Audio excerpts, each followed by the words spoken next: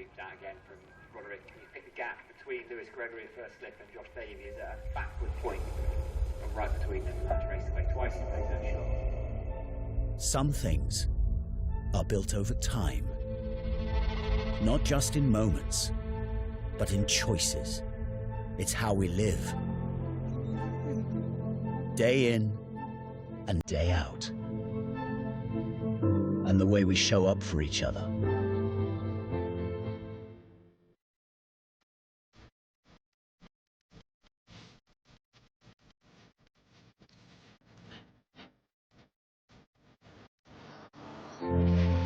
Trust in those who dedicate themselves to others. Inclusiveness in those who bring people together to make a difference. Kindness in those who lift others up, even without words. Resilience in those who turn challenges into something greater. We're more than a club, because the greatest teams aren't just on the field. They're in the heart of a county, in the people who give, inspire, and lead. One team, standing side by side, together, looking ahead.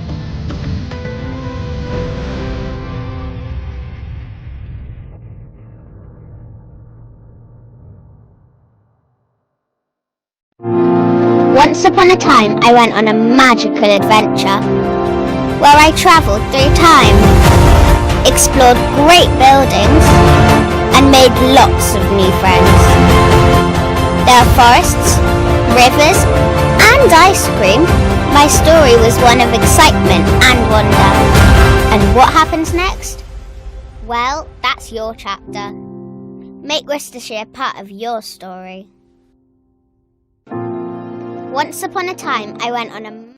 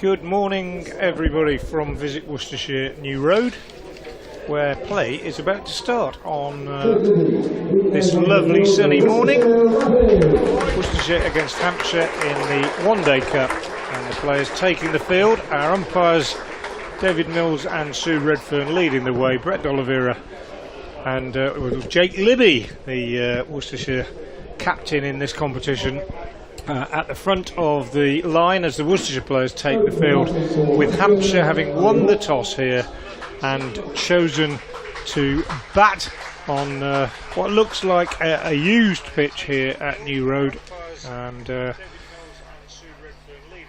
they presumably, Nick Gubbins, in making that decision, looking at the pitch, also considering whether you want to be out there in the heat for 2 or 3 hours, first or second. It's going to be hot this morning. It's going to be even hotter this afternoon by all accounts, and well, hopefully we're in for a thriller. Both teams in good form. Worcestershire tied 1 and won 1 coming into this game. Hampshire have won both their games coming into it. 2 changes for Worcestershire: Rob Jones and Karam Shazad dropping out, and in comes Jack Home for his first game of the season, and Adam Finch is restored to the side. Hampshire giving a debut to Brandon McMullen.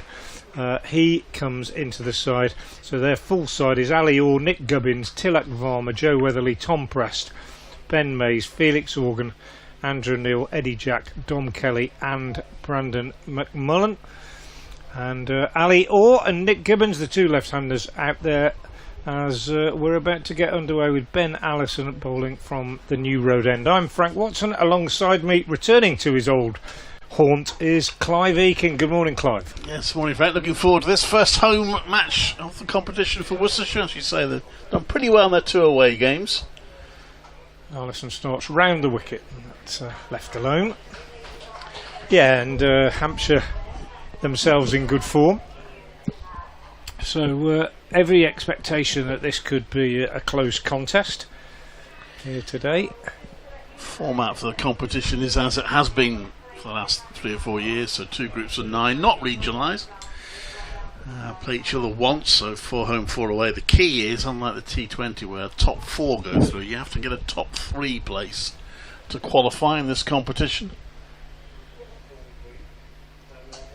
And Orr is away with a clip over square leg for 4. Lovely shot, nicely timed by the tall left-hander, recruited from Sussex, of course, and has done well against Worcestershire in the past.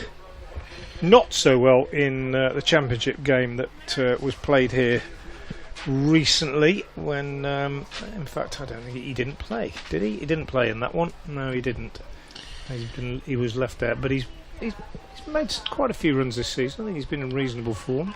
Certainly one of the more talented young opening batters around on the county circuit. Just hold the Sussex record for a list day score of 206 against Somerset in 2022. So far this season he's made middling scores, 29 and 45. Good start for him anyway. He's solidly behind this one. Beautiful day, decent crowd building. I think quite a few of them tend to hide away here at New Road in the shadier parts of the ground, the pavilion, the New Road stand in which we're situated. Pretty hot up there in the Basil D'Oliveira stand at the Diglis end of the ground. I hope all those people up there have got plenty of sun cream on and their hats. It's going to get quite warm out there this afternoon. Ooh, ball's gone really big this time. Allison over pitching on leg stump, and Ali Orr, magnificent shot, just clips it away over square leg again. That's gone a long way back, all the way for 6. Fine start by the young man. Great shot. Yeah, looking to get Hampshire going quickly here. I'll be aware that Worcestershire in particular have battled well in their 2 games so far. Making the ball's already taking it. Well, the umpire checking it because it's been into the car park area. It seems to be all right. But yeah, Worcestershire have battled well in this competition so far, so Hampshire will know that they need to set a challenging target.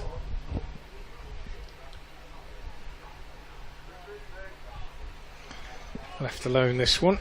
Chastening start for Ben Allison. Saw his beloved Ipswich go out of the Carabao Cup last night in a penalty shootout against Bromley, and now he's got smacked to the boundary twice in 4 balls this morning.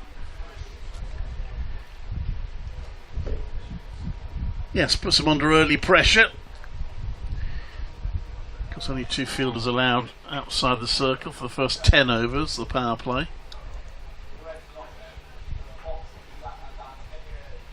Oh, well, that's a good reply, isn't it? Or having a little push at that one outside the off stump, and Ben Allison gets a wicket. So what an interesting first over. It ends with Hampshire 10 for 1, all the man to go, and Ben Allison probably would have settled for that, given that he went to the boundary twice in 4 balls. Ali all goes. Well, lively start, Clive. Was, yes. Nudged it a little bit. Did Ali Orr, having made that positive start, move away slightly maybe. Comfortable catch for Cullen, and that will make Ben Allison feel a good deal better. If you said, right, first over you're going to go for 10 runs but you're going to get a wicket, he'd probably accept take it, that, wouldn't he? Yeah, he probably would, I think. Yeah. Tilak Varma, the new batsman. I was very impressed with Varma here at New Road in the Championship game. Very, very well organised left-hander, and it's quite interesting, Clive, to watch Tilak Varma. Hampshire viewers, I hope they'll forgive me for saying about this again, because I commented on it quite extensively in the Championship game, but he's one of these batsmen who has a very, very measured sort of pre-delivery routine, a bit like Cheteshwar Pujara in that respect. Sort of absolutely everything is checked. He checks his grip on the bat, he goes and takes his guard in exactly the same way. It's almost like a golfer with a pre-shot routine, and he's a very, very fine player. I think this is his last game for Hampshire before he finishes his stint, so he'll be hoping to make an impact. Meanwhile, Nick Gubbins on strike. Yes, Hampshire captain, and a little bit of an edge goes to backward point. It's Matthew Waite bowling from the Diglis end, and it's 10 for 1 after 7 balls. It's a decent crowd. There's a bit of a family day today as well. Junior's getting for just £1. Gubbins got on the back of a big score against Glamorgan, 144 not out. So he'll be a wicket that Worcestershire would prize. Yeah, absolutely, and has scored extensively against Worcestershire in the past, in this competition and in the Championship. Played very well here, and it might even be the same pitch, or it might be just 2 across, I think, from the one that was used in the Championship game a couple of weeks ago when he made 84 in the second innings. Boundary fielders are at third and at long leg. It's a little step across there, Gubbins ends up defending to the offside. The sight of Orr going out the first over might force Gubbins to be a little bit more circumspect at the beginning of his innings. Well, he did make naught in the first innings of that game when he got 80, and it was not long ago. It will still be fresh in the mind. Different game, different colour ball, different competition, but you don't forget things like that very quickly, I don't think. So wait in. It could be a possible run out here. Gubbins gets back. He got maybe a third of the way down the pitch before he was sent back. And the batters, it always happens when they have a bit of a running misdemeanour, they have a chat in the middle, but he was sent back by Varma about a third of the way down, and rightly so. I think that would have been a very dodgy single if they'd gone for it. Yeah, Kashif pounced in the covers, but he's obviously keen to get off the mark. Gubbins.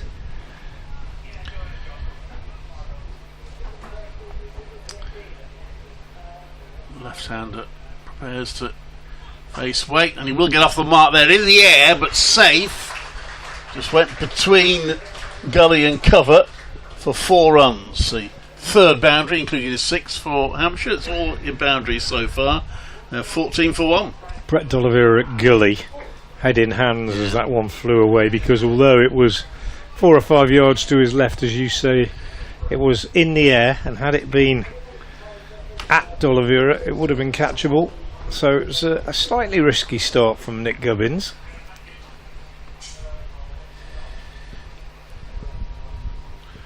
Two slips in place. And Gubbins safely forward that along the ground. So just the one scoring shot in the over, the 4 for Nick Gubbins. 2 overs down, and Hampshire are 14 for 1, having chosen to bat first. Yeah, still to come for Hampshire, of course. Joe Weatherly, who's been in pretty good form. Tom Prest, Ben Mays, Felix Organ, Andrew Neil, Eddie Jack, Dom Kelly, and Brandon. I keep saying Brendan because it's got that sort of Irish sort of air to it, hasn't it? The surname McMullen, but Brandon McMullen on debut. Be interesting to see how he goes. Not a player that I know anything about really, other than what you told me before, Clive, that he played for Scotland and was born in South Africa. That's right, yeah. Here's Allison again from the New Road End. Ooh.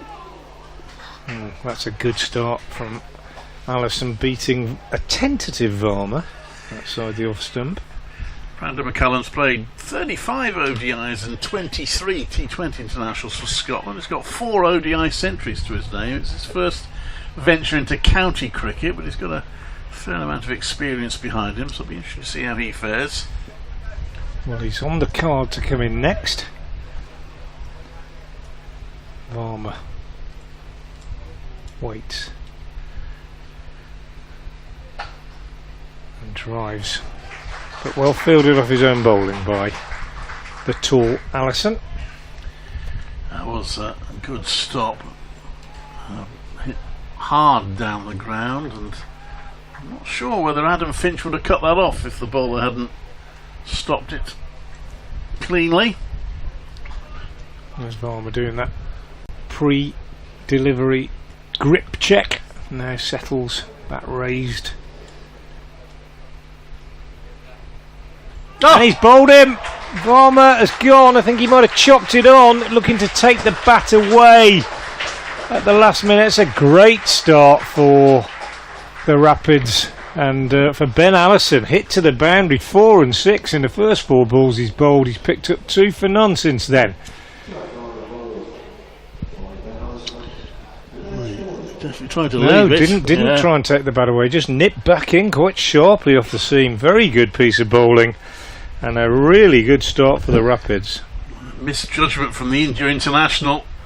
4 ODIs to his name, but I wonder what he was doing there. Never great when you get the bat out of the way. It does remind one of Darren Lehman's quote, the Northamptonshire coach earlier in the season, when 3 of his players were out not playing his shot, and he said, look, these bats cost £500 a time, you really ought to use them.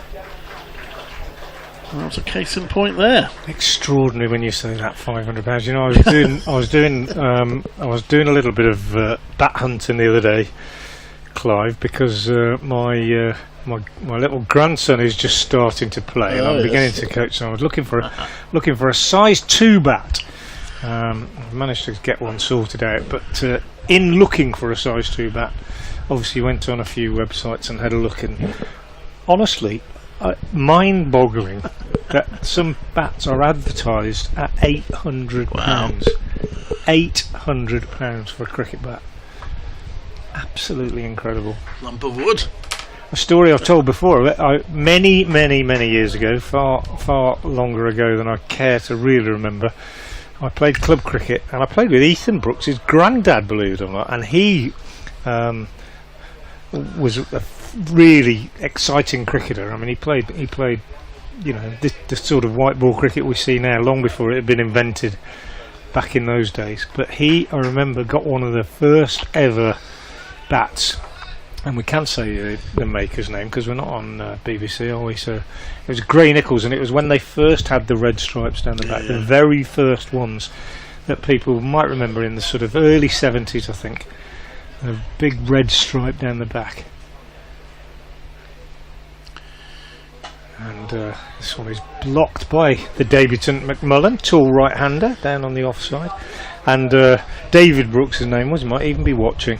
If you are, good morning, David. And he got one of the first Gray Nichols bats with a red stripe down the back, and he brought it into the changing room, and everybody looked at him. Wow, look at that. And he said, yeah, but wait till I tell you how much I paid for it.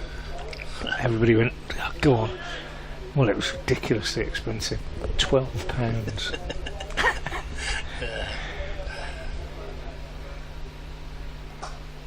McMullen works this one on the onside. No run, no. Not yet off the mark. So we just had those 3 boundaries. It's been a lively start, but it's 14 for 2. With 1 delivery remaining in the 3rd over. Ben Allison has both the wickets.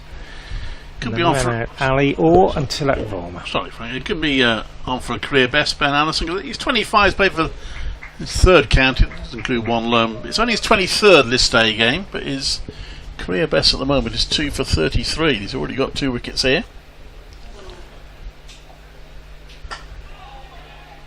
And that remains the case at the end of a wicket maiden. 14 for 2. McMullen yet to score. Gubbins, surveying the damage from the other end, hasn't been up to the Diglis end yet. He's on 4. I think that's actually the first maiden bowl by a Worcestershire bowler in the competition this season so far. Good knowledge, Clive. Well, I like keeping counts of maidens, particularly in T20 cricket, because they are a bit of a rarity there. So I quite like keeping count of them. Matthew Waite is to bowl to Nick Gubbins, who is going to get the first non-boundary run of the Hampshire innings. That's a single, the back is square leg. Adam Finch picks it up, and that's 15 for 2.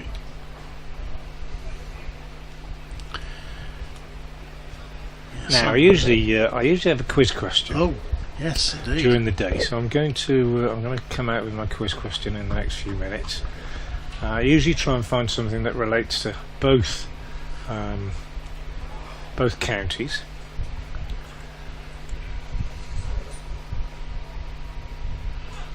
Oh, that's going to go down for 4, down to fine leg. Little airy looking shot, but with the fielder down at there being quite wide, that's beaten him comfortably for 4 runs to get off the mark on his county debut for Brandon McMullen. There's Hammond fielding there. It's quite a short boundary. The rope's in a little bit from the hotel, so I guess it's fine enough. He's going to get a 4 if Waite strays down the leg side. She doesn't do that, and there's no run.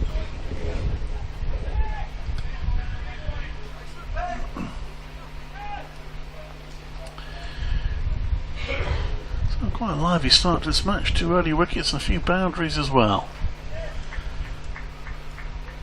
50 over cricket being played a bit like T20 at the moment.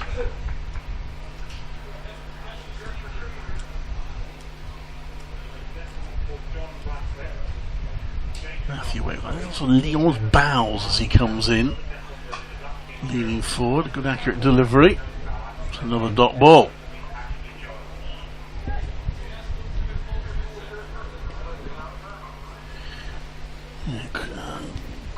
So here's a quiz question. There we go.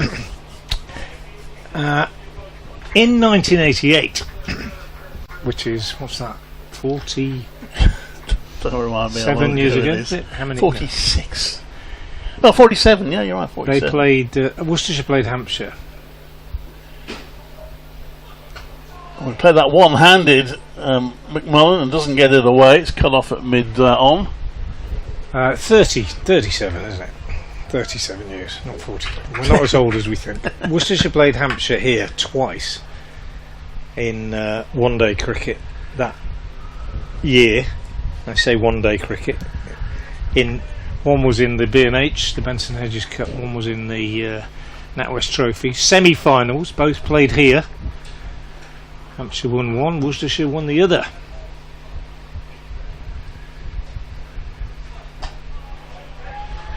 Another solid block from McMullen. My quiz question is, in the game between Worcestershire and Hampshire, it was a quarter-final, I should say, of the Benson Hedges Cup, played in May 1988 here at Worcester. What was particularly unusual about that game and could not happen today? So, Worcestershire played Hampshire, Benson Hedges Cup quarter-final here in 1988 in May. Hampshire won the game. Worcestershire got revenge in the semi-final of the NatWest later that year, only to lose the final at Lords to Middlesex. But in that B&H quarter-final in May 1988, Gubbins cuts this one into the ground, no run. What was unusual about it and could not happen today? I think you know the answer. Yeah, I think you told me a little earlier. But if you want to have a go at that, then the best way to get in touch with me is on X or Twitter. @FrankWatson58 is my handle. May 1988, Benson Hedges Cup quarter-final. Hampshire beat Worcestershire here at New Road. What was unusual about the game and it couldn't happen today? Gubbins is keen between the wickets, even though he nearly got run out. He set off very quickly for that one and gets back for two because he ran the first one so quickly. Good running. One of the key differences between T20 and the 50 over game is that your opening bowlers bowl a few overs, whereas in T20 they probably bowl one, maybe two at the start of an innings. Well, that's a good shot from Gubbins. Bit of width, hammered away. So he's not bothered by the fact that he's lost a couple of partners at the other end, nor him by that little run-out mix-up, almost run-out mix-up. Gets a bad ball, he's putting it away, Nick Gubbins. Very nicely played. You often see the opening bowlers bowl through the power play. I just wonder whether that can be a little bit difficult in terms of the batters sort of getting used to them and finding ways to score runs off them. Another one for Gubbins here as he turns us on the leg side. Jack Homefields at mid-wicket. Gubbins 12 now. McMullen, that solitary boundary. And they're 2 men out, all for 10. And Varma without scoring. Bold playing no shot to this man Ben Allison. It's a bit of an inauspicious end to his time as a batter anyway with Hampshire.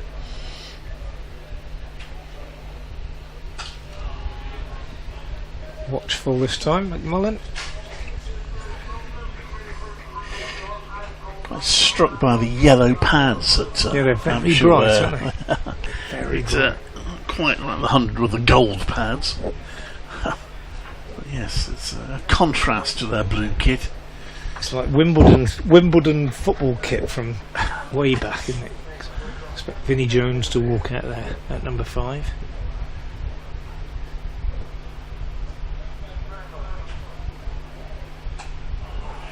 McMullen again, watchful, steers this one down on the offside. It's the end of the over.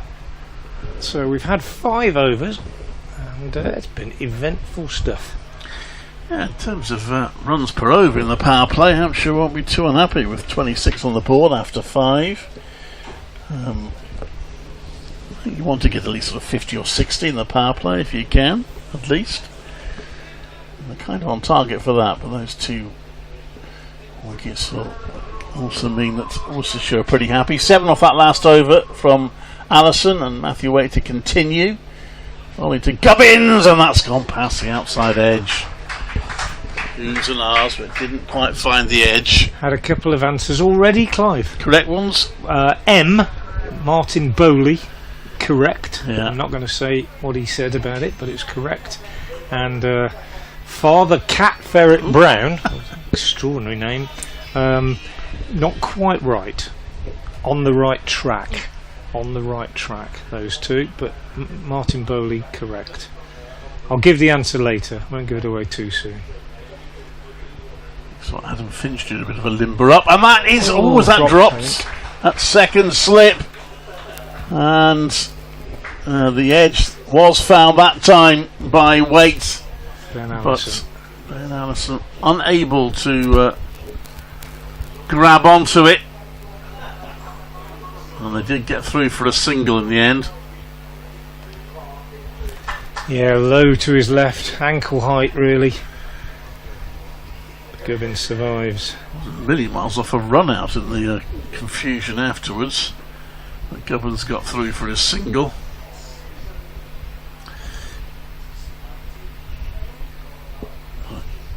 Could have been 3 down, and that's solidly played. They go through for a quick run, and the throw at the stumps was in the end actually. Cash Valley didn't throw it too hard because I think he knew he wasn't going to run him out, but it was a scampered single. Takes the score to 28 for 2.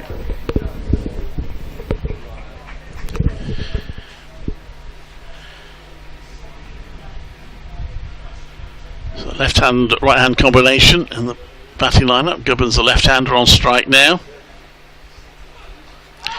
Oh, that's squirted up off something. It's gone through for a single, lobbed up in the air momentarily. Matthew Waite asking some questions at the moment. Yeah, there's quite a bit of nervousness about the way he's being handled by the batters at the moment. I think it was inside edge onto pad, went up in the air, but not close to a fielder on that occasion. So 2 slips still in place. Chance put down this over. That's it straight to mid wicket, so there'll be no run.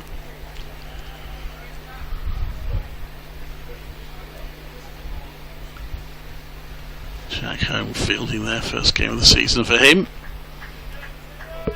Margot Wharton's got the answer to our quiz question. B&H quarter-final, May 1988, here between these two teams, won by Hampshire. What was unusual about it? Couldn't happen today.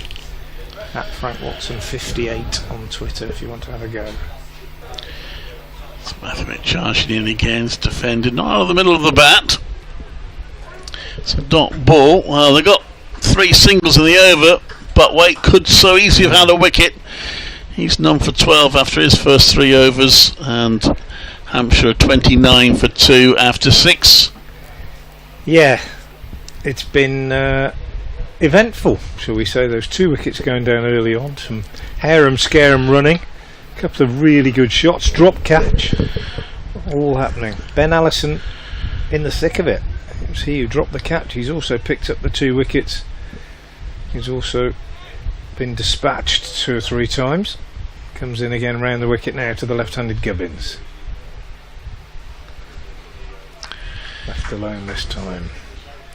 Nice crowd building here at New Road. £1 to get in for under 18s today. So if you're in the area, if you're in Worcester, even if you can't come all day, it's worth coming down just for an hour or 2, isn't it, for £1? If you're off school and you've got nothing to do, get down here and enjoy watching some of these young Worcestershire players, and these young Hampshire players for that matter. And it's only £10 for adults as well, so it's a pretty good opportunity to come and watch some excellent 50 over cricket. Still a format that I personally very much enjoy. I think the competition has possibly surpassed expectations since it's been run alongside the 100 in terms of the support it's attracted and it's quality of cricket. It's caught the imagination, hasn't it? I think of quite a few counties, and Leicestershire winning it is a bit of a blow for the smaller boys. This one played up to mid-on. Big event in the marquee today. I noticed there's balloons. Parked. Lots of flowers and balloons. Not sure what it's all about.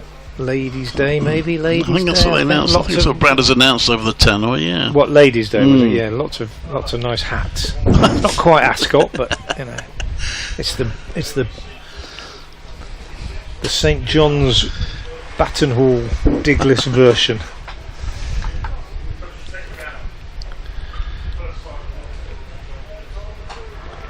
Nicely forward, Gubbins. Well forward, steering it square on the offside. Good start by Worcestershire though. Picked up those 2 wickets. Always useful. Pick up a couple in the power play. Long format though, of course, there's a lot. The other thing, when you were talking about the bowlers in T20 before, the other thing I was going to say that makes it different is that you've got a chance to recover, haven't you? You've got, if you do lose early wickets, there's no need to panic. Left alone this one, so you know you've got a chance to just sort of pull it together and maybe get together at the crease in the middle and say to each other, well look, you know, let's just, it doesn't matter if we use up 4 or 5 overs here, let's just restore a bit of stability. Whereas I think particularly I thought this year in the T20 cricket that I saw, and I saw all Worcestershire's games, absolute, it was you know, 6th gear from ball 1 a lot of the time, and even early wickets, power play 3-4 wickets down, didn't change anything. Everybody just kept going for it.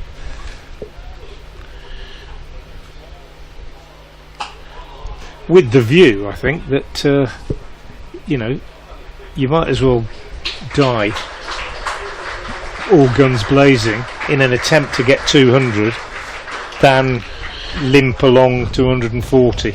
The irony is that here at New Road 150, 160 was a decent score. I mentioned that Ben Allison had bowled Worcestershire's first maiden of the competition this season. Well, he's now bowled their second as well. So 2 maidens for Ben Allison, 29 for 2. Yeah, I think it's a concern that some people have with when England play 50 over cricket, because most of their players predominantly play the shorter stuff. There is an adjustment required. That's flicked onto the non-striker stumps. So well done for Nick Gubbins for making sure he stayed in his crease there, as it comes off Matthew's Waite's hands onto the stumps. Yeah, my concern, and you know, it's a bit of a you're in danger if you say anything like this of being labelled as a bit of a dinosaur. Yeah. But my concern is that if and it's thrilling, don't get me wrong, some of the stuff that we watched in T20 cricket, and even the way England play sometimes in test matches now, it's thrilling stuff.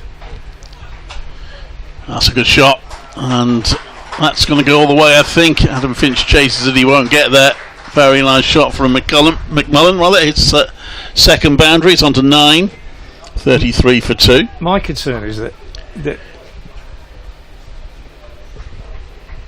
although it's thrilling and although it's incredibly innovative, and we've, you know, batters can play shots these days that weren't dreamed about even 10 years ago, I think.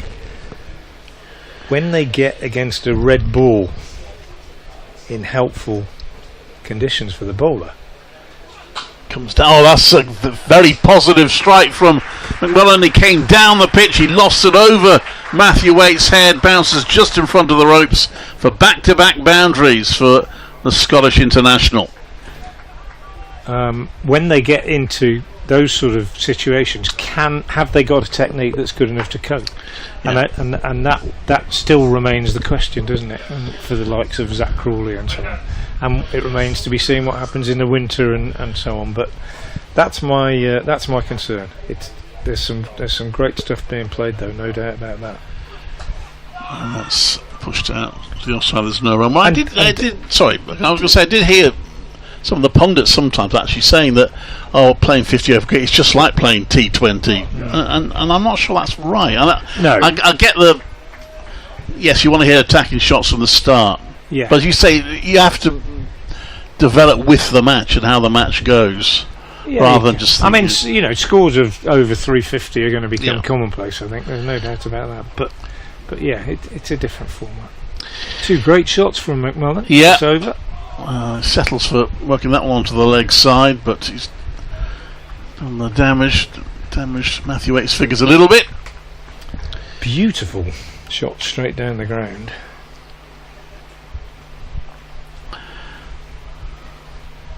He's a tall man. He appears to be very nicely balanced. Love that punch off the back foot, first ball of the over as well. Beautiful balance and poise. Yes, I say, although this is his county debut, he does have a fair pedigree behind him. 4 one-day international hundreds. And that way he's driven into the ground, but it's fielded by Valley in the covers. So just the 2 scoring shots, but 2 excellent scoring shots from Brandon McMullen. 2 4s, puts him on to 13. And Hampshire are 37 for 2 after 8 overs. Yeah, the men out. If you're just joining us, Nick Gubbins. Sorry, Ali Orr, not Nick Gubbins. He's still there. Gubbins on 14. The men out. Ali Orr for 10. 4 and a 6 before he was caught behind off the last ball of the first over. And then Tilak Varma bowled, offering no shot to Ben Allison, who has picked up both the wickets and is continuing from the New Road end. And a run here for Gubbins, off the back foot, forced into the covers. Oliveira Fields. So yeah, £10 for adults, £1 for juniors here at New Road today. So if you're in Worcester, if you're in the area, it's a lovely day, plenty of room, nice conditions, plenty of ice creams available. Get yourself down here and watch it firsthand. If not, of course, you're very welcome to stay with us. Oh, that's a great take down the leg side by Henry Cullen. And had it come off the bat, it would have been a very spectacular catch by the keeper, diving to his left. There was an appeal. Umpire says not out, David Milnes, because it only came off the pad. But it was a good bit of work by the young man who's come into the side. Give Gareth Roderick a break after he's played every game last season in every competition, more or less every game this season. Henry Cullen getting a run with the gloves. Nicely judged single, pushed up to mid-on.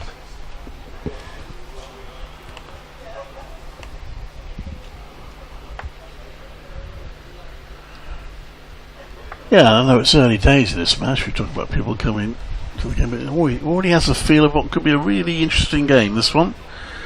We're seeing boundaries, we're seeing wickets. An interesting contest between bat and ball.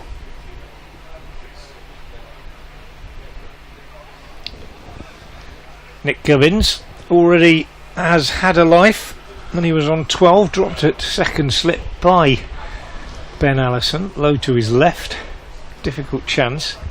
I think it carried, got 2 hands to it, but just couldn't pick it up. He's a big man, a long way to go down at slip. Has fielded slip a fair bit this year in Championship cricket, although normally expect to see Adam Hose and Rob Jones in there, probably. Neither of them in the side. Hose, of course, away with the 100. And Gubbins doing his best to make Worcestershire pay. Always think when you're batting, if you get put down, yeah, make them pay for that. Make them rue that missed opportunity late in the day, and it's so often proves to be the case. Brian Lala certainly did that when he was dropped on 18. He did indeed. 501.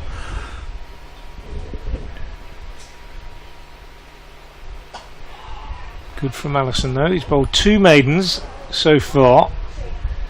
He's in his 5th over, and he's picked up both wickets. And that's the end of his 5th over. 5 overs, 2 maidens, 2 for 19. Yeah, good stuff from Ben Allison then. That's his last over of the power play, because we have 1 over left in the power play, the first 10 overs, where only 2 fielders are allowed on the boundary. And they pretty much throughout have been at third and at long leg. And it is just the 2 bowlers to bowl during the power play, because Matthew Waite is to continue from the Diglis end. Still 2 slips of pace. Wicketkeeper standing up now, though. And McMullen came down the pitch a couple of times in the last over. He's prevented from doing that now, and he mistimed that one. Comes off the inside of the bat.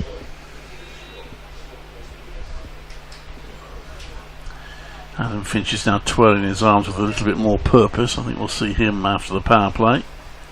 He's fielding right down in front of us. In the commentary position.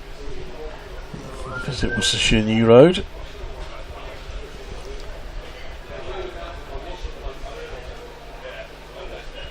Wait to McMullen. Solidly defended. It's a dot ball. They have reined themselves in a little bit. They were going 5 and over in the early part of the power play. They're a bit below that now. There's 2 wickets down, force them to rethink. On the whole, teams seem rather less concerned about the power play in the 50 over format than they are in others.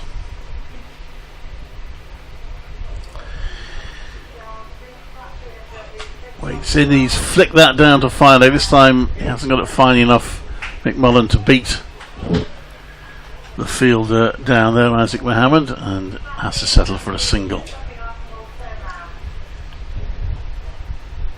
40 for 2. Sun shining through, a bit of haze, a sort of hazy feel to the day.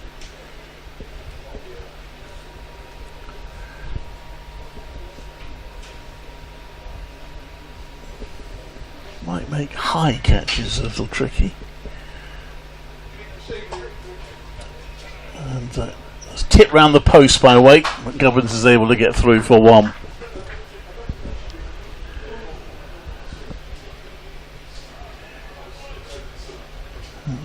Back round go the fielders and the umpires, so the right-handed McMullen, and again Henry Cullen stands up to him.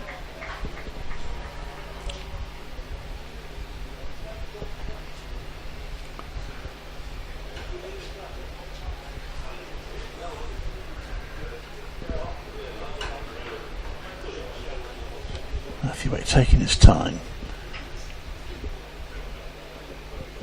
In now.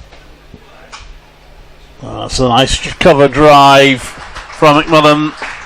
Sparing dive from Kashif Ali, but he couldn't get near that. That's gone up to the marquee area. Beautiful shot. It's a lovely shot. He's looking good. I've just been looking quite closely through the binoculars at him. I'm always keen to look at the characteristics of players that I haven't seen before. He's got an odd grip. Perhaps not quite as odd as Kashif Ali's grip in Worcestershire, which I might talk about later, but his hands are a long, long way apart on the handle, and his right hand's bottom hand very, very low down. And he's not quite got that one away. It's half stopped. They might have time to come back for 2. They're thinking about it. The throw comes in and they make it. Good running. It was initially stopped by Brett D'Oliveira, and Kashif Ali then picking up the ball, getting the throw in, but they judged the 2 well. So they ended up getting 8 runs off the last over of the power play, 45 for 2 after 10 overs. Hampshire having lost Ali Orr for 10 and Tilak Varma for none, but the beginnings of a partnership developing now. 31 added so far between Brandon McMullen, who's on 19, and Nick Gubbins, who's on 16. Yeah, McMullen holds the bat. His right hand, his bottom hand is right on the splice. Quite unusual. Top hand quite a long way away from it, so hands not working together, but it works for some people. Shivnarine Chanderpaul, probably as good an example as anybody I've ever seen, who batted with his hands miles apart on the handle, and you wonder how the hands can work together, but the different players have different ways of making it work. Kashif Ali's grip, which I'll probably talk about when he bats later, is is different in another way, in that his bottom hand is miles round the handle, so far round. Sort of imagine holding a bat and pushing your bottom hand forwards, and it puts strain on your elbow, on your right elbow if you're a right-hander. But he seems to have a sort of double jointed right elbow and doesn't seem to bother him. But it is unusual. And Allison is continuing. Is he? He is. He is. I thought Finch was going to come on. Maybe he's going to come on at the Diglis end. But Allison they've decided to give him a sixth, which is fair enough given how well he's bowled. 2 for 19 so far.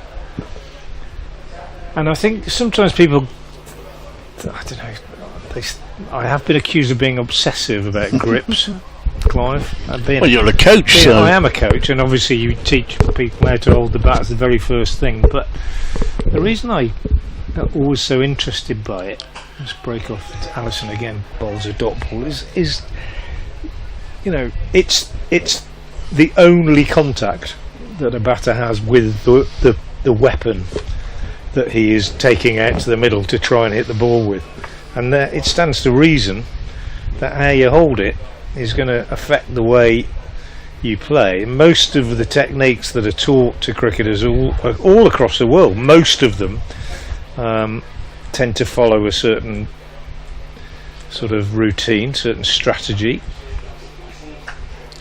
There are some coaches who are slightly different, but I think around the world, coaches in India, Australia, New Zealand, whatever, will teach youngsters, boys and girls, how to hold the bat in the same way, roughly.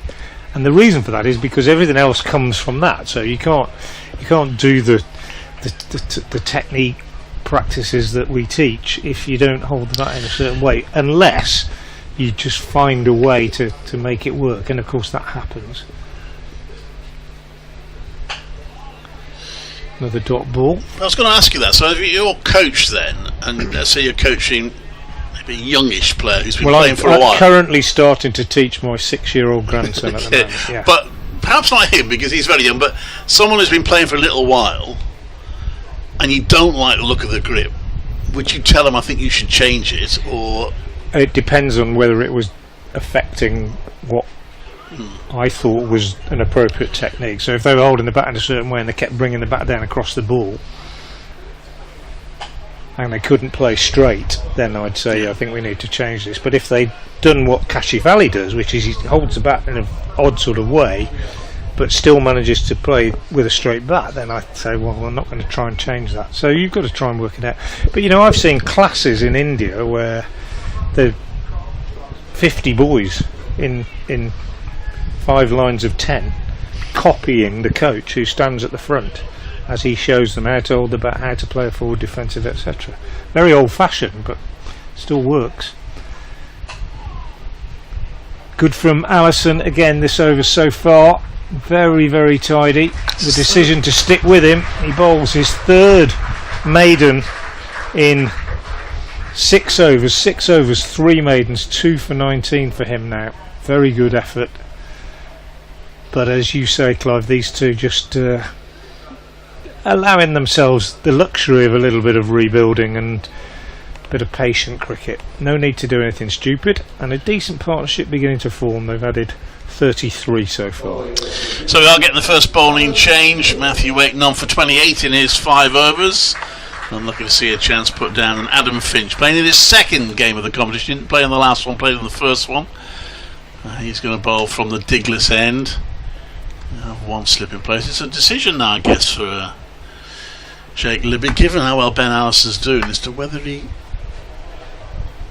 sneaks in one more from him. We shall see it. Start of the next over. Tall figure of Finch coming in to bowl to McMullen. Bit more pace. Jack Home in for his first game in the competition. Will probably be introduced fairly soon. He's loosening up at square leg. He's quite pacey as well. Whoa, not much of him. Slippery sort of character in terms of his bowling, I hasten to add, not in terms of his character. That's probably unfortunate phrase, but he's quite pacey, as is this man. Nice edge and caught, is it? No, Yes. didn't carry. No. Picked it up in front of him. And Sue Ethan Redfern's Brooks. finger went up momentarily, Yeah, but well, Ethan Brooks was honest. Yeah, he acknowledged was. he hadn't caught it. You say about Sue Redfern's finger going up. I don't know if you saw that one in the game between Worcestershire and Warwickshire in the ladies the other day. I don't think I did, no. Yeah, just bounced in front of Ethan Brooks. Well, there was, I think it was against Warwickshire. Worcestershire bowling. That's edged again, but this time along the ground. It'll go down to third where Isaac picks it up. Just before you mentioned that, I've had to chuckle looking at Sue Redfern there. She raised a finger to her head and then sort of scratched her head. Well, the one the other day was a catch by the wicketkeeper, dived away to her right, full length, one-handed, caught the catch. Umpire put the finger up, and then as she landed, her arm hit the ground and the ball spilled out. But the umpire had got her finger up, so the batter stood where she was, and the umpire walked off to square leg. Oh, that's the inside edge, it so nearly onto the leg stump there. Adam Finch is unlucky. Gubbins gets a streaky boundary very nearly onto his stumps. And she consulted her partner, came back and kept her finger up, and the batter had to walk off. It was wrong. It was an incorrect decision. It stood, but it was a mistake. And obviously ruling that the catch had been completed, but it hadn't. There's no way that the wicketkeeper was in control of the ball. But it was a bit like that one. And that's a nice shot through the covers for 4 runs. Bit of a curate's egg of an over from Adam Finch. I mean, credit to Ethan Brooks there, because if he had claimed the catch, it would have been out. If he would have got a bit of stick afterwards. Yeah, if he'd have been playing against Essex, Clive. If Jamie Porter had been the batsman, who knows what he would have done. Anyway, he immediately indicated that it just bounced in front of him. And that's will be a single. It's a boundary rider out there now on the mid-wicket boundary. Ben Allison. But, well, a little unlucky Adam Finch to go for as many as he did that over. 10. He's gone for 10, but he a couple of times came close. One edge just short of a slip, and then an inside edge which only just missed the stumps. So the none for 10 off the over doesn't tell the full story. And it is to be Jack Home for his first bowl of the season for the first team here at Worcestershire. Made quite an impact in this competition last year when he was fresh from school. He's been playing for England under-19s in the series against India this season. He's also made some good runs in the second team cricket and in the England setup, but primarily in the side today for his bowling. And as I say, quite capable of bowling at pretty high pace. Not a great deal of him. He's a slightly built young man. Hits the deck. He's got a bit of attitude. Pulled away this first ball by Gubbins, who's in danger of making Worcestershire pay for that drop. He was on 12 when he was put down. He's now on 26. Home just still in that category of bowler that has the surprise on his side, in that he bowls against quite a few players who haven't seen him much when he's at this level anyway. But that doesn't last for very long, of course, before the analysts start to get to grips with your habits and your stats.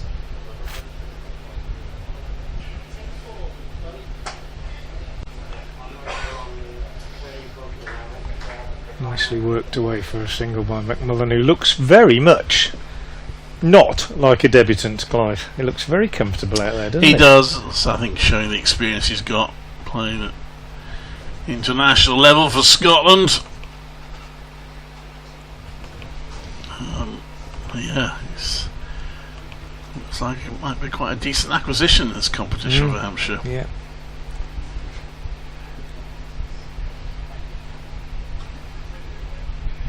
Well, that's short from Harriman, just dispatched by Gubbins. Dismissed, really. I mean, that was a That was a don't bowl there to me sort of shot, wasn't it, really? Young man just disdainfully pulled away by the more experienced batter. Good shot. Yeah, just dismissed completely. You cannot bowl at that length, on that line, at that pace, to a bowler, to a batter of the experience of Nick Gubbins, who's just asking somebody to sit down behind the bowler's arm at the moment.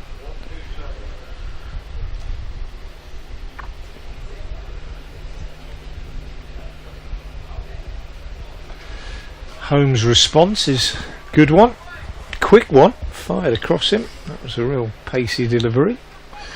Will be a cause of some concern for Worcestershire that Gubbins has got this start. He's made 40 and 144 not out in his 2 innings in the competition before this game. He's a clear danger man. He's still got Joe Weatherly to come, who's got a century this season in the competition.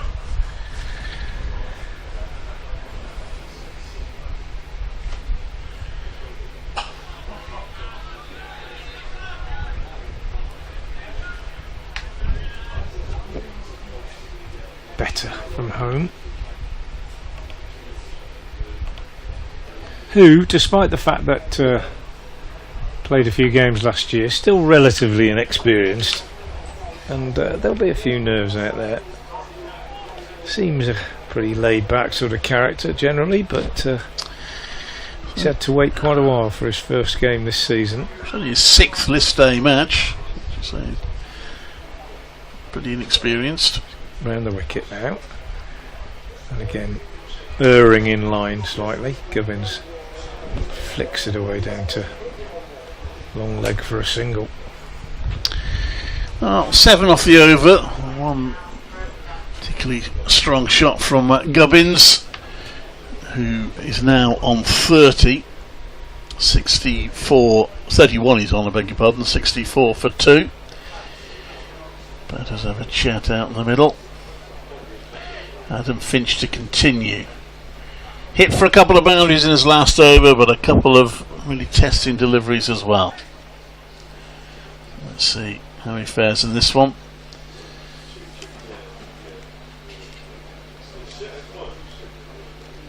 Gubbins on strike. Just flicking that away for a single. It feels, even at this early stage of the competition, like quite an important match this. There are only 2 teams in this group who've got perfect records so far. Hampshire are one of them with 2 wins out of 2, and Glamorgan have got 3 wins out of 3. Worcestershire with the 1 win and the tie. So if they could win this game, it would put them in a pretty strong position early on. Group winners go straight through to a home semi-final, and the 2nd place team in the group is at home to the 3rd place team in the other group in a couple of playoffs, if that makes sense. He's having a little look at his bat there as he completes the run there. McMullen, that's come off the bottom edge, might have chipped something off the bat. And he takes a single down to 3rd.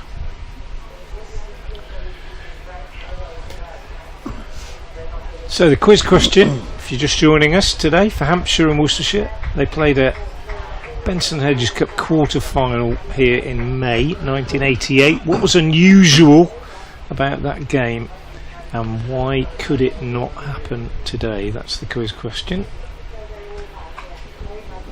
Interesting shot from Gubbins, just dabbing it down to 13. Just a slight late adjustment.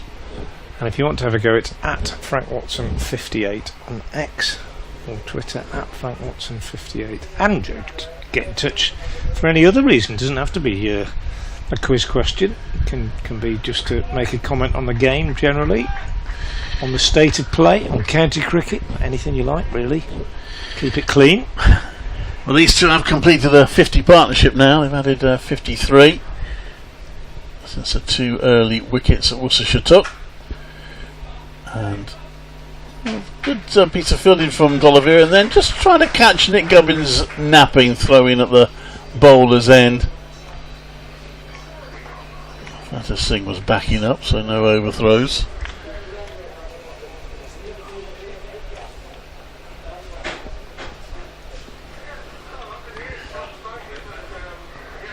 Worcestershire keen for a wicket now.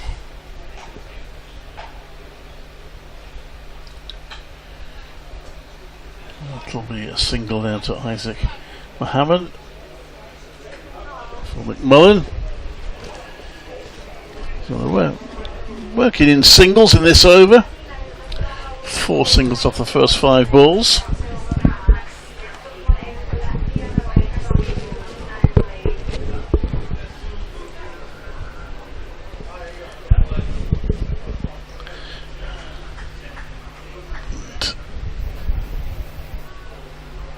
Last ball of the over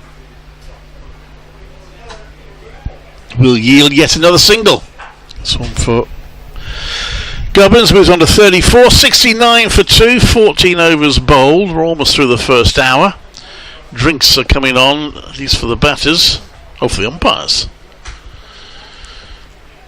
At least one of the umpires getting a new fresh, David Mills getting a new fresh bottle of water.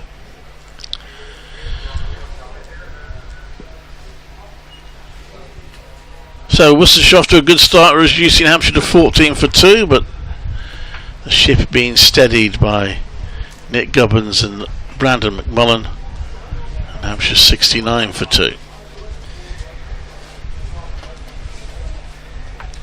Yeah. Honours even, I would say, probably after the first hour.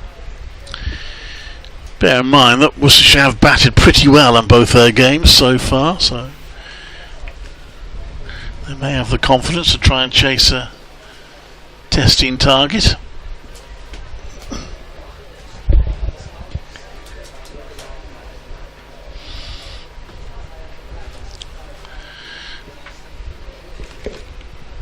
It's going to be Jack Home to continue.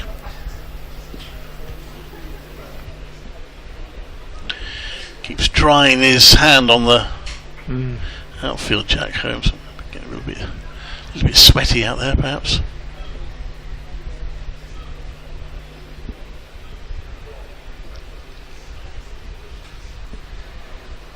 He's feeding Gubbins a little bit down that leg side, just short of a length in at the hip, and Gubbins has got all the time in the world to whip that one away. So Home proving a little bit expensive at the moment. I always feel a bit for the seamers in white ball cricket when they come on after the first few overs, because these white balls don't do a lot for the bowlers really after the first 10-15, do they? No. And it's pretty thankless. And that's 4 more. Runs are really coming quickly now. That's just steered down, steered rather than edged by Gubbins down to third man. And he's on a roll. The Hampshire skipper put down on 12. He's now on 42.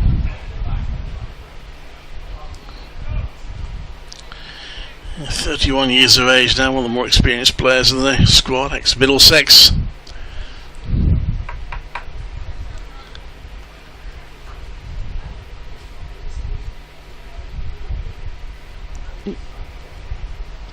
First wide of the innings.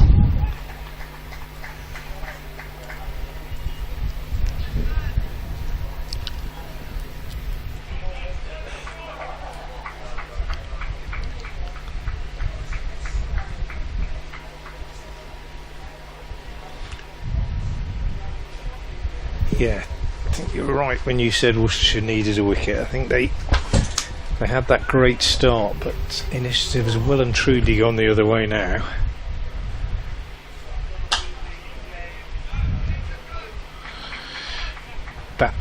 Ball's hit in the middle of the bat with pretty frequent regularity. Gubbins is finding the boundary. McMullen looks very comfortable out there on debut.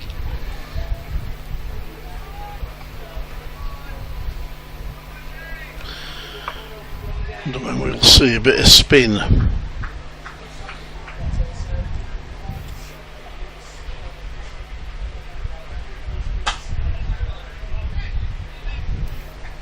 Well, Fateh Singh's bowled well in this competition so far. bowled pretty well. I played every T20 game, bowled pretty well in that as well.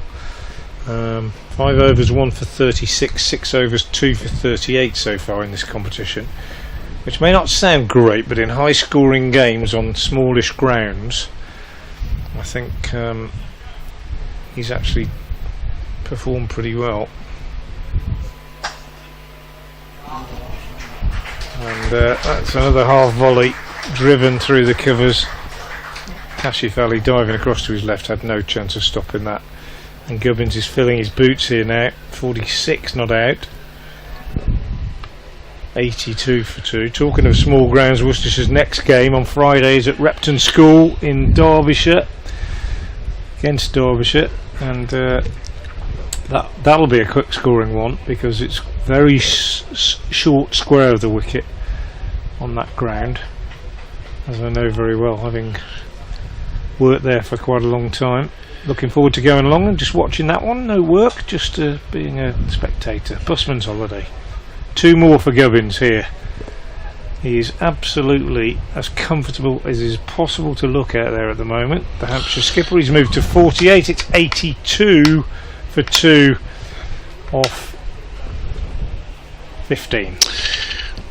Well, it was 15 off that over, 14 off the bat of Nick Gubbins, as well as the wide. So, thinking for Sheikh Libby to do. Adam Finch will continue for the Diglis end. And Ethan Brooks, yes, is now limbering up. Well, he's done very well, hasn't he, Ethan Brooks, in this competition so far, with the ball, with his little dibbly dobblers. It's a nice drive for nothing. It's well stopped by Kashif Ali in the covers. Good work from Kashif. He wouldn't have done that a couple of years ago. He's improved his fielding hugely. Brett Dolliver has gone all the way up to him to congratulate him on the stop. So dot ball. It's a lovely shot, you know. Yeah, not rewarded for it. Well, that's short. He's had a swing at that and missed. Surefan checks with the square leg umpire, who confirms that delivery is okay. It's 1 for the over, but it's not a wide.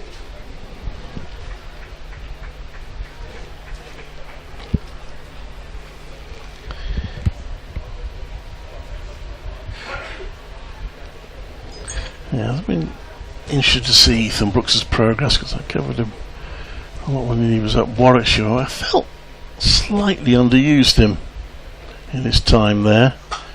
That's a lovely shot straight down the ground. Was a bit of excitement from the bowler, the ball in the air, but it's safe and it's 4 runs. He has turned into, Ethan Brooks I'm talking about, has turned into a really, really impressive cricketer. Not just in the white ball game either.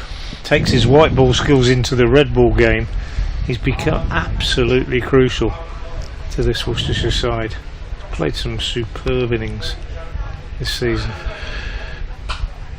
And that's covered. It's not quite as straight, that drive, and it's cut off at mid-off, so no run. And he's played all sorts of innings. That's the other thing, you know. He can come in when it's tough, and he can play the spin as well because he sweeps and reverses particularly well.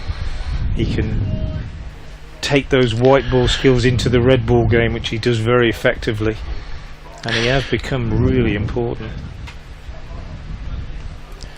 Brother of Henry, of course, who also left Warwickshire and off to Middlesex. No run there.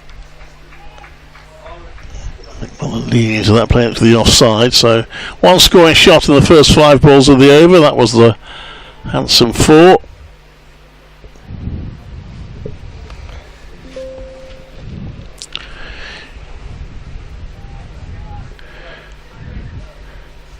Finch will have the luxury of 1 slip.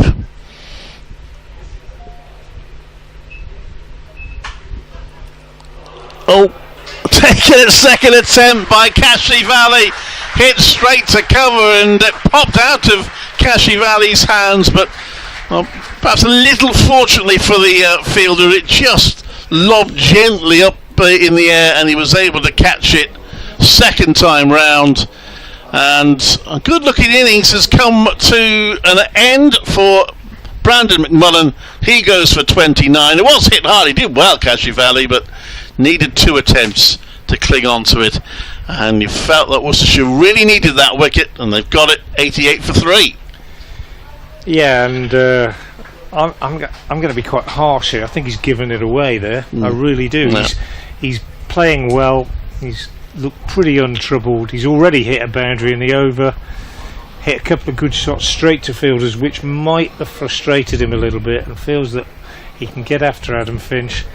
But in the end, I think he's just basically got a little bit too eager, and he's given it away. An excellent partnership of 74 for the 3rd wicket, and as I say, that might be a bit harsh, my judgment, but that's the way I'd perhaps feel if I was in the Hampshire dressing room as a coach. But there was a big score there for the taking, and he's missed out on it. It was interesting because one of the ones he hit straight to mid off, he seemed then to be practicing as if he wanted to hit it over the top.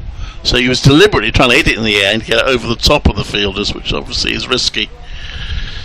And he didn't quite get that one right. Well, he played really well on debut. Certainly looked as though he belongs in this sort of company. Very much so, actually. And you know, had he not done so, I probably would have said, you know, nice little innings. But I just, as I say, I just can't help feeling that there was certainly a half century there for the taking, and perhaps even something more. But he's played a good knock for the side. Came in at 14 for 2. He goes at 88 for 3 at the end of the 16th, and it is Ethan Brooks coming into the attack.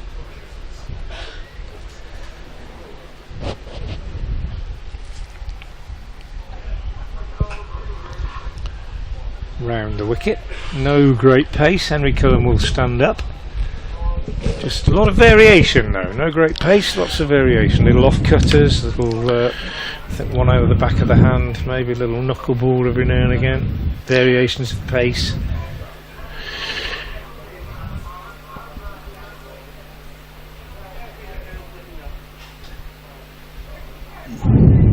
Gubbins turning this one for a single. It was fun watching Ethan Brooks, and the first time I think it was that he played against Warwickshire for Worcestershire, and when he took a wicket he celebrated it with some gusto. And fair play to Mark Robinson, who was the Warwickshire coach at the time. He was quite happy with that. He said how pleased he was to see Ethan Brooks doing well, and had no problems at all with him celebrating vigorously. Well, he made a brilliant 100 at Edgbaston, didn't he? He did. Earlier this year. I think that was particularly sweet. It was a game that Worcestershire went on to lose. And talked to Ethan about that innings. Joe Weatherly is off the mark. And I said, you know, it must have been sweet to get 100 at Edgbaston against your former employers. And he said, yeah, but it means nothing now because we lost the game. That's the extent to which he is invested in things here at New Road, where he says he's very happy. Signed a new contract earlier this year, and I think one of the most promising young white ball cricketers around. This one whipped away, characteristic fashion by Gubbins to bring up his 51 deliveries, and given the way that they started and 2 wickets went down at the other end early on, and he was dropped himself on 12. In a very, very good innings from the Hampshire skipper. His 30th 50-plus list A score of the previous 29. He's converted 10 into centuries. In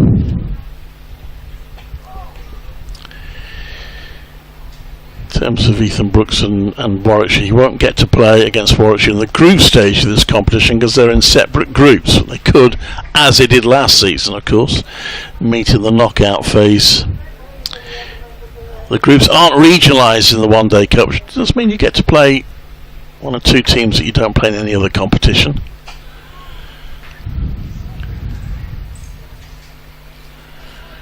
the end of Ethan Brooks's first over. 91 for 3, so 3 runs came from it. So this season, Worcestershire will play in this competition Gloucestershire and Glamorgan, who they don't play in any other competition. And of course, that's going to change next season because of the change to the T20. So we'll be back to having Gloucestershire and Glamorgan in the Midlands group. Yeah. They have gone It's back quite and forth nice in that respect. It is, yeah. Well, I miss. It's a bit of a derby, the Worcestershire Gloucestershire one, really. This one is Adam Finching again. Gubbins just punching at that one. That'll just be a single to the sweeper.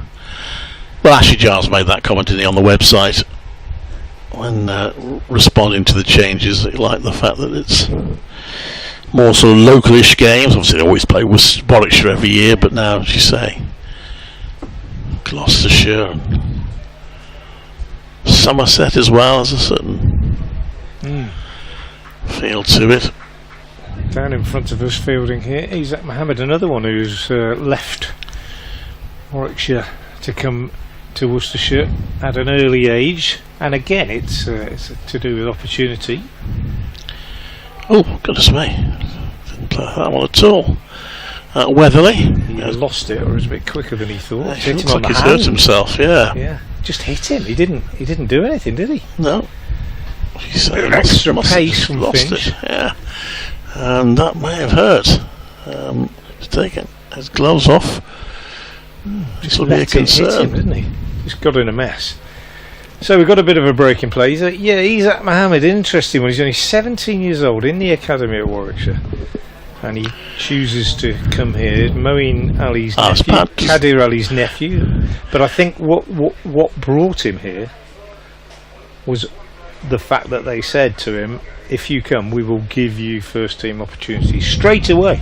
Not just, literally, I think 10 days later he's opening the batting at Edgbaston in a T20 game in front of a packed house on a Friday night. Had he still been at Warwickshire, he would not have been playing in that game, and undoubtedly he would have played any first team cricket. Ethan Brooks had very limited opportunity.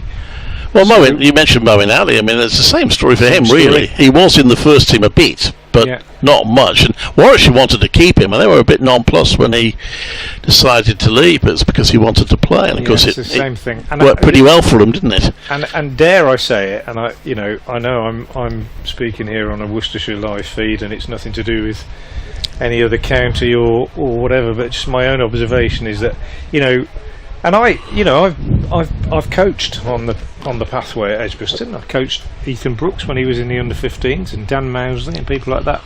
And I was a Bear as a youngster, played a lot of cricket for Warwickshire all the way through to second team level.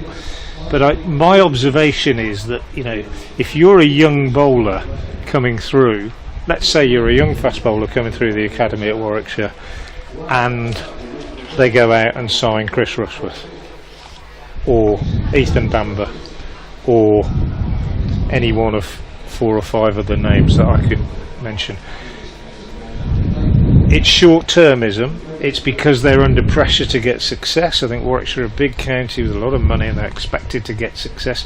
Players do go the other way. Look at Ed Barnard, who's left here to go to Edgbaston and become an absolutely superb, well, he already was a superb cricketer, but a superb member of that side, and might even go on to be captain, one would imagine, at Edgbaston. But he is captain in this competition. If you keep going out and bringing players in from elsewhere, you are going to lose your Isaac Mohammeds and your Ethan Brookses, because you can't please everybody. You cannot please everybody. I think that's fair. What I would say, Warwickshire have got better at bringing through their own players. There was a time when they hardly had anyone come through the ranks, but they have got better than that. But you're right, and what also Warwickshire, the Bears have, is they have big squads, and they have it was almost a separate squad for T20 in the Championship, which does leave some players frustrated. One of the reasons why Adam Hose made the move was he wasn't getting Championship cricket. Absolutely. Will Rhodes left Warwickshire for the opposite reason. He wasn't getting 2020 cricket. Yeah, that's exactly right. We're back underway. Weatherly is recovered, and not surprisingly, having hit him, Adam Finch gives him a bounce the next ball. Well, cricket. I'd have been aiming for his gloves though, wouldn't you? anyway. But I think, you're absolutely right, and it works both ways. Worcestershire have fielded teams this year where they haven't had one homegrown player. When Brett D'Oliveira was injured, he wasn't in the side. Worcestershire fielded a side in the Championship. There was not one homegrown player, and yet they are a club that has produced lots of players who have gone elsewhere. And you could name a whole team of players that have gone elsewhere. Finch again is bowling to Weatherly, and it's another dot.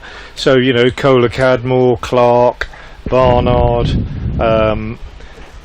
Pennington, Haynes, Tongue. The list goes on.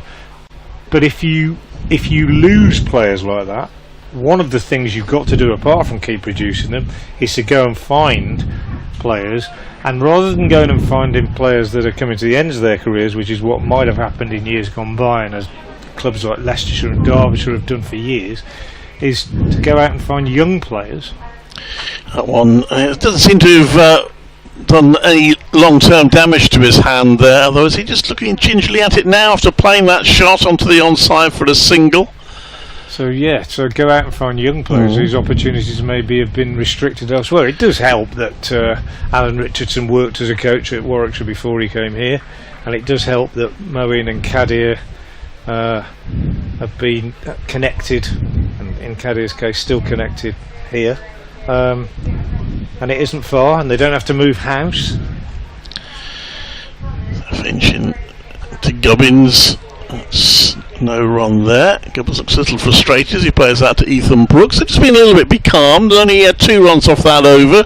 93 for 3, still a long way of the innings to go, plenty of time for them to build, but 18 overs bowled. But that's what you do, and Hampshire themselves have recruited Ali Orr from Sussex, haven't they? And Nick Gubbins from Middlesex, and so it goes. The system is very different. You don't often get players that stay at one county for very long careers now. Just got to make it work somehow, haven't you? Here's Brooks. Quick single, nicely run. Gubbins going straight away.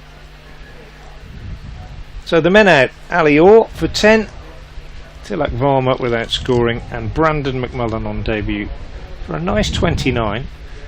Probably a little bit frustrated that he wasn't able to turn it into something bigger. Nick Gubbins has been there since the start, dropped on 12, looking pretty threatening now on 51. Cuts this down to Fateh Singh at third. Can't be long before we see the left arm spinner, I wouldn't have thought. This is very much the senior partnership, this Hampshire team. Joe Weatherly, 28 years of age.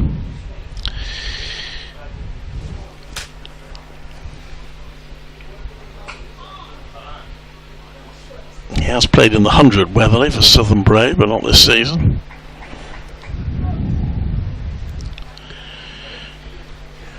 We were talking about the difference between the short form and the 50 over cricket. It was an observation I made. I was at the Warwickshire game at rugby school, the first game of that festival the other day, and Alex Davies was in the Warwickshire side.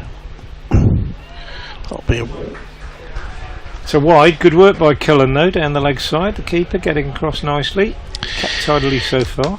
And Davies played that game, having played in the 100 all 4 years, so we reckon that would be his first 50 over game for 4 or 5 years probably, which is bizarre really. And would you pick him? Well, he did score a century in that game, so inside edge this time, head and hands from Brooks. Yeah, I see that, but what we're saying is, you could say, well, Warwick should go into this competition and their aim is to win it, so they play the strongest side they've got. But it's become a developmental competition. That's one of the things that makes it quite interesting and attractive, I think, is that you see some good young players coming through. See a lot of counties playing quite a few youngsters. yeah. If you've got a player that's played in the 100 for 4 years, so he's in a way said, well, I don't really care about the county, I'm going to go and make money. That's a bit harsh, I think. Well, it is. But it is harsh, but it's also true. I'm not. Ethan Brooks would be in the 100. He wouldn't be here today if he'd been picked up for the 100. But I don't know. Well, I think you pick your strongest team, and I'll come back to that in a second. But you don't, do you? Well, you do because what it should do, and because they pick the strongest available team to them, and that still means they have 3 or 4 young players coming into the team. I don't know whether. I mean, you might say Warwick should do. I don't know whether, if we look round all the counties, whether you would say that all the best players are playing today, for example, in this competition, because they rest them, don't they? Well, one to rest, that's true. Gareth Roderick, for example. Case in point. Yeah, Tom Taylor, top wicket taker, top bowler in Division 1, Tom Taylor. He's not playing in this game. So, he hasn't played in this competition. So, it's a flawed argument. Anyway, Adam Finch continues, and that's whipped away for a single by Weatherly.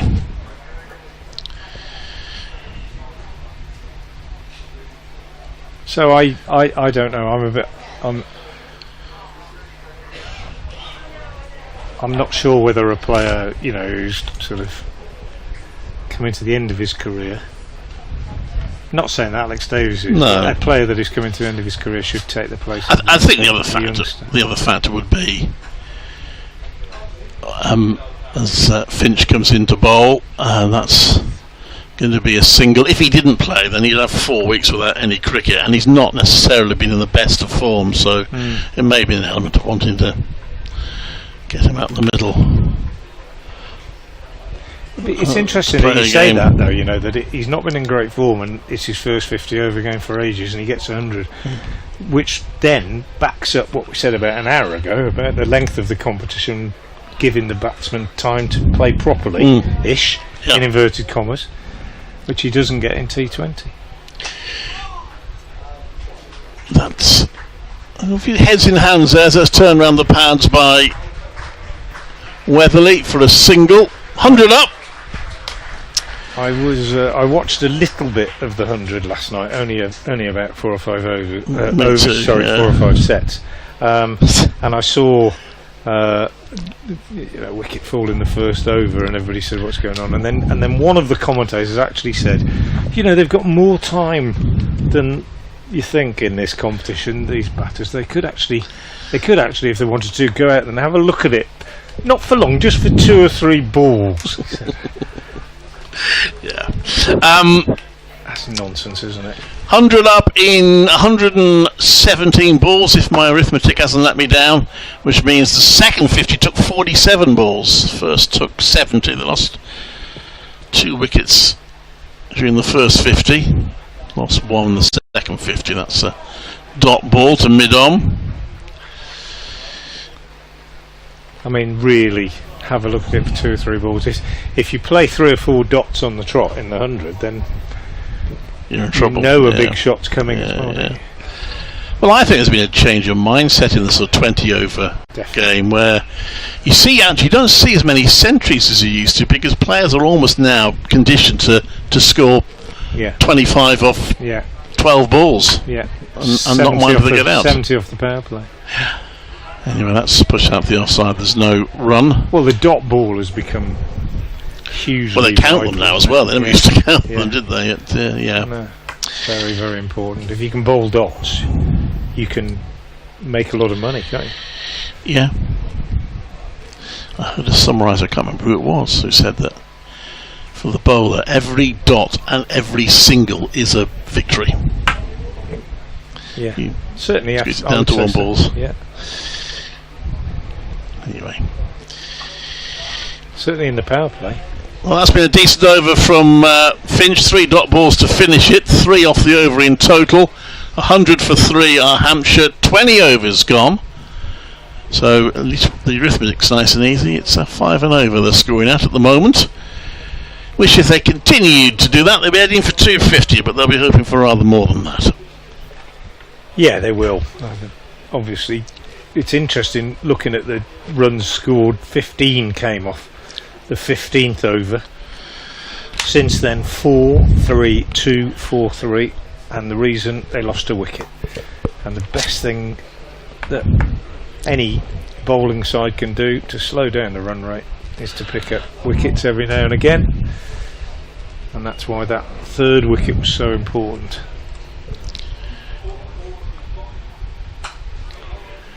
Brooks has slowed things down, 2 overs for 7 so far from him. Slowed things down literally and metaphorically. 3 double figure overs, a couple of 10s and that 15.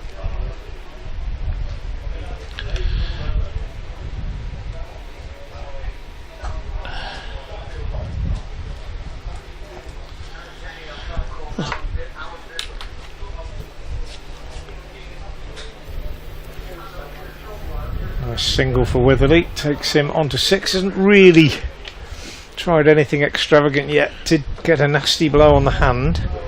Might still be struggling a little bit with that. Gubbins, I think, set to launch, unless he decides to just play the anchor roll. Good drive from him here, and it would have been 4 had it not been for a good tumbling stop at the mid-off by Adam Finch.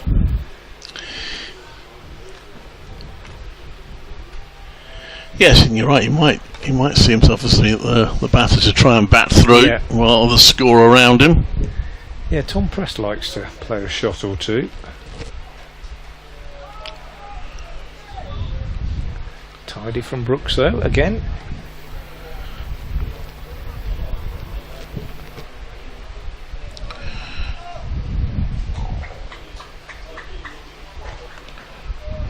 Lovely day here at Visit Worcestershire New Road. £1 entry for under 18s, £10 for adults. Plenty of space if you want to come down.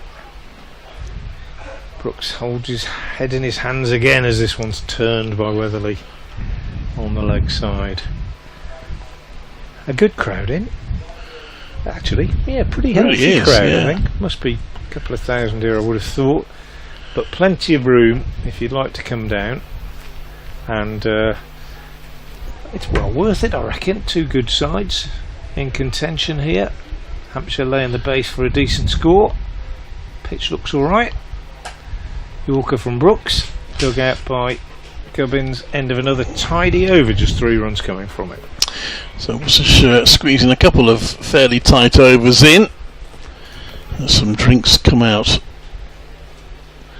I think, for the batters.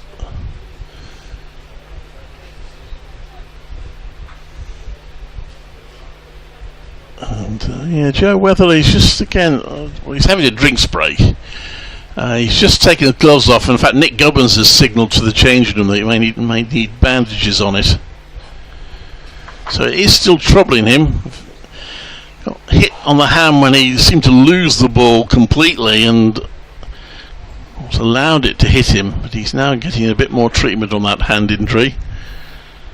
It might be impairing his batting somewhat. Should we have some scores from elsewhere, Clyde?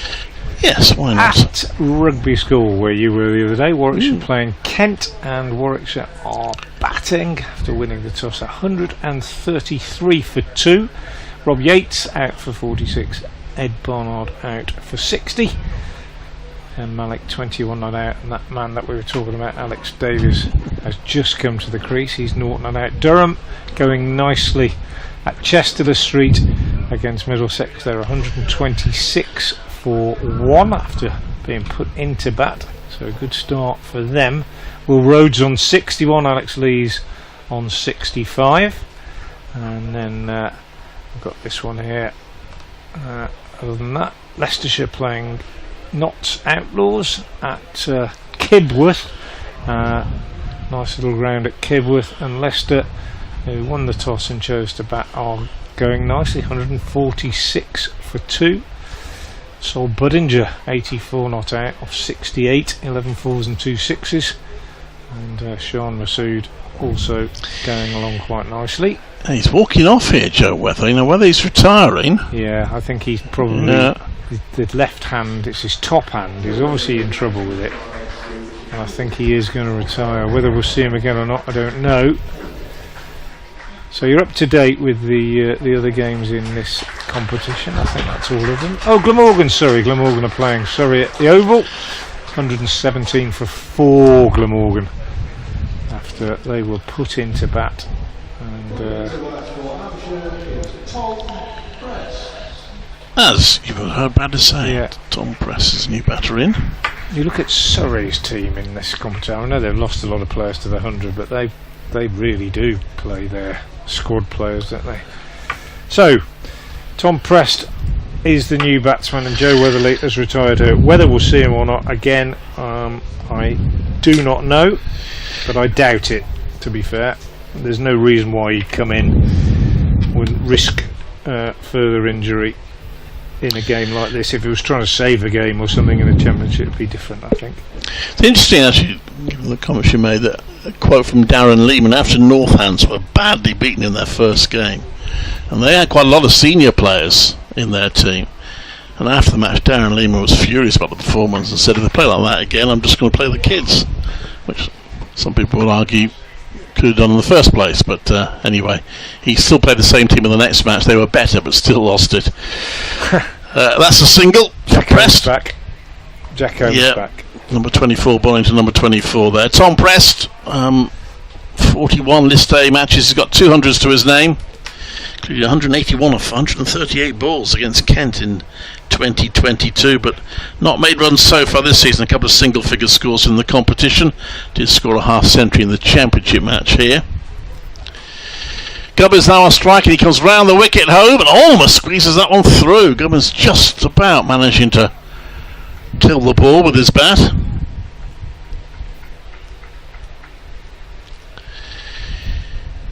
$104 for 3.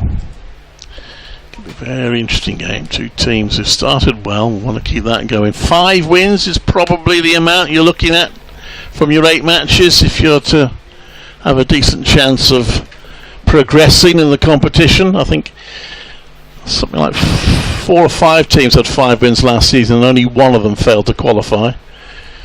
That's played out to pointless no run, and given that Worcestershire have a tie as well, I think it's very likely that if they finish with 5 wins, they would go through. So that'll need them winning 4 of their last 6, including this one.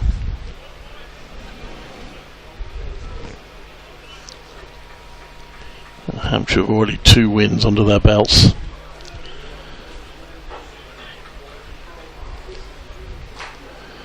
Expensive from the pavilion end earlier, but he started well from the Tiglis end, bowling round the wicket. That's hit into the ground, and D'Oliveira throws the ball to a teammate in the form of a practice delivery. So he might be bringing himself on shortly. No spin used by Worcestershire yet.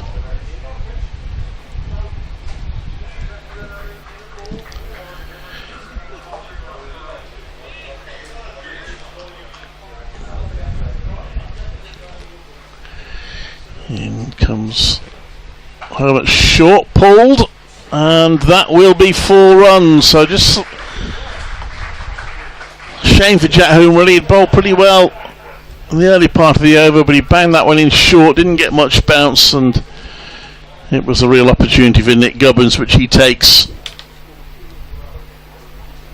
and damages the over from Holmes' point of view. Gubbins 9th 4. Yeah, that was. How many of them have been whacked away like that? Yeah. Better delivery that time. It's a dot ball, and you can see the frustration, Jack Holmes. He was so close to bowling a really good over there. Just that one blip, still not a disaster. 5 off it, but it could have been so much better. 108 for 3. Yeah, he's. The next stage in Jack Holmes' development is to be able to, and it's a lot to ask, he's just a young lad really, he's 19 years old, but to be able to put together spells without the odd 4-ball coming along, it's something that Adam Finch has struggled with in recent, well, the last 4 or 5 years really, and it's what takes you from being promising and threatening to being reliable and threatening, and it's not easy as a single is taken off the first ball of Brooks' next over. Yes, it's getting the sort of one bad ball in the over out of your system, isn't it? Yeah.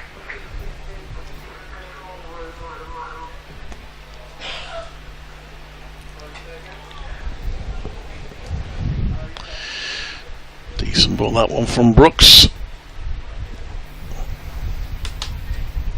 He started pretty well, 10 runs off his first 3 overs. But Hampshire keeping wickets in hand, so they do have potential for piling on the runs late in the innings. That was a false shot there from Gubbins off the inside of his bat down to long leg for a single.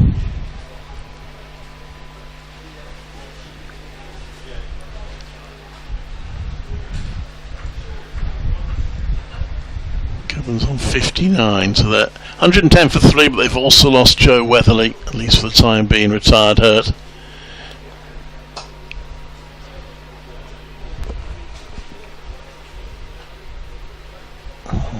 One more run there for Tom Prest, born in Dorset.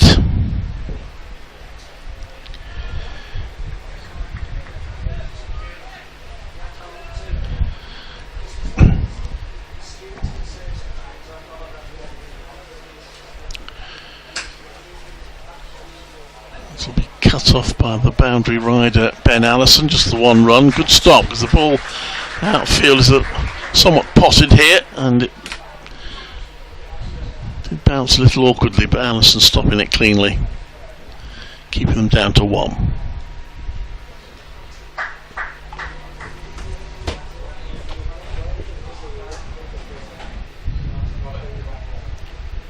He's bowled tidily, Brooks, hasn't he? Yes. No absolute gimmies really yet. You say, watch this now. Oh, he's finished. Sorry, I was going to say bowl a big full toss, but he doesn't do a huge amount with it. Varies his pace, nips the odd one around, but it's that unpredictability that he uses so well. And he's done a tidy job, I think, so far. Figures of 4 overs, no maidens, no wicket for 15.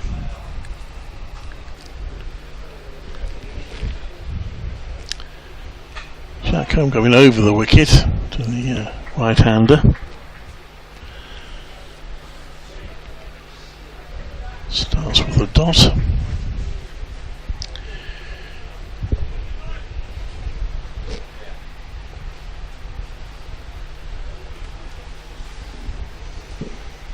Four fielders on the boundary are in a sort of semicircle from cover around a square leg.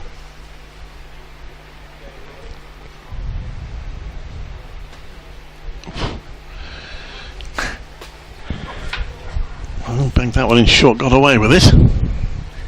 He's I've said on many occasions, quite a few occasions before, that he's just one of those, make things happen MTH cricketers, isn't he, Jack Home? Or it seems that way, because the way that he bowls, batters are looking to score off him. It's a bit like, I wouldn't compare him yet to Ian Botham, let's not be silly. But there you go. But because he bowls balls that batters can score off, they get into that frame of mind, and then when he bowls a good one, or it isn't quite where they expect, you get something like those 2 playing misses that we've had. So yeah, he's a makes things happen sort of bowler. Doesn't always work out. Those things that happen aren't always good things in terms of bowling, but usually it's worth watching. Well, I think Gubbins came down the pitch down to word there with Tom Prest. Oh, well, he's okay with that one. A bouncer. He's quick, isn't he? He's what, 6 foot maybe, but narrow shoulders, slim build. just got that whippy, pacey sort of action that you see now and again. I said last year it reminded me a bit of, going back a long time, of Simon Hughes, the analyst, now a well-known cricket journalist, who fairly short of stature, not particularly well built, but got it through at a fair old lick. Just strained down the leg side though there, but he won't be punished too severely. They will get 2, but it's well chased there by Matthew Waite.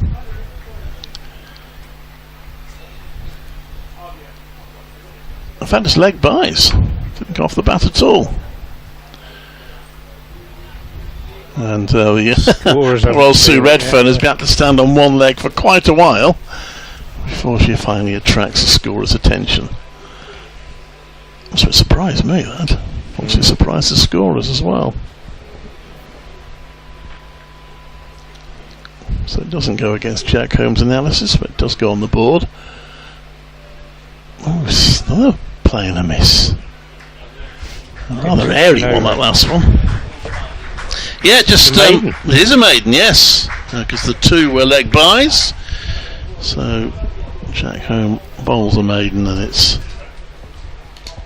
115 for 3, 24 overs bowled. Yeah, a maiden, an unusual maiden, a maiden that contained 3 or 4 attempted big hits, none of which made any contact whatsoever. So there we go. So the 5 bowlers used so far, none of them spinners. Brooks to continue. Round the wicket. And I think he might have got a wicket. He has got a wicket. Cleverly bowled, and Nick Gubbins cannot believe it. He is out sweeping a much, much, much slower ball. And Ethan Brooks, round the wickets, hit him on the foot, I think, has picked up the wicket. I think he had a good look at it, Milnes. Question of whether it might have been drifting down the leg side, watching the replay. What do you think, Clyde? Yeah, that would have been the question, wouldn't it?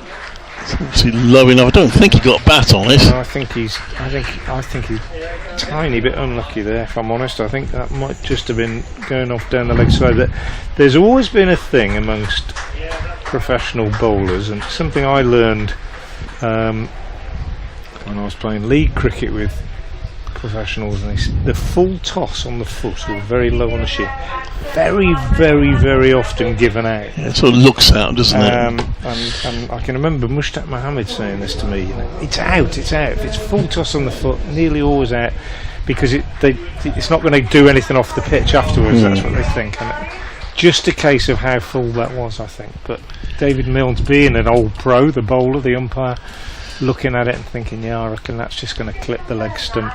Nick Gubbins pretty dismayed. I think probably as much dismayed by the fact that he was out to a delivery like that, really, as much as anything else, because, you know, it was kind of, this is where I think sometimes premeditation can get you into trouble, because he's looking to sweep and it's ended up being a full toss. If he'd have stayed where he normally is, he would have clipped it through mid-wicket probably quite easily. But he's got down into that position to sweep, and therefore he's committed to the shot, and it just got into a little bit of an awkward position for him. Well, talking to young players, 17-year-old Ben Mays is the new batter in, wicket keeper. Both these teams coming in with young wicket keepers. He hit 4 sixes in his 74 or 55 balls against Glamorgan. I think I saw him play here for the England under-19s against India just a few about a month ago. It's only his 3rd list day match. Plays a bit of hockey as well. In fact, he might have coped with that shot a little bit better as a hockey player. That last one from Gubbins. A little bit of a window for Worcestershire here, I think, given to them by Ethan Brooks' clever bowling. 4.1 overs, no mains, 1 for 15 now, and they will feel that with Tom Prest only just there, having faced 10 balls, and the young Ben Mays coming in, There might just be a little window, a little chance to force home an advantage here, but Mays is a very talented cricketer, and Tom Presti is 2. Felix Organ still to come. Still a long way to go, but Ethan Brooks has done a good job again with the ball. He's become such an important member of this Worcestershire side in a short time. We talked about opportunity and it being offered. There's a difference between it being offered and it being taken, Clive, and I think Ethan Brooks has come down to Worcestershire last season, played the season, gone to Australia over the winter, worked hard on his game. He's a very confident man. He believes in his own ability, not arrogant but confident, and I think, you know, knew when he made this move that he was worth the shot that Worcestershire were giving him, and he has absolutely made the most of it. Well, I know, you know, this is second string his bowling. He's a batter mainly, but brilliant fielder, and you know, he's absolutely capitalised on the opportunity that's been given him. I think Warwickshire possibly underestimated his batting a little bit, but he was popular with Warwickshire supporters, still is. Yeah. Well, that's a lovely looking shot first up from the new batsman.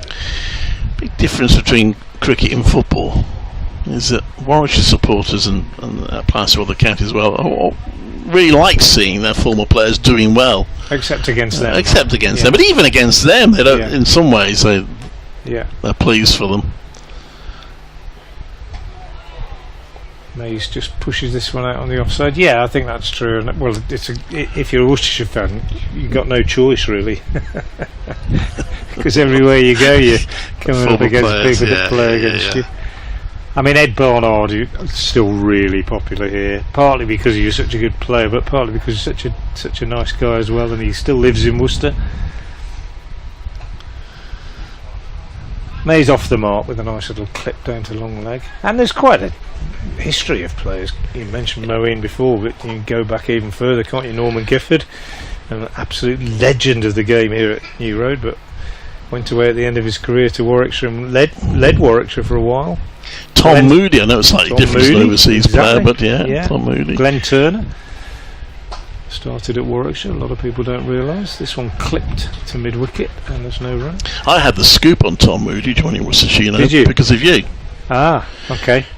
I don't know if I should say this, but as sometimes happens, so long ago, so the players sometimes used your phone, the club call phone, and I was in the other box when I heard him telling someone that he was joining Worcestershire. Negotiating, yeah. This one whipped away to mid-wicket. Good diving stop by Isaac Mohammed, the latest in a long line of players to make the move that we're talking about. And that is the end of a very, very good over from Ethan Brooks. Just one run coming from it and a wicket. It's 116 for 4, effectively 5 with Joe Weatherly having retired hurt. And Worcestershire going along pretty nicely at the halfway stage. I was far too honest. Probably why I never made it as cricket correspondent of the Times, but I was far too honest and didn't actually report on that scoop. So at least I had the info for when it did come out. Yeah. Anyway, well, he was a brilliant. Well, what a great career Tom Moody's had, not just on the field but off it now as a coach. That's right. Absolutely leads the world really in white ball coaching. Every franchise crops up, doesn't he? And when you hear him talk about the game, you can see why, can't you? Such clarity, I think. Jack home to continue. That's signal wide. Terrible driver. Is he okay? I think that's only the second wide of the innings. I'm just double checking that. Yeah. Yeah, it is.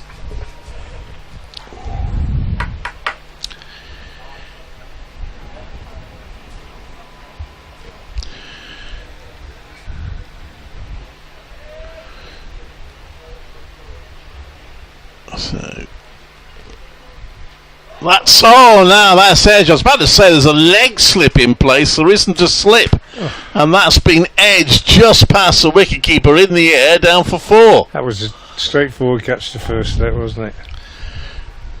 And well, unfortunately, Ethan Brooks was at leg slip. And now, to some extent, the word stable, horses and bolted spring to mind as he switches to slip. If you've been there last ball, and you can't have fielders everywhere, and it's always easy in hindsight, but if you've been standing where he is now, he would have had the catch.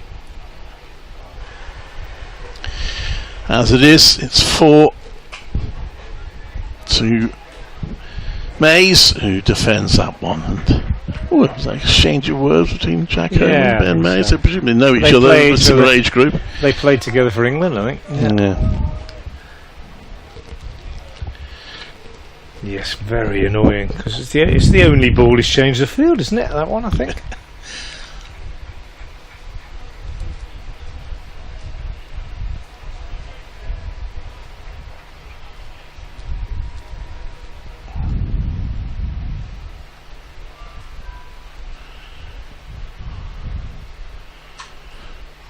Elegant looking shot that, but into the ground and straight to Brett D'Oliveira, who is a little bit of a chip off the old block in terms of his fielding. Damien D'Oliveira was a terrific fielder. The sort of cover and point areas.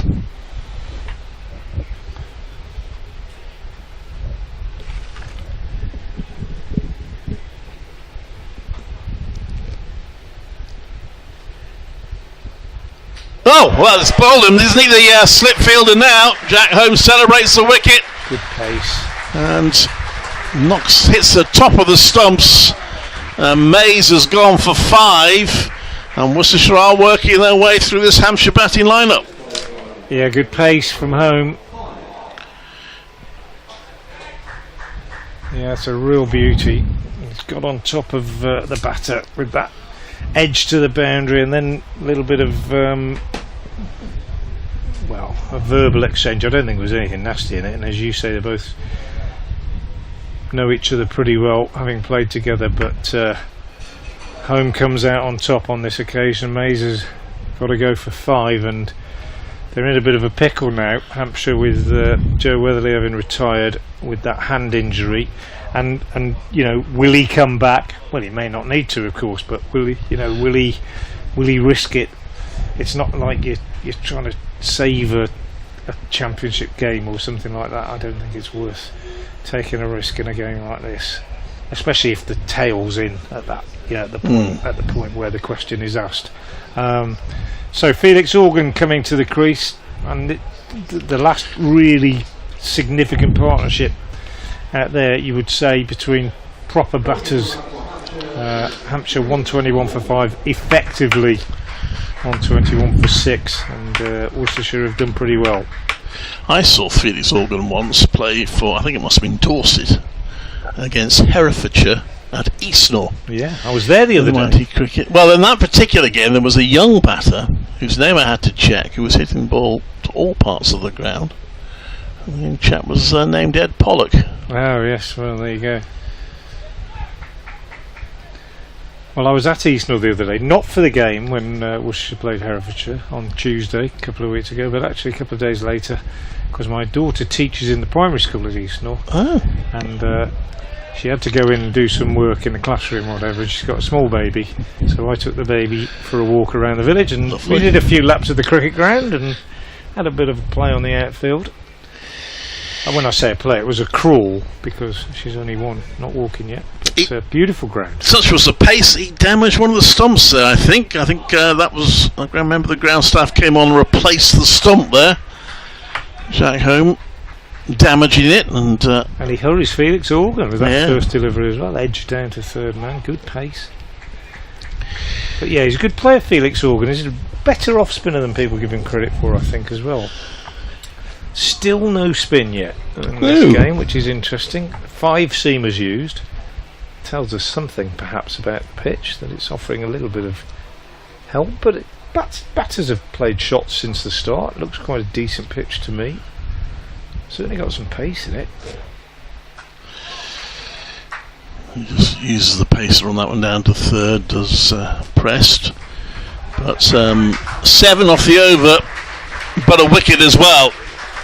And Hampshire 122 for 5 after 20 123 for 5 after 26 overs, with Tom Prest on 5, Felix Organ having just faced the 1 ball for a single. And only just over halfway through the innings, and well, at the moment 6 batters back in the hutch if you include Joe Weatherly.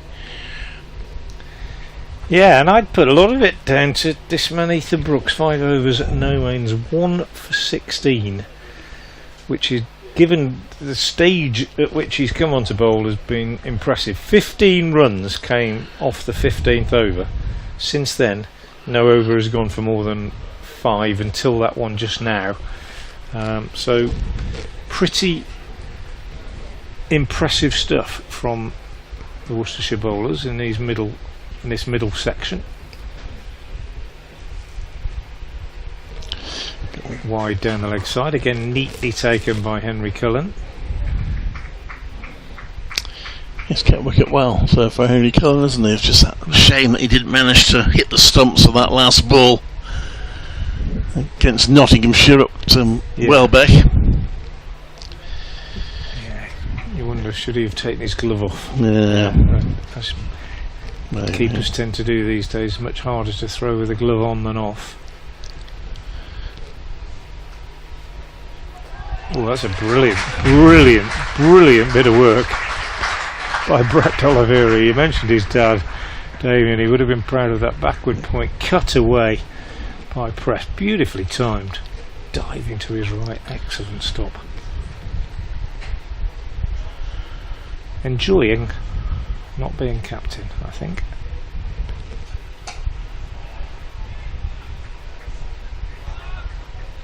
Must be quite nice, mustn't it, to be out there fielding and not have the decision-making burden of captaincy, which Brett Oliveira has in the other formats most of the time.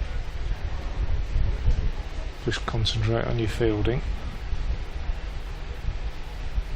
Well, that's nicely played, actually. It looks like an edge, but actually having hammered one to backward point or gully and not got a run, Pressed on this occasion just deliberately plays it very late down through the vacant slip area. Only a single. Well, he stumbled as he turned looking for the second. That probably did him a favour, really, because had they tried to go for a second, he would have struggled. Yeah, you're right. It was a nice shot, though, wasn't it? It was very, very astutely played.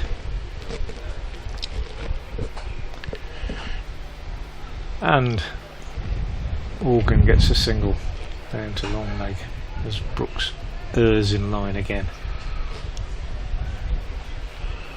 He's gone away with it slightly, hasn't he? This so far. He's a single for 1 wide, but that can easily be more than a single. Yeah, one hammered away. Brilliant bit of fielding. But you know what? He's done his job, even if he doesn't get another wicket by dismissing Nick Gubbins. Yeah, that was very much a prize wicket. Still not sure about it. Just have another look at the replay. It's just a tricky one to read. Yeah, I don't know. I think it could have gone either way, single off the last ball. It could have gone either way. If it hadn't been given, I don't think there'd have been too much worry, but it went the other way. The more I look at it, the more I think it might just have been clipping leg stump, but I might be accused of bias, and I don't want that. Well, Nick Gubbins looked very disappointed, but what I wasn't sure about, and you alluded to it at the time, was whether he was disappointed with the shot he played, trying to sweep a full toss, or whether he was unhappy with the decision. Yeah. But anyway, no reviews in this competition, so you just have to get on with it. 127 for 5 at the end of 27. And Tom home to continue, and at the moment, for the most part, Worcestershire are keeping the boundaries off the scorecard. That's a nice chest-high delivery, which Press gets out of the way of. It wasn't, I mean, he kept his eye on it. It wasn't particularly threatening, but he bangs it in, and he's a sort of bowler, I think, if you're batting, you don't want to let him impose himself. You're thinking, oh, you know, you've got a bit of attitude, haven't you, mate? I'm going to take you down. And that's exactly what plays into his hands sometimes. And that's what I mean about him being a sort of make things happen sort of bowler. They're looking to get after him. And that one hit into the ground, but straight to Brett Oliveira. I'm sure there are lots of people watching and listening who've played against bowlers like this who know what I mean. It's sort of he's not bowling particularly. He's not bowling jaffers. He's bowling pretty quickly. He's banging it in short. He's at you.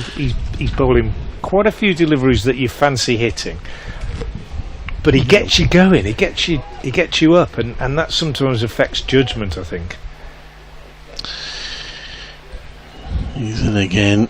And that again is left. He's come back well. He had a difficult spell bowling from the pavilion end. I think he's probably a bit New Road nervous end, rather. First game of the season. Possibly a bit nervous. Come back well from the Diglis end. I was just having a chat with him there, whether he's getting close to front foot violation. I'm not sure, or whether it's the follow through. Sue Reffin had an informal chat with him there.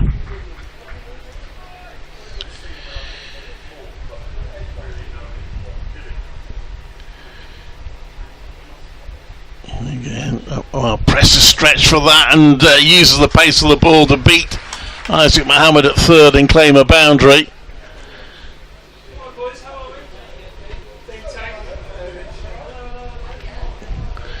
And that takes the score to 131 for 5. Well, first boundary for a little while, I fancy that. I haven't been recording them, but it's been a good spell from Worcestershire's bowlers, but still time for Hampshire to recover. That's a swing and a miss. That's what I mean. Just always looking to play shots, aren't they, against him?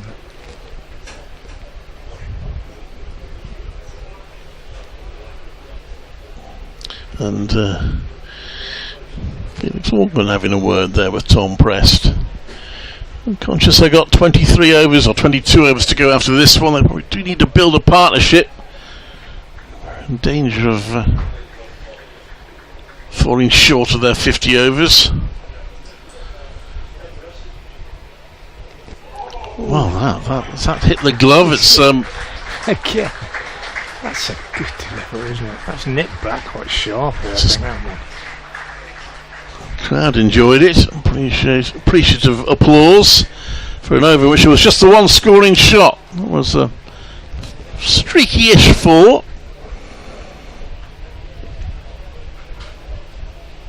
He's just beaten everything, isn't it? Cut him in half. He asks questions, doesn't he? He does. It's been a good spell from the Diglis end. So still all seamers. I wonder whether Brett Oliveira goes this way for the entire innings. Certainly Ethan Brooks to continue now. He'll be bowling his 7th over.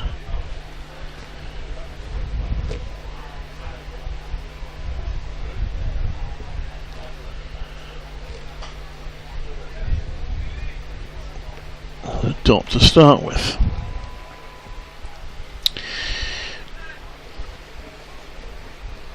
Does the Ladies Pavilion open for 50 over games? Do they do the tea and cakes for the 50 over games? Probably not. Don't see a lot of activity. No.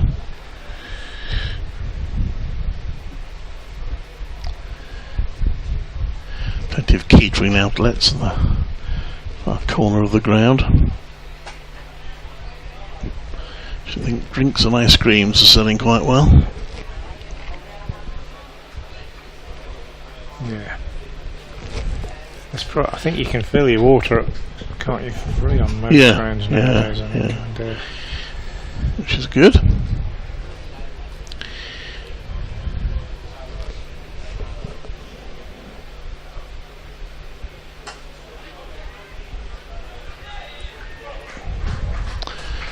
Again, he's just not conceding boundaries, Brooks, is he? He's been dot balls. He's bowled really well, I think. It's a real contrast, isn't it? Because at the one end you've got a bowler bowling plenty of balls at the batter's fancy, and at the other end you've got a bloke who's only basically just trying to bowl dots. That's what he's trying to do, really. That's his modus operandi. That's another. Kashi Fowley was just doing some limbering up. Yeah, I'd be very surprised if we see him. The no ball count will rise.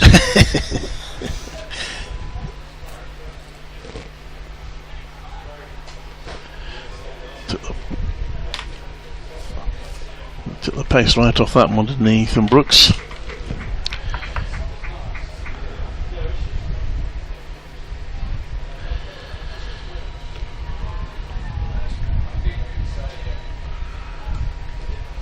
I wonder if Hampshire have a thought about what a good score, what a competitive score might be here. It's difficult to say, isn't it? I mean, in T20, it's not a high-scoring ground. Another good over from Brooks, just one run coming from it. In T20, 170 is about par. So, what would you say? I mean, it's hard to say, isn't it? Maybe 250. Yeah, I was thinking 250, something like that. Yeah. No, they'll have to play well to get 250 now. It's not impossible. They're only 5 down, but effectively 6. We're unlikely to see whether Lee bats again with his hand injury, unless he's gone away and put some ice on it, and it's deemed not to be as bad as it was thought. But they were feeling it as though they thought he got a bit of a break, I think. I suppose he might have gone to hospital, mightn't he? Yeah, could have done. Could have popped off for a quick scan, I suppose. Tom home to continue. Jack home. I want to talk about Jack home to continue from the Diglis end. He's hit a nice rhythm, hasn't he, since he got that wicket, Jack home. As you said, his first spell was a little bit expensive and he struggled. I think he'd be a bit nervous. First appearance of the season. Also, he's changed ends, but he just seems in this second spell to have hit a bit of rhythm, and his pace is good, his line is pretty good, he's got a couple to nip.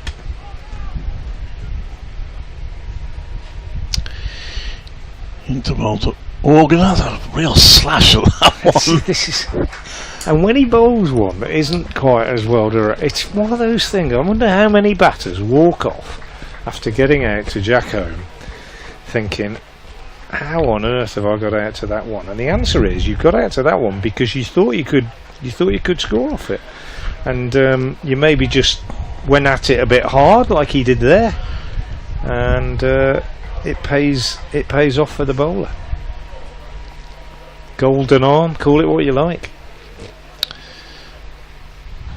See what Organ does with this one. Oh, he tucks under it, bat in the air. Quick. And they used to say it about Flintoff, didn't they? Say it about both of them. Get wicket. Why does he get wickets with bad balls? Well, he gets wicket with bad balls because he gets the batter in the frame of mind where they want to play shots and attack, and they bowls a bad ball, and maybe they just go at it a little bit too hard. But you want to watch when Jack Holmes bowling. You're expecting something. Not necessarily from him, it might be from the batter. Oh, well, he defends that one. Unfortunately, he's overstepped there, Jack Home. That's a no ball. Well, he was given a little warning, I think, by Sue Redfern in the previous over that he was getting close. And there he has overstepped, so it will be a free hit.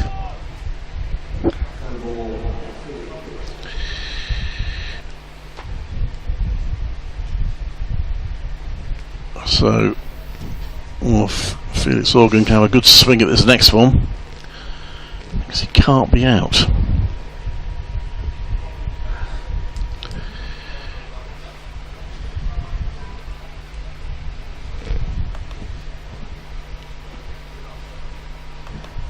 Two for the no ball. Now the free hit. The field can't change. They have to have a slip in place, even though there's no chance of him getting a wicket with it, because the batter didn't cross, and Organ makes room for himself, but he's only going to get one. Ben Allison actually has time to applaud the delivery before fielding the ball as it comes to him, and the damage is limited. 135 for 5. Does allow Organ to get away from the strike when he wasn't looking terribly comfortable against home. He's got 4 off 12 balls now as Felix Organ.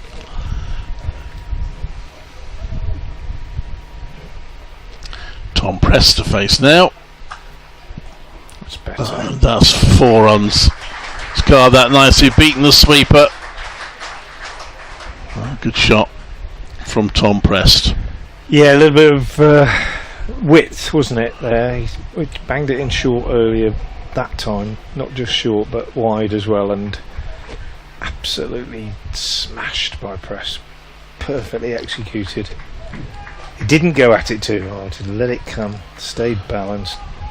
Really good shot.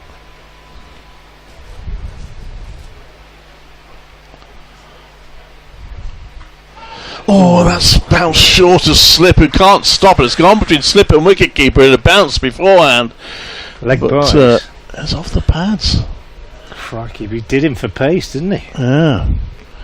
Looks might be a little disappointed he couldn't stop it, but the ball flew off the pads. It's travelling very fast and he couldn't quite reach it. 11 off the over. Yeah, it went into the batter and off the pads and down to third. So, end of the 30th over, 143 for 5, 20 overs to go.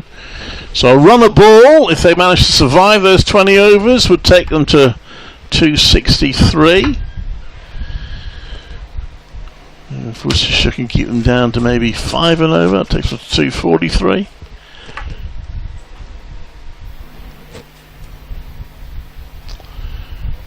And it's Ethan Brooks once again. And that will be a single for Organ to mid-wicket. Brooks' 8th over. Still just the 5 seamers used by Worcestershire. Ben Allison's bowled 6, Matthew 8 5. They bowled at the top of the innings. Adam Finch 5. Ethan Brooks is on his 8th, and Jack Holmes bowled 7. That could well be 4. No, it'll be cut off down at 3rd. Isaac. It's 1 run. Right on the far side from me, so I was just trying to work out who that is. Who fielded that?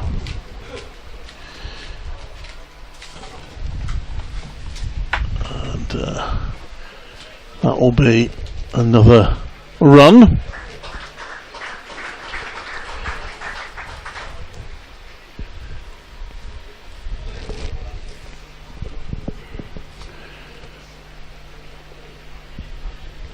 $146 for 5. Again, Brooks stealing in singles or dots. That will be another single. It could be 2, it won't be. Ben Allison's quickly in from the boundary, loses his hat, but keeps them down to 1.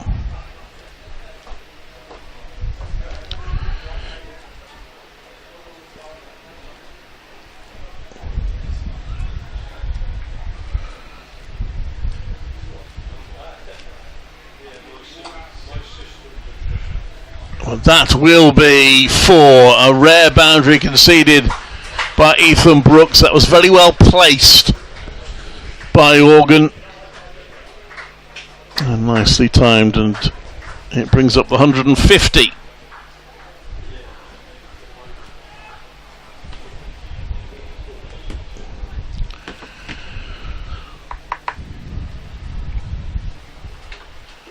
Which has come in 186 balls.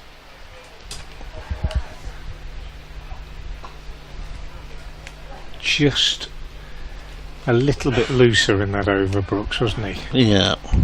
But he's done a great job. 8 overs, no maidens, 1 for 30. Well, the 9 off that over. Sorry, the third 50 took 69 balls. The second took 47. So wickets obviously have helped, but they have slowed them down. First 50 took 70 balls. Jack Home is being withdrawn from the attack after a 5 over spell of lively stuff. 7 overs, 1 maiden, 1 for 45 his figures. His first 2 overs were expensive, but very, very enjoyable spell of bowling to watch. I believe Spider-Man and Wonder Woman are paying us a visit. Oh, is that right? Yeah. In what capacity? I'm not sure.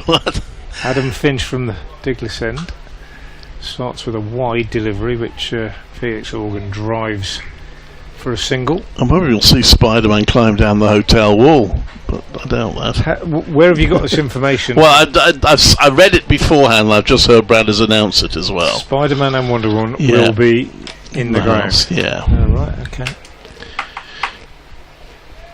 Interesting.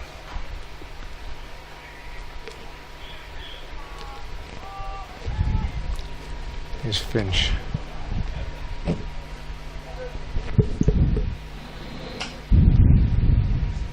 Clipped away by Prest. Single taken. Did you say home has been the quickest we've seen today? Yeah, I think I'd say so. he would, wouldn't he? Finch can get it through. It was Finch who hit Weatherly on the hand, which subsequently caused his retirement.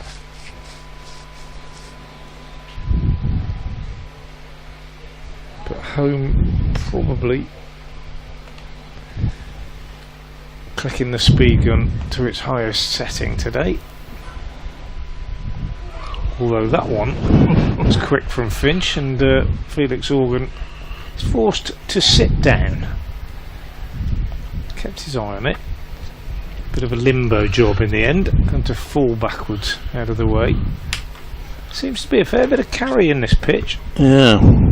And yet, we've seen no spinners, just the seam as used. So we can't really say whether it's going to offer a bit of bounce, which is what you would expect with slower bowlers.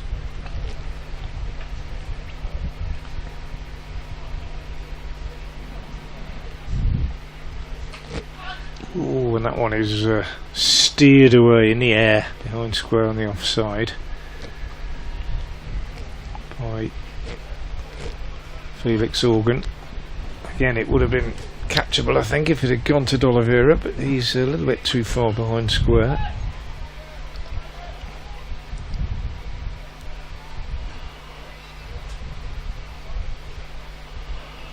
Fielder at third, just moving a bit finer.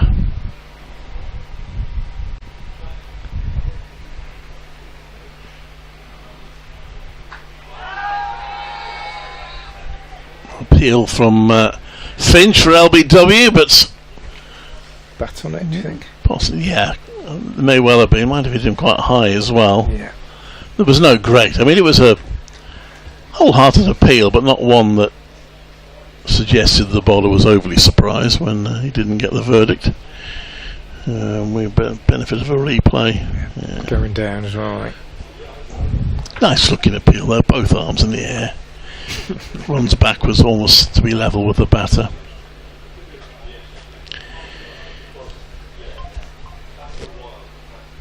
And that one's left. So that's tidy over, 3 off it. Hampshire at some point will look, no doubt, to press the accelerator. They've still got quite a long way to go. Might wait till 10 overs to go, or even later than that. Right now they're 155 for 5, having faced 32 overs, 18 to go. Yeah, 3 off it. Tidy enough at this stage. Brooks will continue. Looks like he's going to bowl his full complement. 8 overs, no maidens, 1 for 30 so far. That's pretty much the sort of thing he's been doing on a regular basis in this competition. 10 overs, 3 for 51. 10 overs, 3 for 52 in the previous 2 games. Nurdled away on the leg side for a single first ball of this over.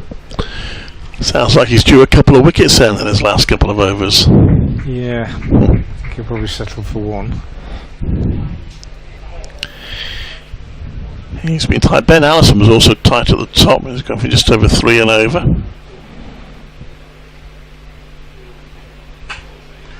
Top ball here. Stephen Mann's been in touch. He said different approach this year. He's talking about not using the spinners, I think, given how effective Hindley and Singh were last year in this competition.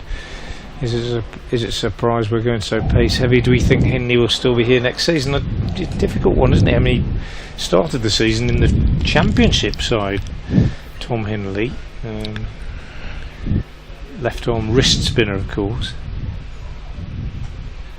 Oh, and again cut away upper sleeve, again wide of the fielder at gully, and the back for 2. Good running actually, because fielder at third didn't have that far to go round. But limited opportunities, played a few T20s, been in the squad for most of the games, but had not that many opportunities. Been doing well in the Birmingham League for Ombersley. Played 5 T20s. Tom Hindley, 1 championship game. Another edge down to third man, just a single this time. Will he still be here? I don't know. Depends on the contract situation, I suppose. Well, I don't know if it was a 1-year contract. It was a white ball contract, I know that, but yeah, he's had limited opportunities. Fateh Singh's bowled well. The finger spinner has been preferred to the wrist spin. Gives a bit more control, of course. Brooks in and cut away for a single. What I will say about Hindley is that he's a very good fielder and he's a very good batter as well. Puts bat to ball with great purpose. But the wrist spinners, like, I've always watched Jake Lintott with quite a great deal of interest, and his opportunities are limited, aren't his? Franchise cricket, a bit of white ball cricket, been captain in the seconds at Warwickshire in the red ball game, back in for this competition. Brooks again worked away on the leg side, no run. End of the over, 160 for 5 runs came from it. And it's you know, the left arm wrist spinner, or the wrist spinner generally, unless they're really, really top notch, I think they're a dying breed, aren't they, in modern cricket, because it's all about dots, isn't it? Yeah. Well, Jake Lintott was he was late into his professional career, and he hit the ground running. He had a very good first couple of seasons, got into the 100. I suppose to some extent teams have learnt a bit more about him and found out a bit about him, and it's been harder for him to definitely stop the runs, as we see Finch bowling. That's whipped away there by Organ. I don't think it's going to go all the way. Ben Allison will cut that off, but it will be 2. Batters almost collide, running the second. 162 for 5. Hampshire. I think that's it. I think they do get worked out, and unless you've got epic control as a wrist spinner, I think it's very, very difficult. Yeah.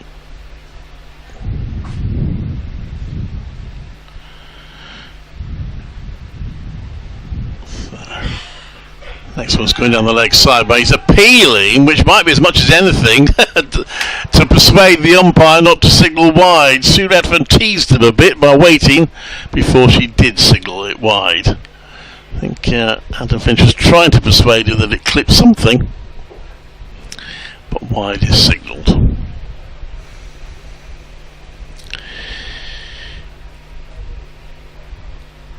That's 163 for 5.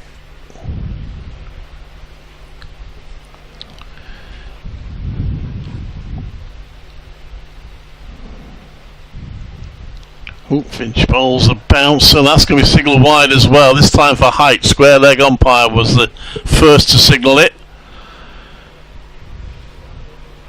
Yeah, that was a bit of anger, I think. Yeah. Finch, wasn't it? A little bit disgruntled with that one before. So that's the 5th wide. There's been 1 no ball as well.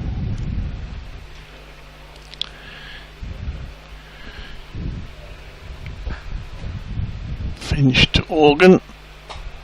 What's again in the air momentarily, but goes past Cassie Valley, and Ben Allison runs in from the boundary in front of the ladies' pavilion and keeps them down to 1.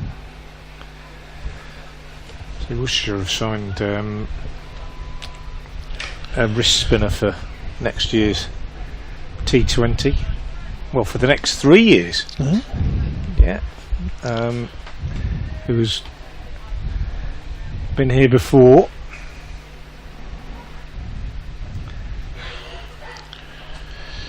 deliberately runs that down to third for a single.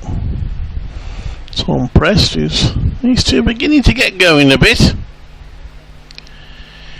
Put on 45 runs now for the 6th wicket.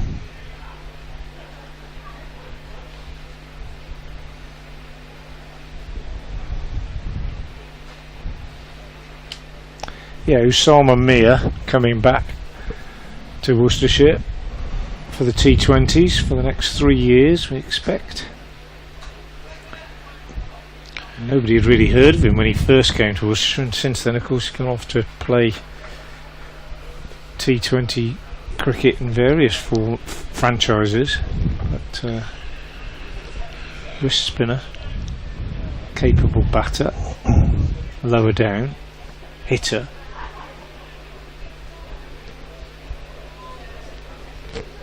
But there aren't. It's just very difficult to bowl wrist spin in any format, isn't it? Yeah, that's nicely fielded from an awkward bounce in front of him by Kashi Valley, so there's no run. And you don't get many sort of, Adam Zampas, Shane Warnes, etc. Do you? I mean, we've had Rayan Ahmed's coming through, I suppose, as a possible. Well, you mentioned the 100 game last night. Adil Rashid had a tough time, and apparently has been for the competition. As good as anybody, isn't he? Yeah. Jaffa Chowan coming through at Yorkshire. What?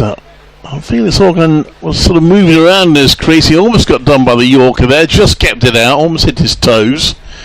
So the wides slightly spoilt the over there from Adam Finch, 2 wides, in total 6 runs onto the board, 166 for 5, and we have 16 overs to go.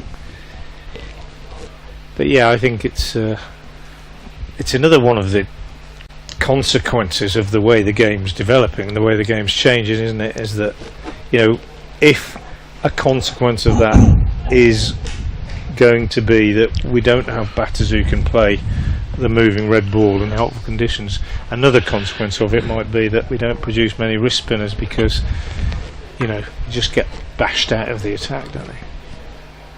Brooks to finish off down the leg side. This one turned away for a single, so he's be the first bowler through to his 10 overs then, Ethan Brooks. Whether that was the plan when he first came on, I don't know, but done a good job for the side. A little bit more economical than his previous outings, although they were more fruitful in terms of wickets taken.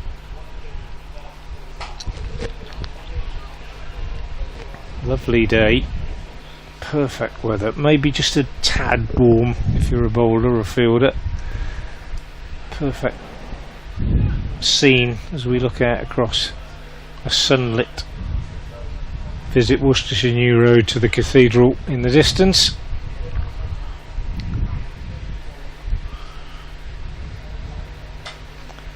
And that's a loose one from Brooks. He gets away with it really because slapped away by Felix Organ, but only for a single. Yeah, the cathedral is looking sharp. It was a little hazy over there earlier. It's looking sharper and clearer now. Little bit of a breeze just stirring the trees on the bank of the river.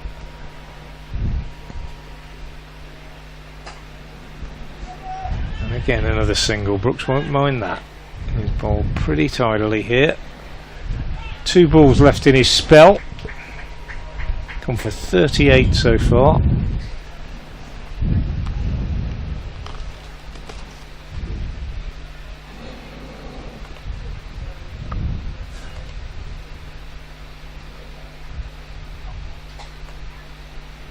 Dot there, so one more. Can he finish it off without going to the boundary?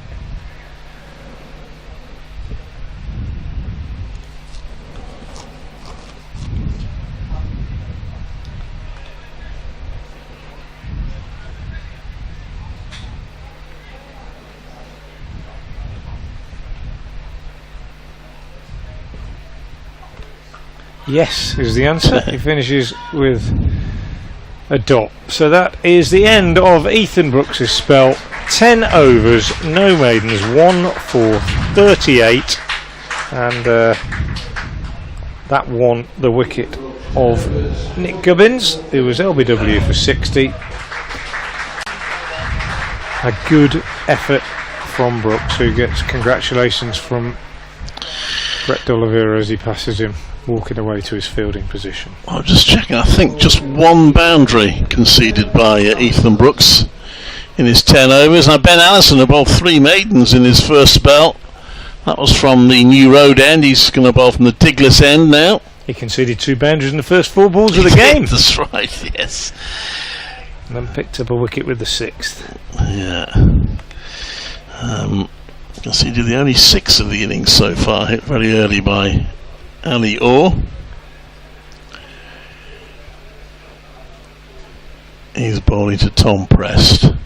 Takes a little dance down the pitch, but doesn't make clean contact with the ball. He's not sure where it's gone. It's landed near his feet, and it's a dot ball. And a bit of advice being offered to him by Felix Organ. 15 overs these two. Well, the rest of the Hampshire batting to try and push them to a big total. Ben Allison just getting the umpire to check the ball there, but Sue Redfern's happy with it.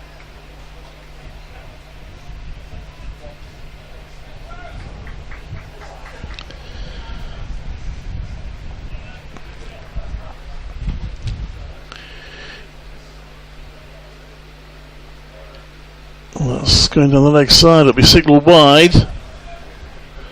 Just got a little off radar lately, Worcestershire. 7th wide, that.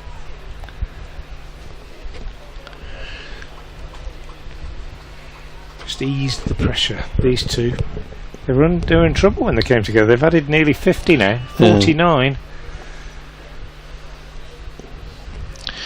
Yeah. And they've done it reasonably comfortably. A little bit of playing and missing against home. It's going down the leg side again. This time there's bat on it. It'll go for 4. Just strain off line Ben Allison, and Tom Prest takes full advantage. Bring up the 50 partnership. Well, it was needed, but they've done it well, these two.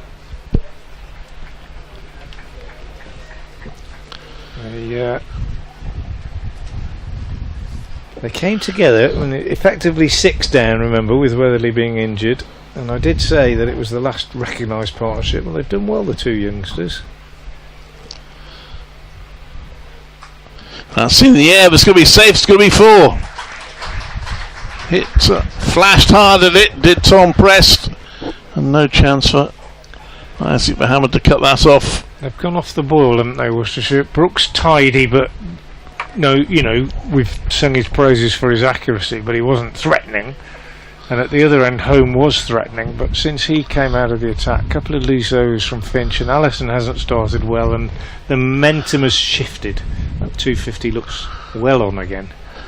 9 off the over so far. There won't be any there though. Hit well enough, but cut off by Brett D'Oliveira.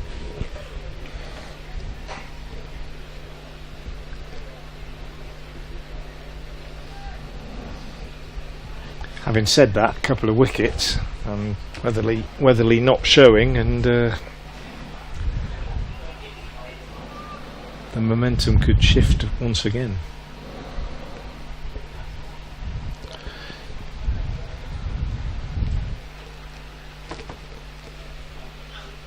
Oh, that's delicately played, down for a single to 3rd by Prest. Making this a double figure over.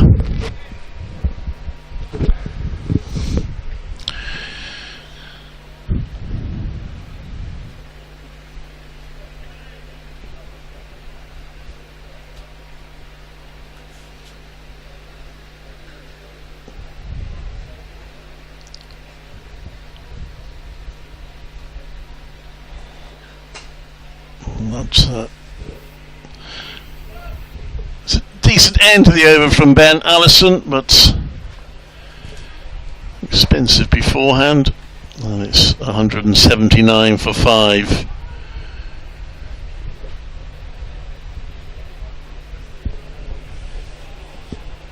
So, what was it, 9, 10 off the over in the end.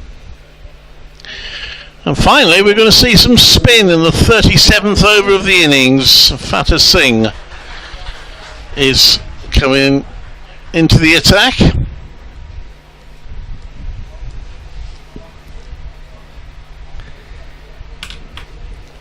Yeah, it is surprisingly late. He's bowled well in this competition so far. Fateh Singh.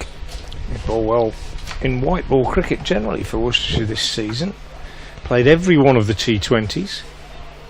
Didn't pick up many wickets, but he was reasonably tidy. Did get a 3-foot, but 5 overs, 1 for 36, 6 overs, 2 for 38 in the 2 games so far in this competition. Starts with one that is worked away on the leg side for a single.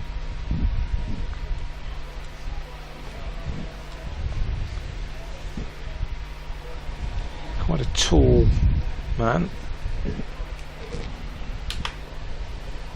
Straight approach. Just 4 or 5 paces. A bit slower. That's really nicely bowled actually, and Felix Organ deceived in the air. Went back to one he probably should have gone forward to.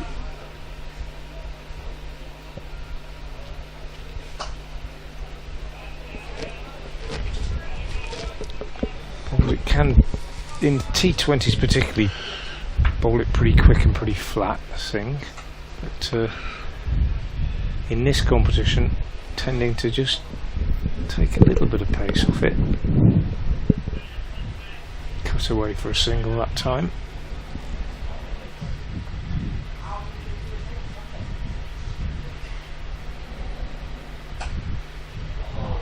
That one driven back at him. Groans from the crowd as he didn't get hold of it, but I think it was hit into the ground. Yes, I think it's a bit of a crowd catch there. Crowd drop. Yes. They take a single. And that last one is floated up very nicely. So, the over rate will pick up, that's for sure. 3 runs from the over, 182 for 5 off 37. Yeah, good first over. Fateh Singh. It's going to be Ben Allison to continue. Now he had a tough over last over, so Jake Libby still entrusting them to continue.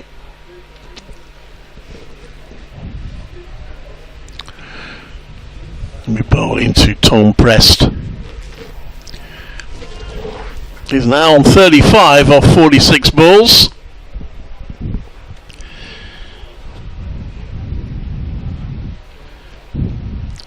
In comes Allison again, just going down the leg side. It's helped on its way. It'll only be 1. Matthew Waite fielding down there. He's still got some overs left. Worcestershire have now used 6 bowlers, so some options for Jake Libby.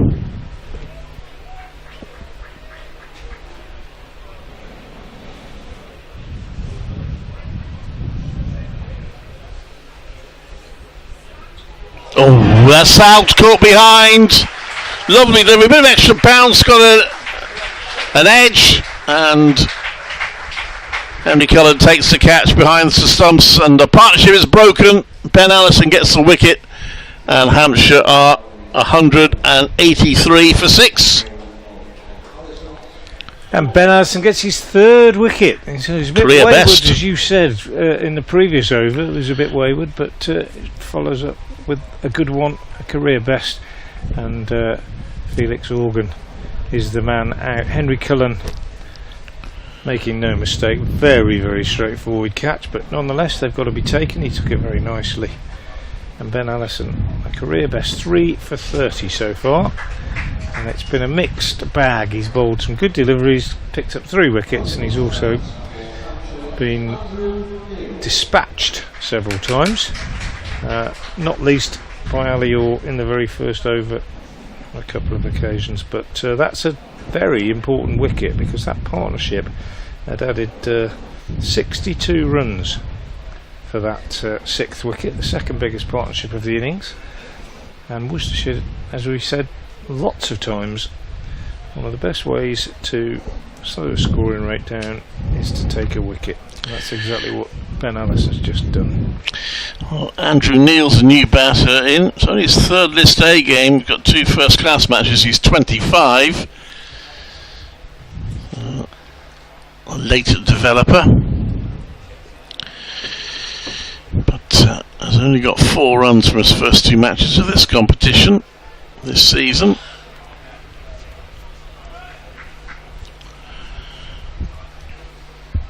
Never seen him before. No, can't say I have. Plays for Hertfordshire, minor county cricket there.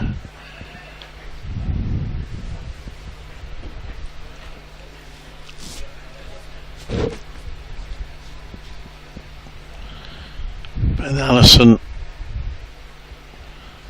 in again. It's a rather tentative prod by Neil.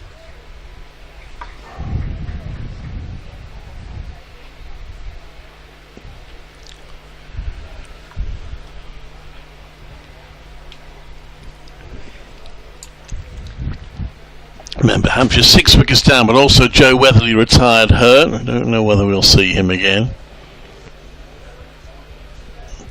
So maybe there was need 3 more wickets to wrap up the innings.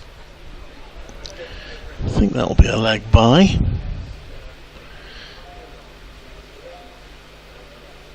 No, did get a bat on it, so it's a run. And Neil is off the mark. Yeah, it's a bit annoying, I should think, for Allison, having got his new man there to just drift into the pads again.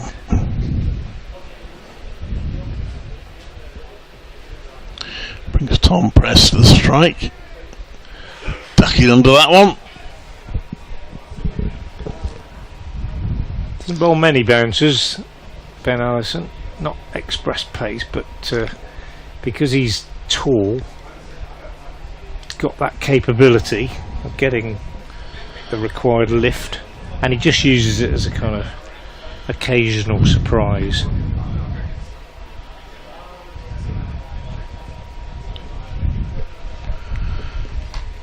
Last ball of the over. What a catch! What an excellent caught and bowl that is! Brilliant catch. Just wow. Stopped on the batter, but Allison diving to his left. Didn't think he was going to reach it, but he grabbed it with one hand. He claims his 4th wicket, and he's earned that with an outstanding catch. 184 for 7. Yeah, absolutely brilliant catch. Well, I mentioned that he's a tall man, and he used his height to very good effect there, because he was at full stretch away to his left, and that was a brilliant catch. Wow, he has really turned things around in this over. Felix Organ and Tom Preston added 62 for that 6th wicket, and he's sent them both back in the space of a few deliveries, and he's now got figures of 4 for 31.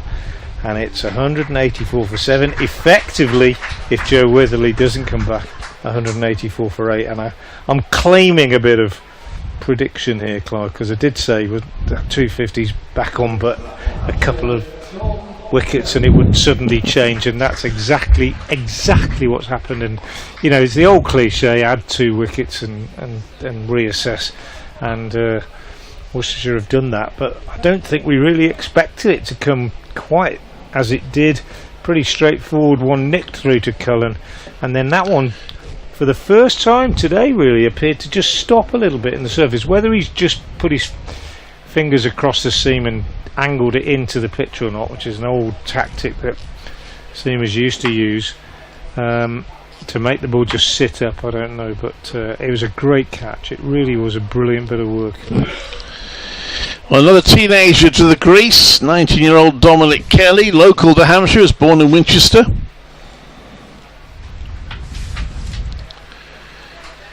Does have a high score of 45 from his 17 List A games, but he'll have to wait to face, because that was the last ball of the over.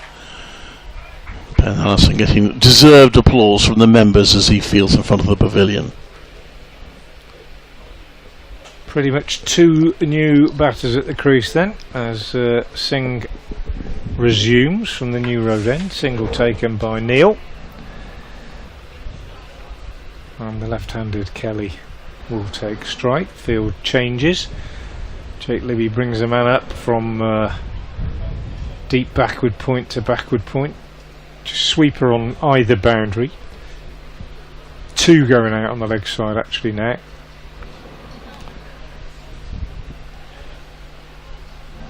Heavily offside biased field.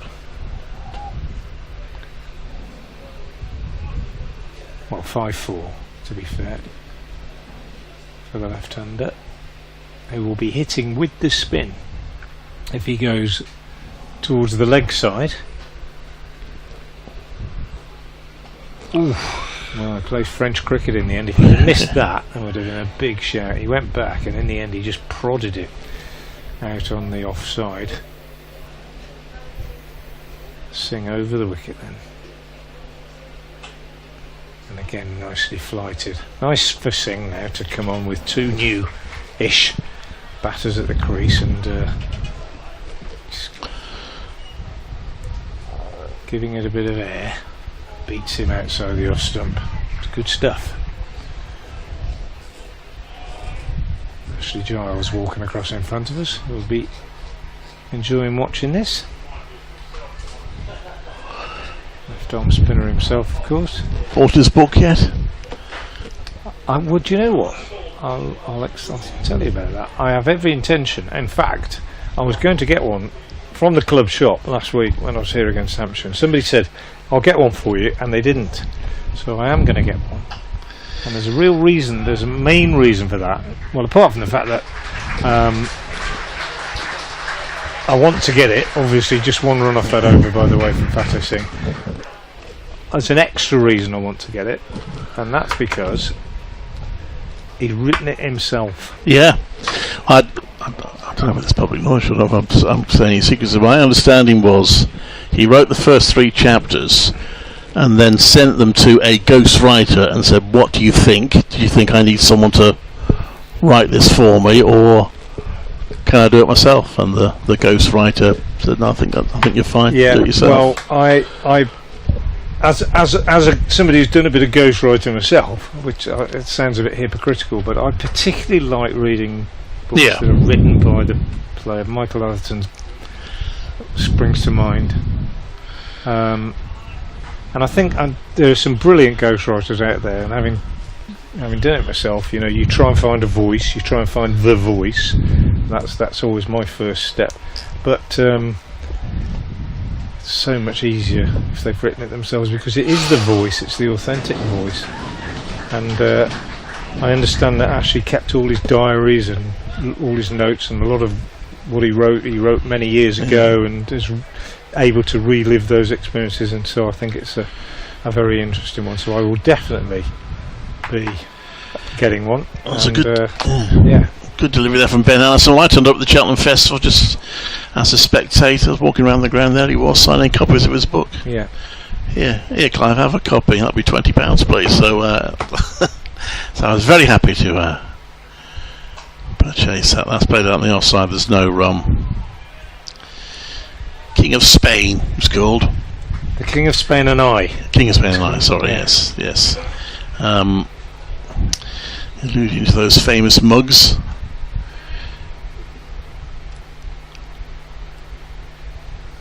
That's arrived at the Edgerton Club shop, although he says there were only about 2 or 3 of them that had King of Spain written on them.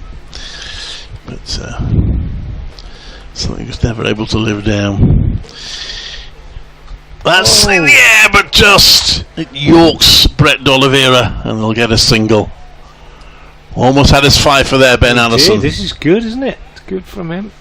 They'll make up for last night. Ipswich. Oh, that's right. Letting him down. He's a big fan. He's a proper fan. He actually goes to the game. He went to the Birmingham game last week. He travels home and away if he can. There's a Coventry rugby player who's a big Ipswich Town fan. Toby Trinder, so I don't know whether he Of course, knows him. we have a friendly rivalry, given my allegiance to the other end of East Anglia. Me and Ollie Stone. Round the wicket he comes. The left-hander who keeps that out. There's Kelly. Was Ollie Stone a Ollie Norwich Stone, fan, is he? yeah, he's from Norwich. Big Norwich fan. I'll tell you who else is a big Norwich fan. Tamal Mills. Was he? Yeah. Mm. Yeah. Well, I think they're the only other two cricketing Norwich fans that I know.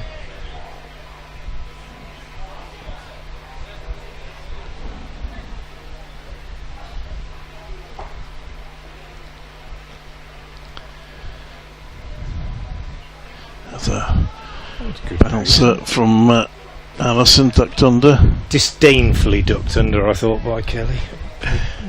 Really, just don't even bother, mate. But it's a dot, isn't it? That's the thing. Hampshire still got 10 overs to go after this one, with only potentially 2 wickets left.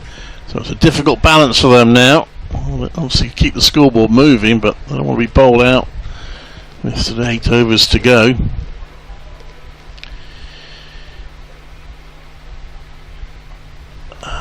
Edge along the ground, so it'll be a single to third. And Dominic Kelly is off the mark. So we said about wickets slowing things down. The last 4 overs, 3-2-1-2. That really is. Well, it's not rocket science, is it? But it's an old cliche. But as with many old cliches about cricket, they are old cliches because they're true. And these two, they're in a tricky situation now. Probably just got to play for 4 or 5 overs, I think, rather than do anything heroic. Only Eddie Jack to come, unless Weatherly decides to be heroic, and I doubt that he will. Nicely played, this one, for a single. Yeah, it's not quite a Chris Woke situation, is it? For him? No. Well, unless as we said, he's had a scan and been cleared, but I think we'd have seen him by now if that was the case, wouldn't we? Sitting around the wicket, beats the outside edge, the prod from Neil. What Brad has just announced, of course, is we're in the last 10 overs. An extra fielder comes into the circle for the final power play.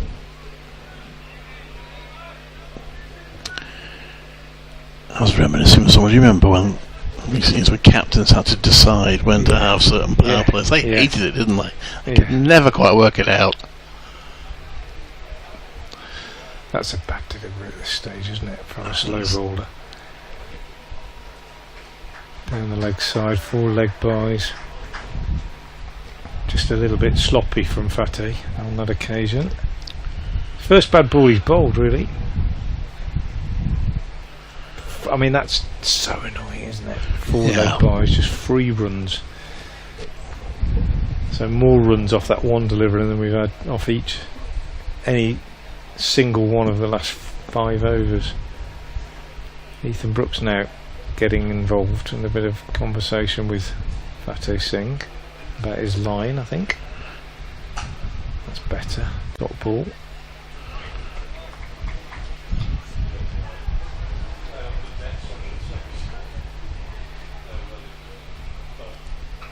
And another. Interesting that a bowler is relatively new to the setup as Ethan Brooks is out there playing a kind of senior role out there in the middle. I'm not saying he's overstepping his station, I just think it's interesting that he takes on that responsibility, and it's a measure of how significant his contributions have been in the white ball game this season. It shows a degree of confidence, doesn't it? So Ben Allison will have one more go at trying to get his 5th wicket. This is his final over. 4 wickets so far. Got Dominic Kelly at the crease. 9 overs to go. 192 for 7. Can Worcestershire keep them down to around 200, or can they prosper? Will he get it, Clive? Will he get his 5th? I give him a decent chance, I have to say. As he comes round the wicket. And he has got it! Hey! Dominic Kelly is caught behind, and Ben Allison with a fifer. Clive Eakin, you know your stuff. 182 for 8, and terrific stuff for Ben Allison.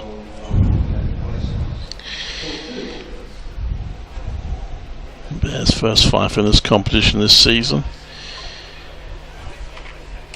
Excluding other matches today, it's the 7th in the competition in all matches. 5-wicket haul. Only Alex Green of Leicestershire has got more than one. He's got 2. Well, if Joe Weatherly is going to bat again, it's going to be his number 11, because the number 11 slot, because he's not coming out just yet. Well, he could get a 6 for Clive. What do you reckon? He could. I'll hedge your bets on that one now. Eddie Jack is the new batter in. He might want Joe Weatherly to come in so he can get a 7 for. I tell you what, I wonder what he's, is when he was none for 10 off 4 deliveries at the start of the game. I wonder whether he thought, I'm going to get a career best. Yeah. Funny old game. It is.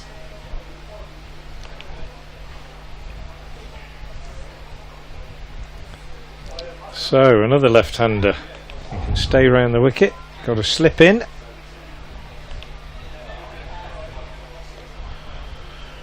Here he comes. Oh, it's in the air, and it's going to be short of Adam Finch on the square leg boundary. Nearly.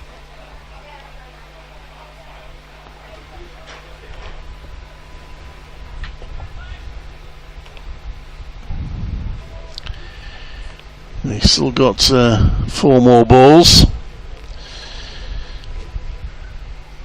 Could wrap the innings up this over. But that is going to be a first run for, or rather, sorry, fourth run for Andrew Neil.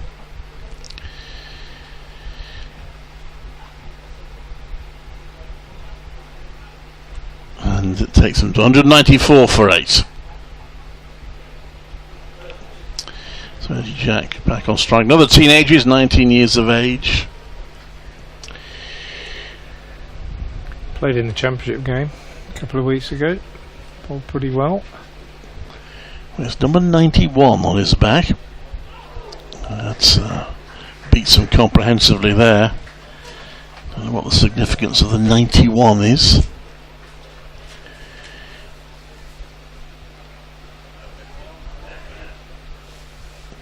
Might be he wanted the number 9, but that was already taken.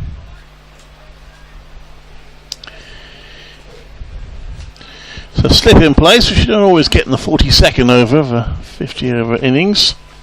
But Worcestershire hoping to wrap this innings up. And they do! And it is a 6 for Ben Allison. And Eddie Jack nowhere near that one as it clatters into the stumps. It does look as if that is it for Hampshire. Both batters are walking off, so we're not going to see Joe Weatherly again. And they have been bowled out for 194, and Ben Allison has finished with 6 for 35 in his 9.5 overs. Worcestershire will be chasing 195 to win. Yeah, well, as I say, turn our attention back to the first over of the day. Ben Allison bowled it.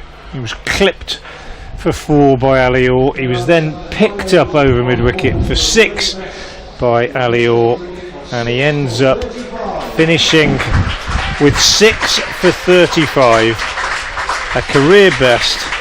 A brilliant effort from him, and Hampshire are all out effectively in 41.5 overs. Use your overs up is what they always say, with the last man out, Jack, bowled by Ben Allison, to make it a 6 for.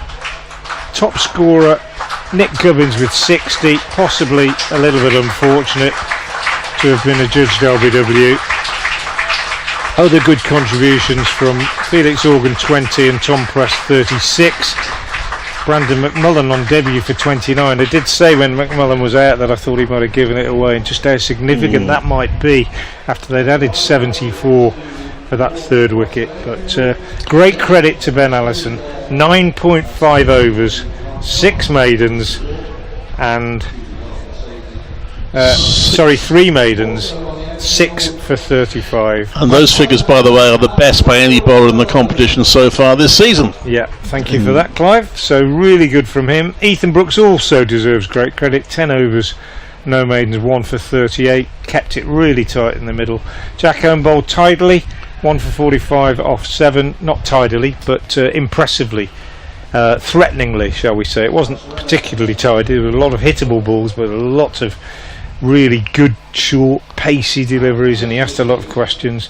Matthew Waite, 5 overs for 28 at the beginning. Adam Finch, 1 for 33 from 7. Just 3 overs of spin from Fateh Singh for 5 runs at the end. Hampshire, unlucky really. Weatherly getting injured by that blow on the hand from Finch.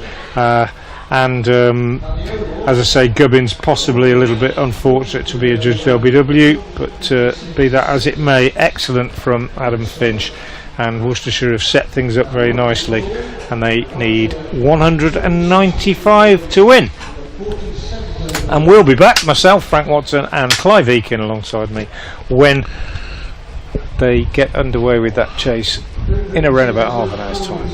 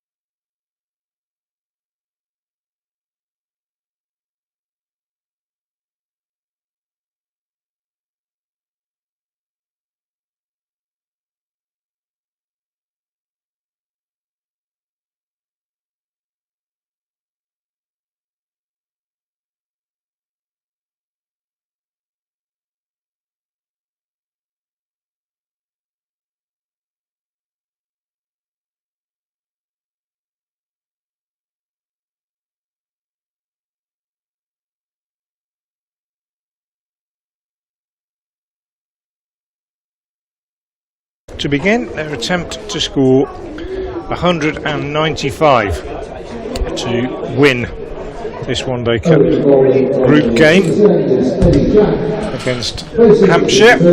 Hampshire having made 194 for 9 and 41.5 overs. Joe Weatherly retired hurt, unable to bat after he left the field when he had made 8, having been hit on the hand.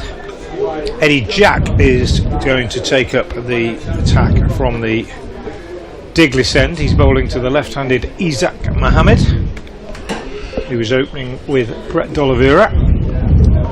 And the first ball from Jack is a wide outside the off stump, fired across the left-hander. A pacey pitch. Did a bit of research in the innings break. It's the pitch that was used for the championship game here recently, and I beg your pardon, I think it was the pitch that's used for the Surrey championship game earlier this year, and it looks a bit of a mess apparently, but has got a bit of pace in it. Jack is in and bowls, and Mohammed is off the mark with a square cut for 4. Likes to get on with it, Isaac Mohammed. I don't know how much you've seen of him, Clive, but he likes to put bat to ball, and can be, or certainly in T20 cricket at times, could be described as a little bit reckless, but I think in this competition, given a bit more time, he's been a little bit more measured, but he likes to keep things going, keep it ticking over. Yeah, he scored 63 against Essex, didn't he? I haven't seen a huge amount of it. It will be interesting to see how difficult or otherwise this is for Worcestershire. Jack bowls, good pace from the big man. Mohammed sways back out of the way.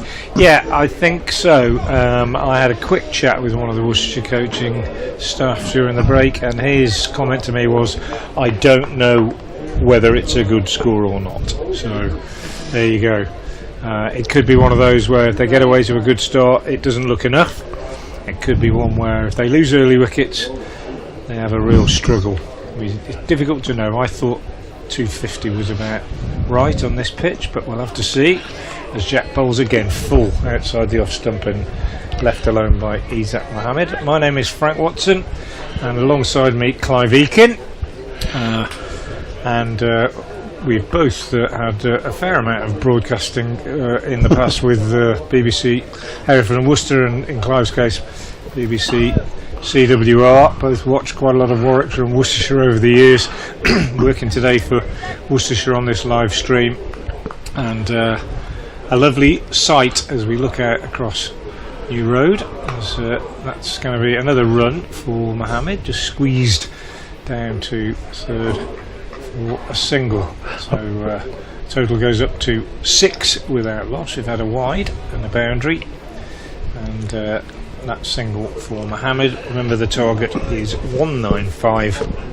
Earlier today, Nick Gubbins top scored with 60, as Hampshire made 194 in their 50 overs.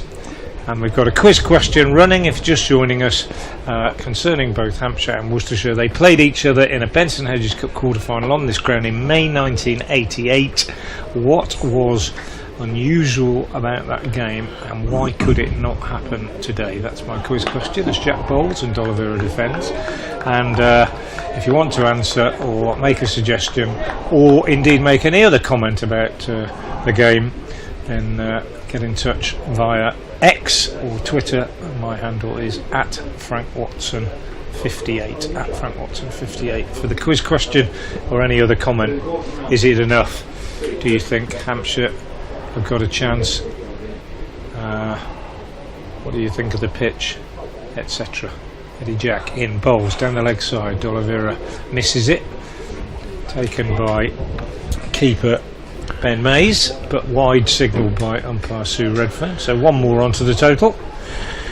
7 without loss. 7 wides bowled by Worcestershire, plus there was a no ball, went for 2. And an estimate from the crowd about 2,250, which is pretty good. Decent, yeah. It is. Plenty of spaces if you're still thinking about coming down. Left alone, end of the first over. 195 the target, 7 without loss the score. Yeah, it's £1 to get in for under 18s. It's £10 for adults, and why not come down if you're in Worcester? If you're in the Worcester area, come down and watch what could be an enthralling second half of this game. So 7 off the first over. Of course, don't have to be in any hurry. If they bat through anywhere near the 50 overs, unless they get really bogged down, they will surely have won. It's about whether Hampshire can bowl them out. Brandon McMullen, who looked really good with the bat until he played a loose shot to get out, is now going to show us what he can do with the ball. It's his county debut, but he has been playing senior cricket for quite some time, played lots of internationals for Scotland, a total of 58 across the 2 white ball formats. So he's a debutant but not a rookie, you might say. Wicketkeeper's going to stand up to him. Maybe bowling to Isaac Mohammed. Yeah, but for Hampshire, it's all about getting wickets, isn't it? They're not going to be able to contain Warwickshire indefinitely, you wouldn't think. Might frustrate them, but ultimately they'll have to bowl them out, surely. That one is just pushed back to the bowler for no run.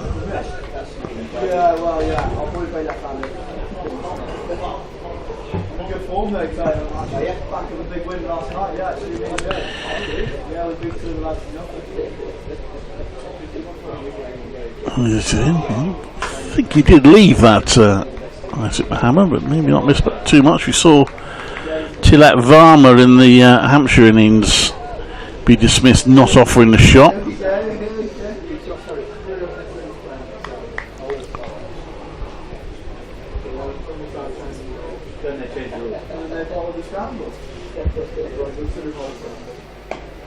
Solidly defended by Isaac. Worcestershire looking to make it 2 wins and a tie from their first 3 games. Remember, they play 8 games in total in the group. The general wisdom is 5 wins, especially if you've got either a no result or, in the case of Worcestershire, a tie in one of the other 3 games should be enough to see you through. That's driven to the covers as no run. One thing that slightly mystifies me, Frank, is that both in this competition and the T20, it used to be 2 points for a win and 1 for a no result. Now it's 4 points for a win and 2 for a no result, which is exactly the same. So when I first saw, I was led to believe that a no result would be 1 point and a tie would be 2, but it isn't. So quite why they've changed it, I'm not too sure. Anyway, let's play. If anyone knows, let us know. Let's play back to the bowler. There's no run, because it literally makes no difference at all. No, it's bizarre, that, isn't it? That is bizarre. It's like saying, what's it like saying?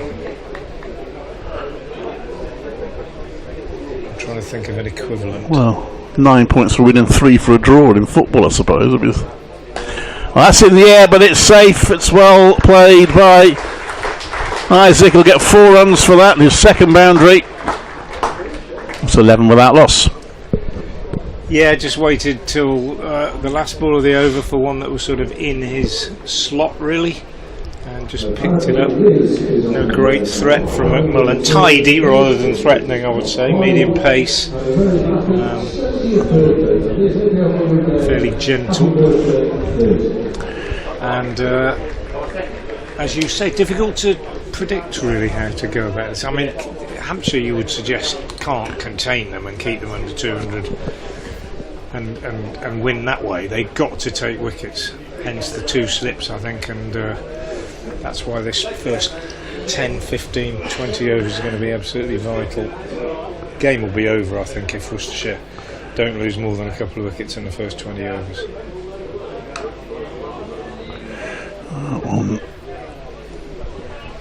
Would you agree? Yeah, definitely, yeah. Yeah, well, yeah, I suppose there's always a chance you suddenly get a flurry of wickets in mid-innings, but it might be difficult for Hampshire fielders to keep believing if they don't get early wickets.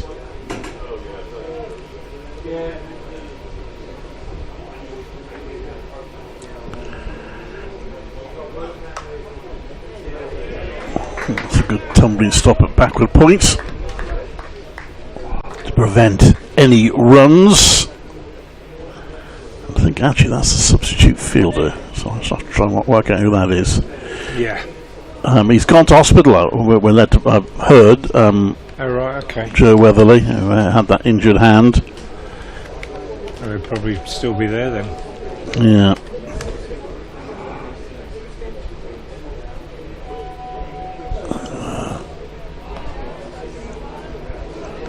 That's left and there's no run.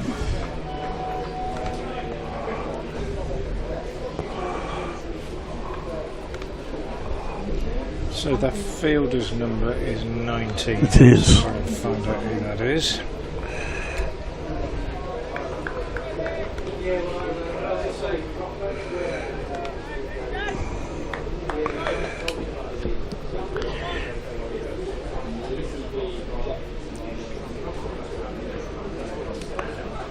Oh, that goes past the outside edge.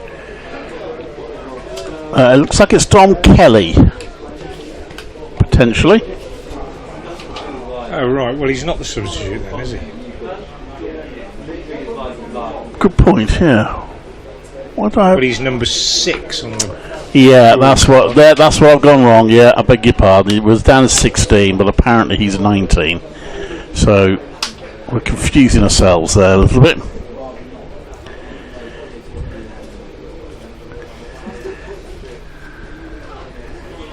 That's left. Don't know. I'm not sure that. Maybe Tom Kelly isn't number 19 anymore, because I don't think that does. No, it says Middleton. There we go. We finally got it right. Middleton. So he is 16, Tom Kelly. He was once 19. And he is. The number is there, but it's covered up. I thought Fletcher Middleton was 9. Fletcher Middleton, opening batter, usually plays in the Championship. Yeah. It's not a bad substitute fielder for Hampshire to have available. Well, that's a good shot. And Oliveira gets off the mark with a nice cover drive, a little over pitched by Jack, and it's through, covers for 4. Yeah, so boundary off the last ball of that over, boundary off the last ball of the previous over. Worcestershire ticking along nicely, 15 without loss off 3. Earlier today, Hampshire 194 for 9, effectively all out with Joe Weatherly being injured, and a career best and competition season's best for Ben Allison, 6 for 35 from 9.5 overs. As we begin the 4th over, McMullen on debut made a very nice 29. Just pushes this out on the offside, and there's no run.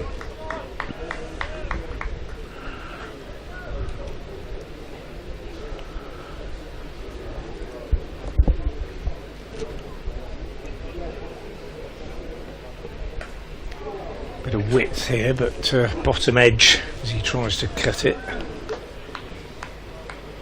Huge potential, Isaac Mohammed, when you watch him, Clive. 17 years old, really quite exciting. Worcestershire have also recently given a contract to Dan Latigan, who's actually in the squad now for the rest of this competition. There's another very promising left-hander. This one is driven by Isa, straight down the ground, just for a single. Good sprawling stop at mid-off by Dom Kelly. Yeah, it's great to see such young talent. I suppose the question is whether Worcestershire can hold on to him if he continues to impress. But yeah, he's played some nice shots already. Well, I think, you know, and Latigan, who's a big, strong left-hander, coming in as an overseas player for probably, I think, for 1 more year, and then he'll be qualified. He's a young man. He's another very promising and quite exciting prospect. Nicely played by Oliveira off the back foot.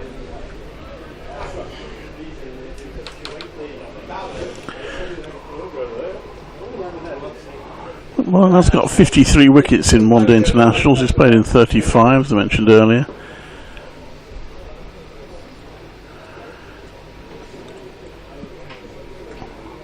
Has got a fifer as well in ODIs.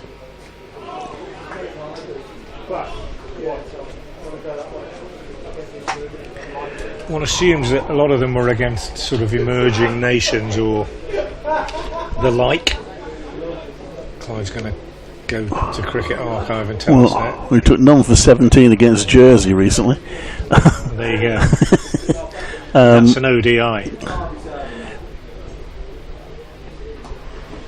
Nice shot from D'Oliveira, but straight to the fielder at back. To be fair, that was a T20. But he did take, well, he took 3 for 40 against the Netherlands in June in Dundee in an ODI. Yeah. Which is. But what I mean is. I know what you're saying, absolutely. Not Understand that. Test nations, are they? End of the over. Tidy. Just the 1 run came from it. 4 gone. Worcestershire 16 without loss, requiring 195 to win. Eddie Jack will continue from the Dignity end. Big, strong man. Quite a contrast to the other opening bowler, McMullen. Jack, big, broad-shouldered, hits the deck hard. McMullen, slim, medium pace.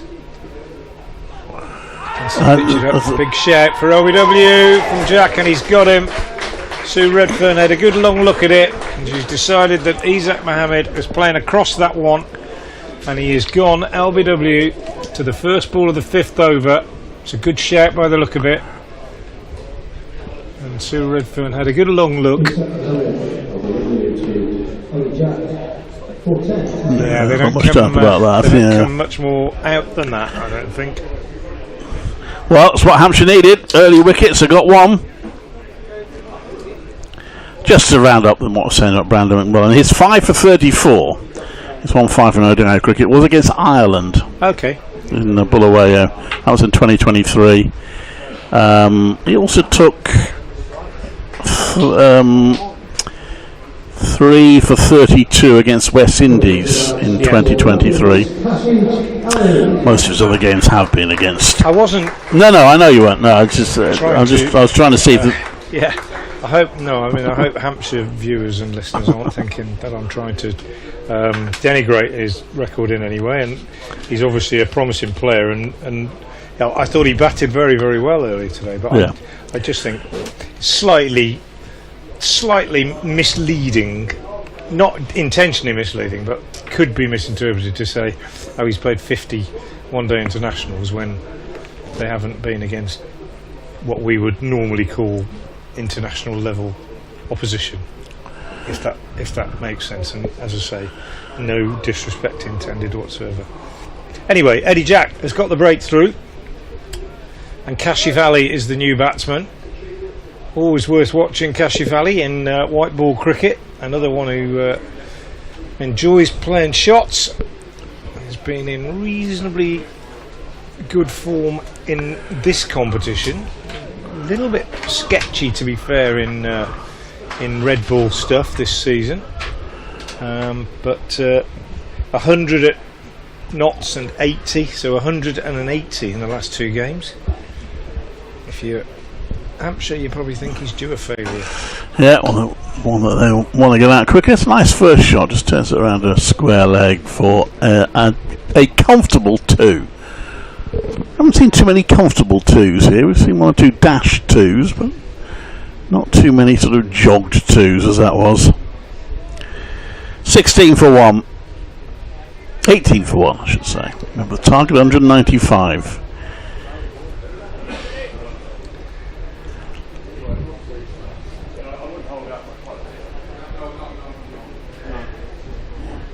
Jack, just plays back to that. Get the binoculars on that Kashif grip, Clive, and see if you've ever seen anything like it.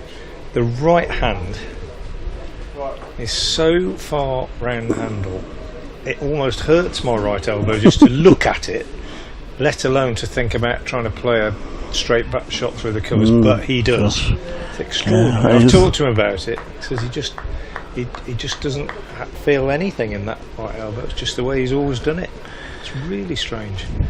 What it does mean, if he drives this one, is that he's beautifully set up to clip the ball through mid-wicket, through the leg side.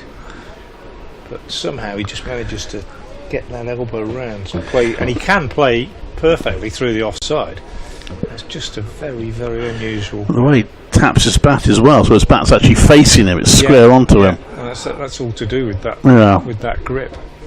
I was talking to Marie Kelly about it, whose partner Tom, good Yorker, well played. His partner Tom Brown is the chief exec of the South Asian Cricket Academy that's produced Kashif and one or two others that are in the county game now, and I mentioned it and she immediately said, oh absolutely, first thing we noticed when we saw him was how strangely that right hand holds the bat, and when he takes his hand off, look, he tends to hold the bat in the bottom hand, whereas a lot of people, when they hold the bat at the non-strikers end, they hold it in the top hand. Nicely bowled. Good over from Eddie Jack. Picks up the first wicket. 2 runs came from it. 18 for 1 off 5. So, 1 early wicket for Hampshire.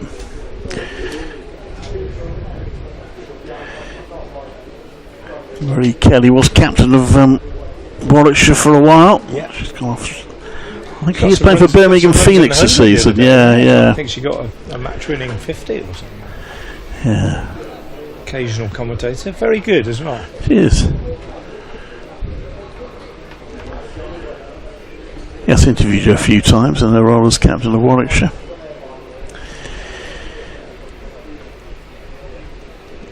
I did, first time I interviewed her, I did talk about that. The only problem when I hear her names, I can't then get that song out of my head, the Kelly Marie song.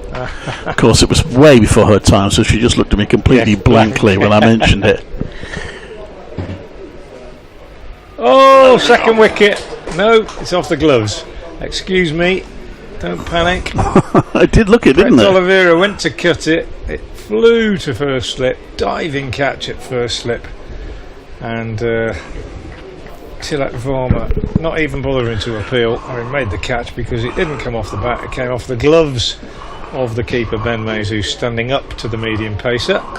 Oliveira bowls, and this is pushed out on the offside. And I like this now from Brandon McMullen and from Nick Gubbins, because McMullen is settled into a tidy rhythm.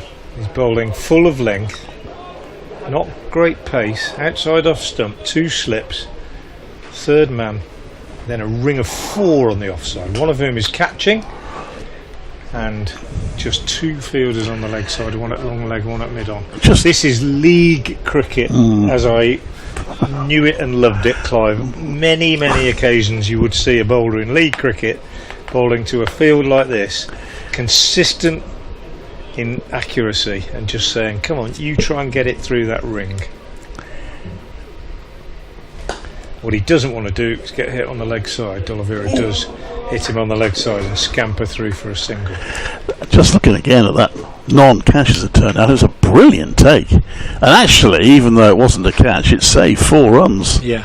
He dived to his left, and had it been a catch, it would have been an absolute blinder. But seriously, what we're looking at here, you will see up and down the country in Premier League cricket, like Lancashire League, Staffordshire League, Yorkshire League, Northern League, a ring field on the offside, medium pacer, moving the ball away from the right hander, 2 slips, only 2 fielders on the leg side, nagging accuracy and saying to the batter, come on then, take it on, you reckon you can hit it through there? And he might get away with the odd half volley because the batter's holding back, thinking he doesn't want to hit it uppishly. 3 fielders basically placed for a catch from an uppish shot on the offside, plus the 2 slips. He's dangling the carrot out there. Kashif leaves this one, I think, taken by the keeper. Very tidy and very old-fashioned, shall we say, or shall we say traditional cricket. 19 for 1 off 6. Just a single off it, a tight single at that. So, having hit a couple of shots early in the innings, Worcester should be calm because they won't have to panic in terms of the overs remaining. It's not an issue. However, just feel the pressure does pile on psychologically if the runs aren't being scored. But they do have time on their side. Brett D'Oliveira not yet shone in this competition this season, particularly 22 and 13. He's made starts. Didn't get a bowl today. Only Feta Singh bowled spin for Worcestershire, and Eddie Jack, the wicket taker, will continue from the Digless end. Tall figure. Oh, it's a leading edge and it'll be just short.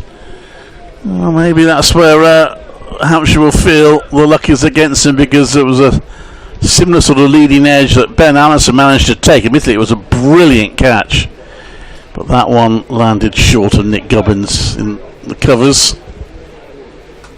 Yeah, so maybe the pitch is not quite as straightforward as it might appear at times. The odd one just stopping, perhaps. And shouts of anguish as it goes around to the leg side.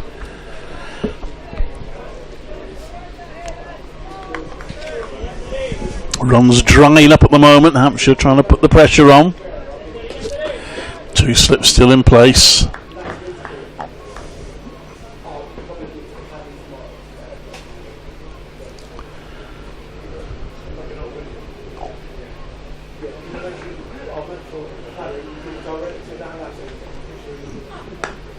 Won't get a run there, D'Oliveira. Hampshire trying to preserve their 100% record. They've got their work cut out, having made just 194. Umpire Sue Redfern is just looking at the follow through of Eddie Jack. I don't think she's actually said anything to the bowler at this point. Just checking that he's not landing his feet where he's not supposed to.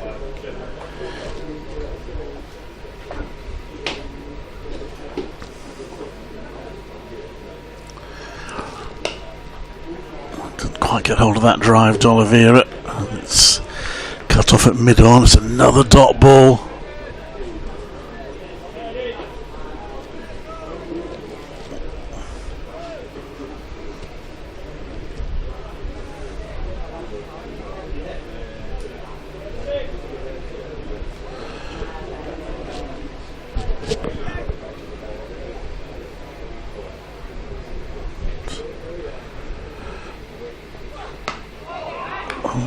See, D'Oliveira's just desperate to see if he can get a quick singles. He turns that around to mid-wicket, but it's not to be had. Quickly pounced on by Dom Kelly, who we have established is number 16.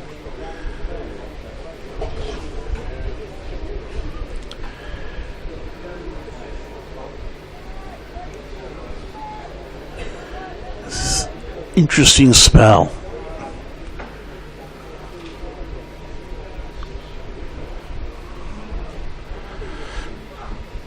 Well, that I think will be a wide. It is. Good take by wicketkeeper Mays.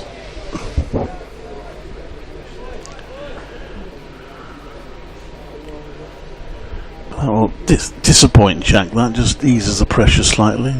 Free run, 20 for 1.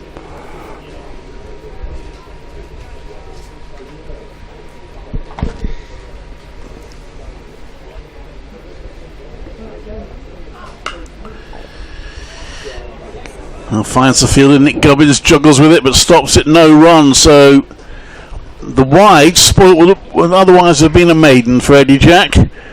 20 for 1 after 7 overs. The target is 195.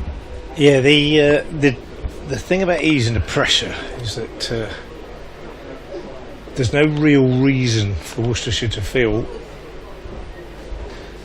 the pressure they would if they were chasing 275, 300 to score in the early overs, or even if they were batting first to score in the early overs, because they know that they haven't got to score at a great rate.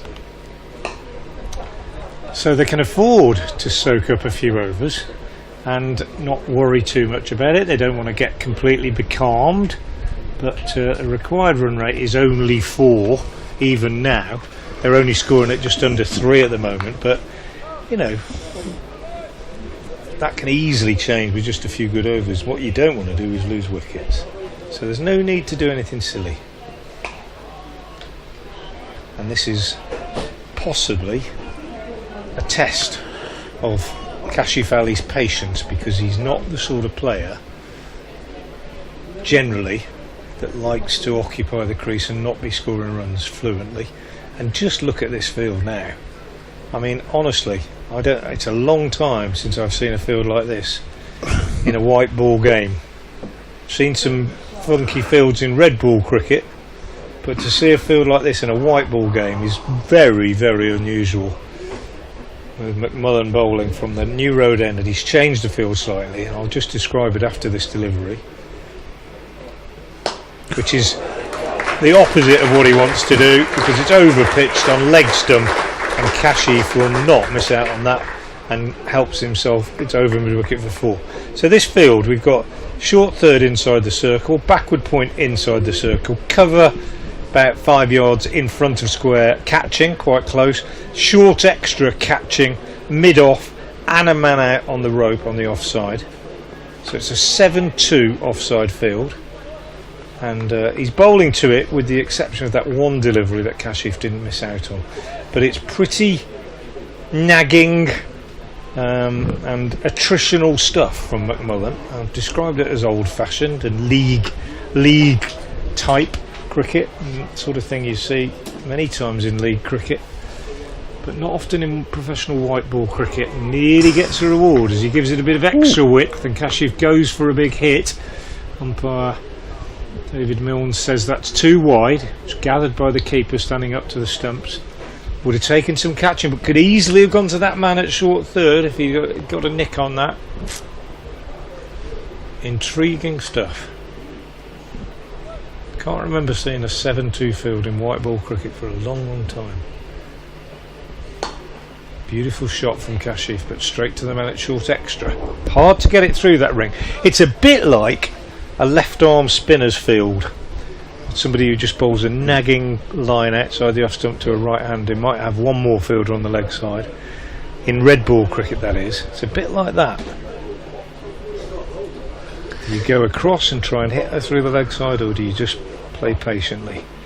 McMullen in, bowls, Kashif steers it down behind square on the offside. Interesting passage of play, quite unusual. 25 for 1 at the end of the over. So it requires nagging accuracy from the bowler, and he just slipped up once. He slipped up twice as well. The wide, maybe the wide was slightly overcompensating, but 5 runs off the over in total, including that wide, the one scoring shot from Kashif Ali. 25 for 1.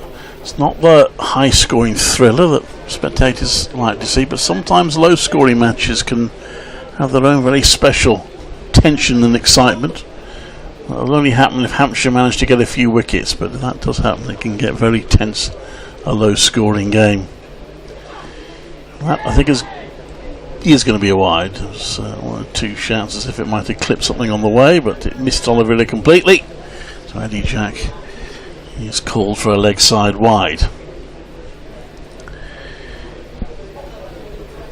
He has 2 slips in place. He's got to field it down at third, and then 3 inside the circle on the offside. Only 2 boundary fielders allowed, of course. The other one's down at a long leg. Still in the power play. Should have some scores from elsewhere. Yeah. Warwickshire, close to your heart. 283 for 9 they made against Kent, and Kent in reply are 12 without loss very early on, and runs down the card really. Kai Smith, another useful 50, came to the fore in this competition last year against Worcestershire with a brilliant 100. Worth mentioning Vanch Jani as well. 42 as well. Yeah. He's come from the South Asian Cricket Academy. Yeah, he's made a good start, hasn't he? Anyway, so Kent 12 without loss in the third over, needing 284 to win that one. Durham made 387 for 4 against Middlesex. Lease 138 not out, the anchor. Beddingham, who else? 107. Ackerman, 53. All Road, 63. 387 for 4 in 50 overs. Wow. It's going to take some getting. This one, oh, it's gone past Some pace in the the side edge, yeah. Was some pace. He's nudged it did Dolivera, goes past the outside edge.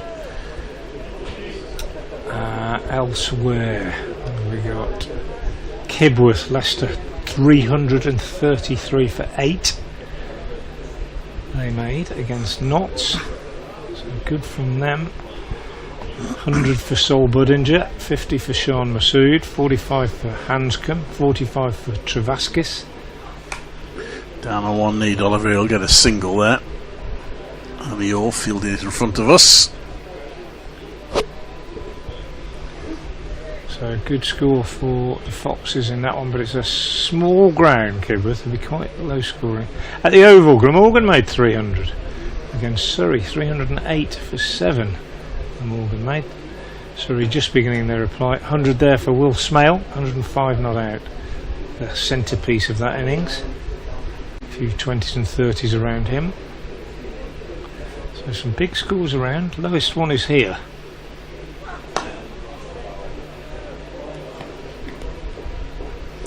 The York length delivery dug out there by Kashif, who's playing within himself at the moment. He's on 6. Batter's constantly chatting. I'm sure they'll be reminding themselves that they don't need to do anything silly. A few maidens wouldn't be the end of the world, as long as they're not wicket maidens.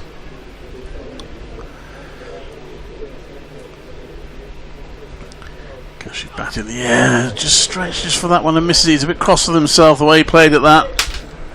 He misses it.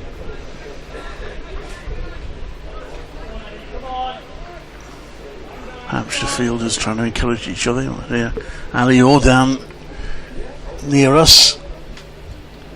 Right now they're still believing. Yeah, every reason to. I think making Worcester work really hard here. Getting these Yorkers in with great regularity. Good plan, I think, from Hampshire. They've got their act together out there. They've probably said what they're going to do. We're going to go out, we're going to make it hard for them to score every run. That's exactly what the sort of thing that you would say in the huddle, you know, before you go out with this many runs on the board. It's not easy to defend a low score. We've got to make them work hard for every single run, and that's exactly what they're doing. And McMullen in particular is basically thrown down the gauntlet really to both these players and said, look, if you want to try and hit it on the leg side, you can. Change of bowling then with Tom Kelly. Change of the field. McMullen having bowled 4 overs for just 11 runs. Kelly with a similar field, but keeper now standing back, and he's got 4 on the leg side, 1 out on the boundary, 3 saving 1, 5 on the off. He's in. He bowls completely different type of bowling altogether, and he's unlucky. His first ball is cut at by Dolivera, too close to cut, bottom edge, past the keeper down to a fine leg for 4. But Kelly just bowled 1 delivery and can already see that he is not going to be doing what McMullen did, which was to sort of float the ball up there. He's going to be hitting the deck with the ball, banging it in quite hard, and that is totally different. Third man is back. 4 men on the offside, but only one of them really catching. He's in and bowls, and this one is pushed out on the offside. If anything, a little bit fuller, but a much more loose-limbed, sort of slingy action than the measured McMullen. He's a teenage bowler. He's got Adam Hose's number. I haven't got him out in the championship match at Southampton for 266. Yeah.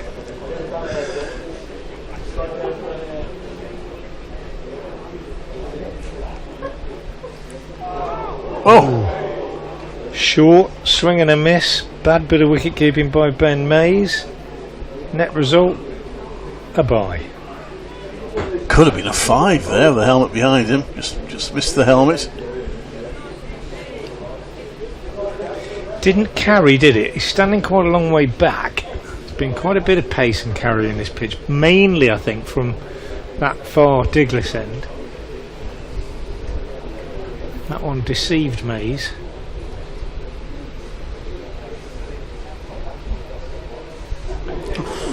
Goodness me. I thought I'd woken up, gone to sleep and woken up in the park. Yes. He does do this every now and again, Kashif. Just a complete rush of blood.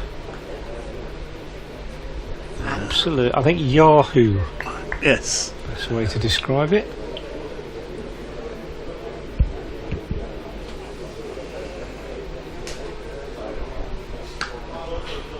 That was a much better shot. Doesn't get him any runs. Straight to a fielder, but beautifully played. He's so good to watch, Kashif, when he plays cricket shots. Beautiful striker of the ball, but occasionally just loses his shape a little bit.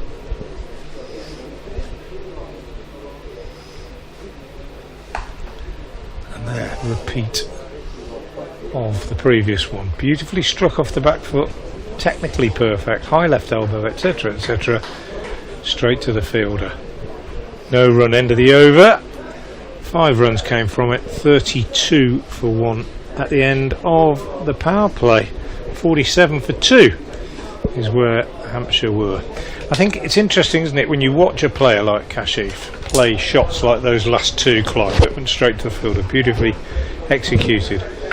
And then you watch somebody like Joe Root, who is obviously arguably best 2 or 3 players in the world, but he's reached a level now where he doesn't do that very often.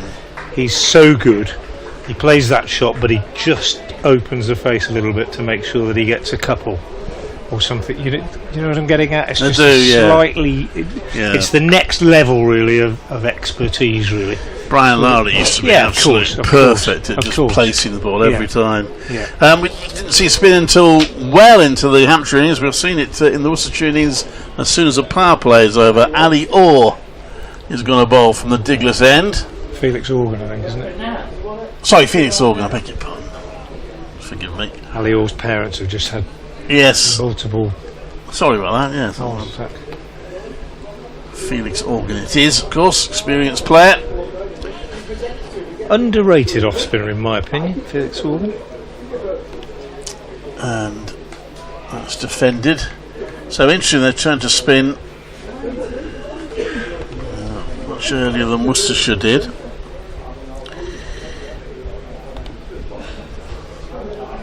.26 of age now, Felix Organ. Oh, he's come down the pitch there, D'Oliveira, and just pushes it away for a single. It's 37th list day game.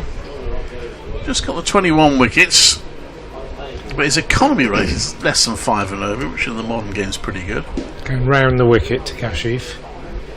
He did bowl a bit in the championship game a couple of weeks ago on this very ground. Kashif can't quite turn it around. His pass ends up playing it back to the bowler, makes a good stop. 16 overs, 2 made and no wicket for 49 in that game in the first innings. 7 overs, no wicket for 36 in the second. Oh, shouts a catch, but he's managed to bisect the fielders on the boundary. There's an attempt to stop it by Dom Kelly, but he ends up diving over it, and he'll get 4 runs there. Just for a moment, Hampshire were interested, but it wasn't a chance. Kelly might be disappointed he didn't manage to stop it, but it's 4 runs.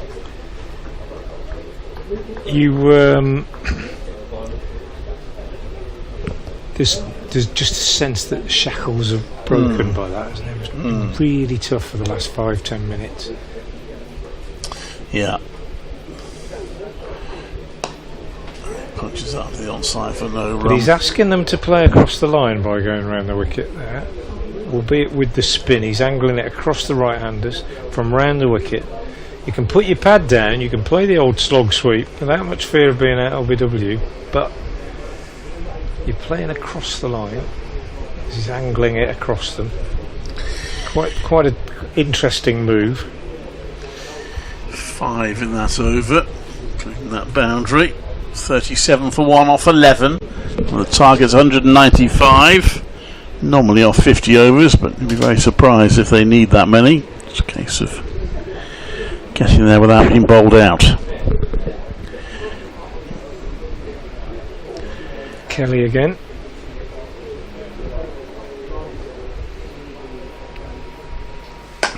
Yeah, that's rubbish, isn't it, really? Banged in short, halfway down, and D'Oliveira not going to miss out. I said you make sure you pick up your scoring opportunities, and if the shackles were partially loosened by Kashif's sweep, they are well and truly removed by that slap from D'Oliveira for 6 over mid-wicket. So just a rank long hop. Only 1-6 in the whole Hampshire innings. That was very early in the innings.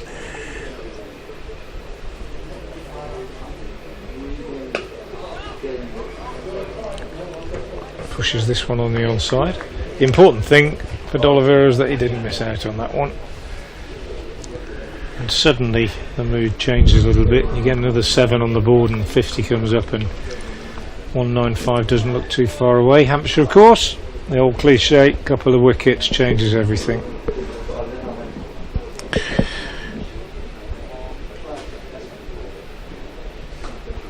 Ooh, absolutely cracking shot from D'Oliveira, but straight to the fielder at backward point. Good diving piece of work by him. I think it's Fletcher Middleton, substitute.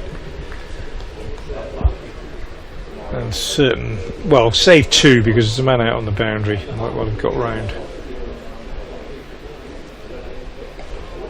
The ledge down to third man for a single off this one.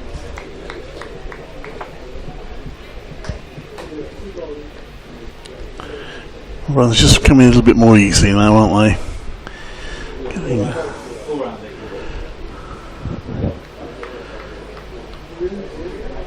the old boundary, the old single.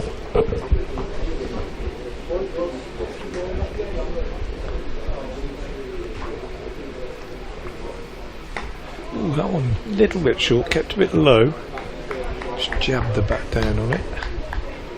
Just the one really loose delivery in this over from Kelly.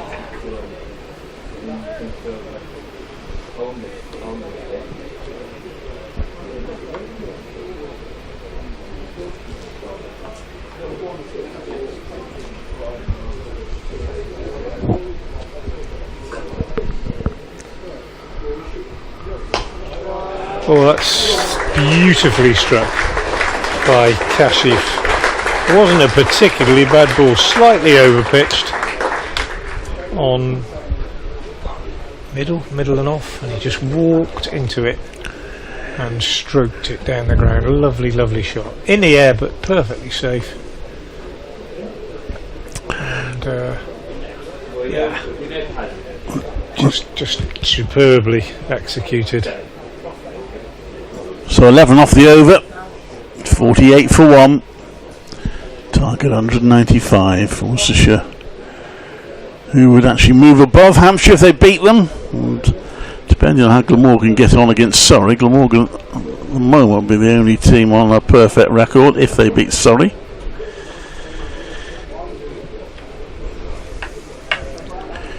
But Worcestershire would be unbeaten if they win this. We got that one tie. That's a single to D'Oliveira off Felix Organ, continuing from the Diggers end down at third. It looks like Andrew Neil might be preparing for a bowl. Hampshire in need of wickets pretty soon. Oh, that's a ramp shot, not perfectly executed, but he'll get a single for it, or Kashif. Yes, it was was almost as though he got caught in two minds playing that shot. He was going to play a proper little paddle sweep, and then he decided to ramp it, and in the end he sort of got stuck in the middle. He got a single, there's nobody there behind square. 50 up. There was a peel there, but turned down fairly quickly. Worcestershire's 50, actually, first 50 slightly slower than Hampshire's, because they know how many they need to get. So it took them 74 balls, took Hampshire 70 to get their first 50. Worcestershire losing 1 wicket to Hampshire's 2. It makes room there for the cut shot. It's half stopped by Ali was beating himself up a little bit there for not stopping it more cleanly, but he did make sure it was just a single.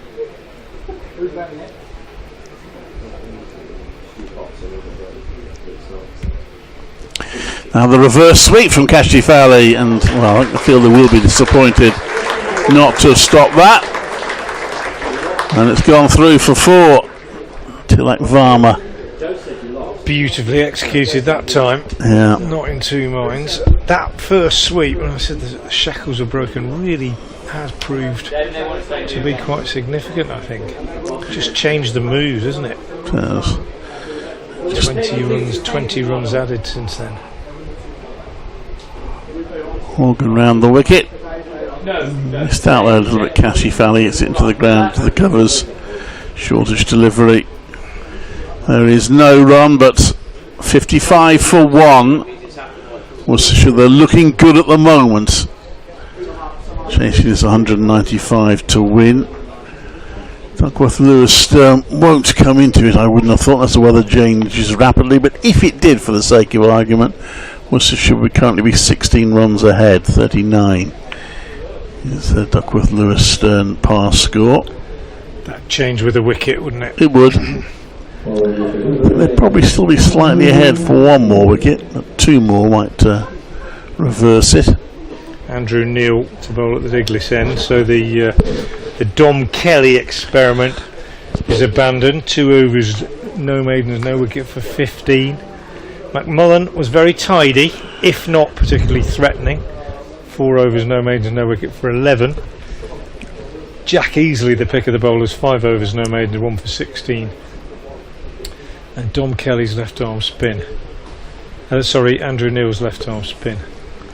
Going to be introduced at the New Road end.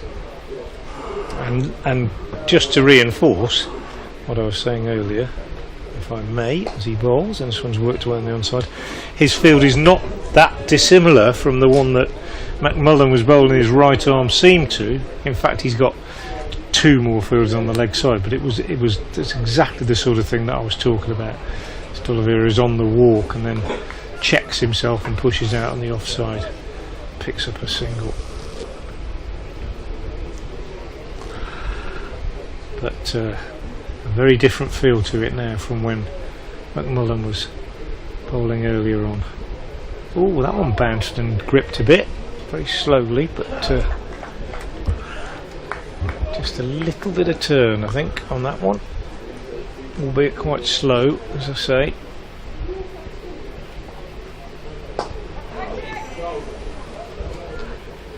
Next one's uppish, but short of mid-on.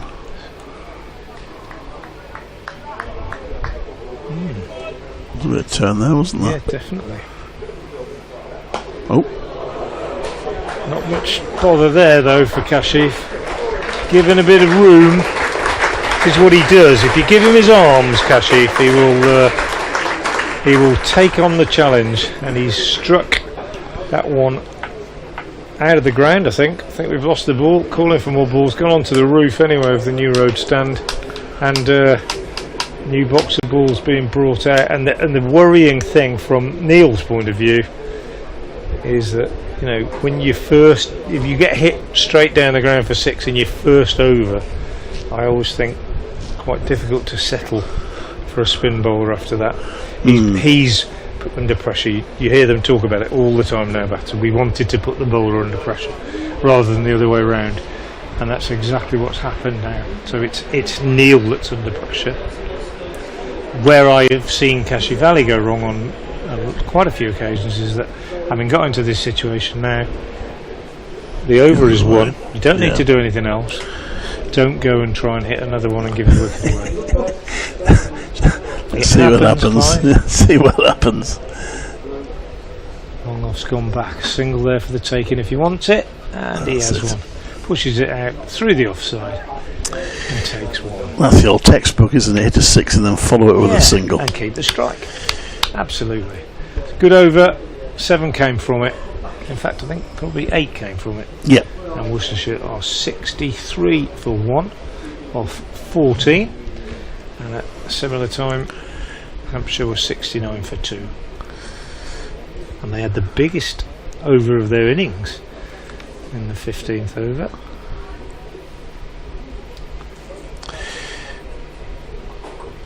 So, Worcestershire looking a lot more comfortable now. Partnership 47 for the second wicket.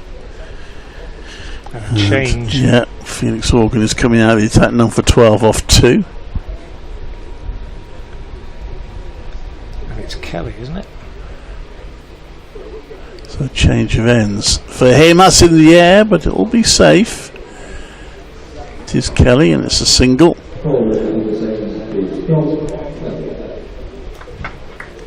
McMullen now down in front of us doing the fielding. One more run. 64 for 1.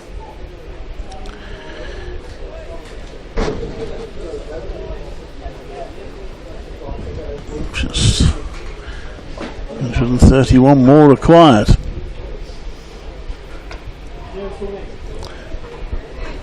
Dot ball there as Andy Hall comes in to field.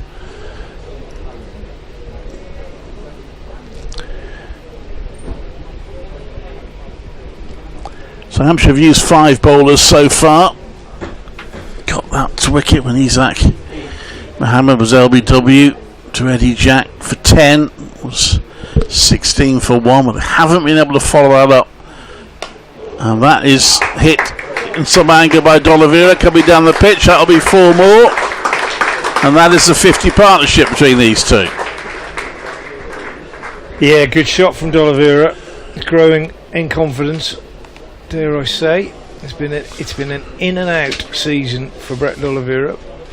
Literally, in the sense that he's had some injuries as well, so he's missed a few games. But 100 in the first championship game. Thereafter had to wait quite a long time for his next 50. Didn't come until the 8th game. And a couple of 50s in T20 cricket. 22 and 13 so far in this competition, but not a vintage season by any means for Brett D'Oliveira. He's been up and down the order, various formats, and has the burden of captaincy as well, but he's always up for it. Well, he's about to face now. Kelly comes in, carves that just past backward point for a single. He's having a look to see if there's a second, but McMullen's onto the ball, so he aborts that plan. But it is 1 more run, and D'Oliveira on to 26. 69 for 1.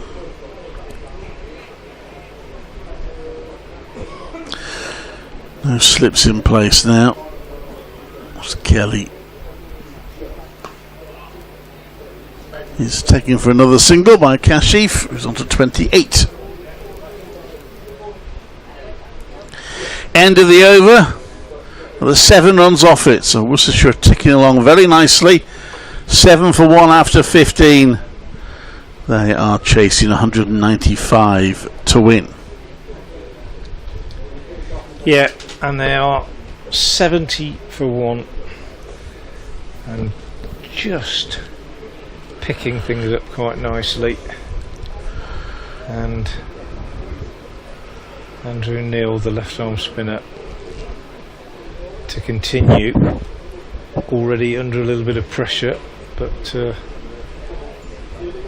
that could change if he can pick up a wicket, particularly the wicket of Kashif, I think, because he's the one who's going to take the assault to the bowlers. 28 off 33 so far.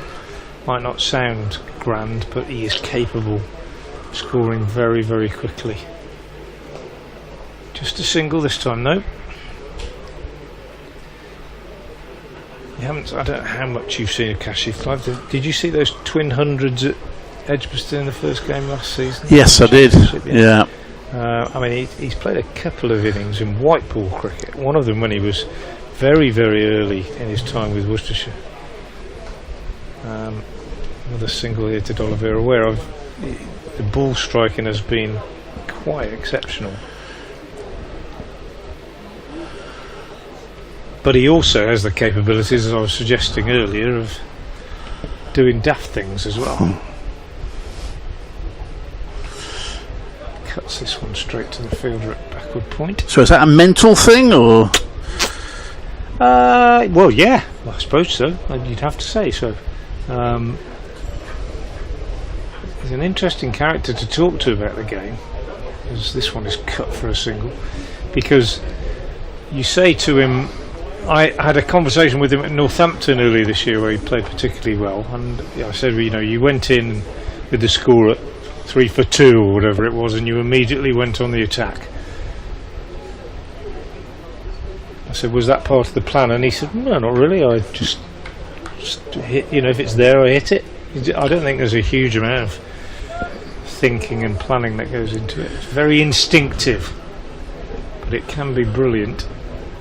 Can be frustrating. A little bit of turn again. It's prodded away by D'Oliveira.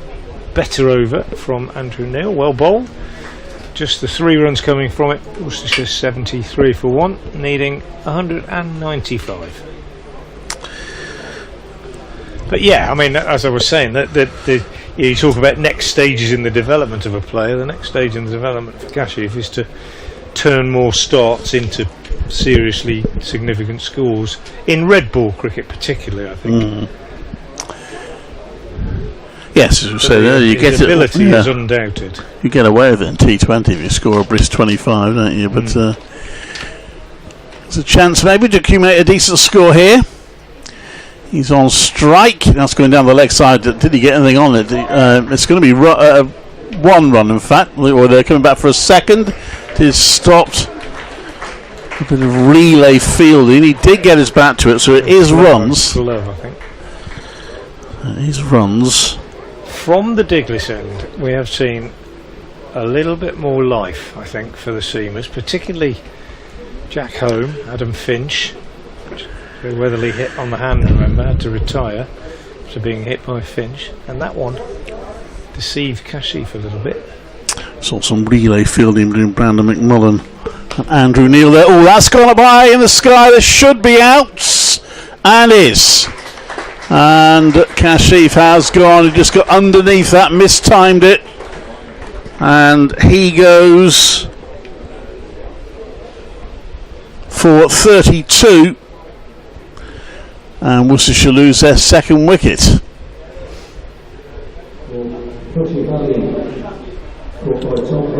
Tom Prest with the catch.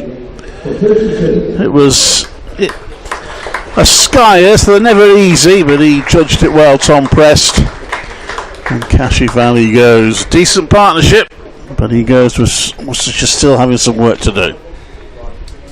Yeah, 59 the partnership for that second wicket, and well, I won't say I predicted it, but it's not the first time that I've seen Kashif make a cameo over 30 and then get out in a white ball game. Jake Libby, probably the opposite of that in terms of temperament, coming to the crease. A man who has been in ridiculous form in the last few weeks. Well, it is, I suppose, tempting fate, but we do tend to talk about he got back-to-back hundreds against Hampshire here. I think he's got 424 runs against Hampshire this season in the Championship for once out. He's made 112 not out and 70 in the previous 2 games in this competition, so he is undoubtedly due a failure. 75 for 2. Just when Worcestershire were getting on top, Kashif has Well, I wouldn't say he's thrown it away, but he's just chanced his arm once too often, really. I just wonder whether he needed to do it, but you know, that's as I say, one way of looking at it. The other way is to say, well, you know, he's playing well, just keep playing your shots. I think we'll see more measured cricket for the next 10 overs or so from these two. Well, Hampshire feel they get Jake Libby quickly. Get them right back in the game. Here he is. That'll be a single down to third. Brandon McMullen fields it. Make sure he throws the ball hard into the ground in throwing it back. Soften it up a bit. Libby off the mark. 76 for 2. Target 195. Here to Sunsoat. Visits Worcestershire New Road. That's going down the leg side for something. And it is runs off the bat by D'Oliveira. Just straying down the leg side, Kelly, and D'Oliveira helping it on its way to move to 31, 80 for 2. Can't afford that, Hampshire. There's not many runs to play with. Just 115 more now required. And that'll be one of them to the boundary rider on the offside.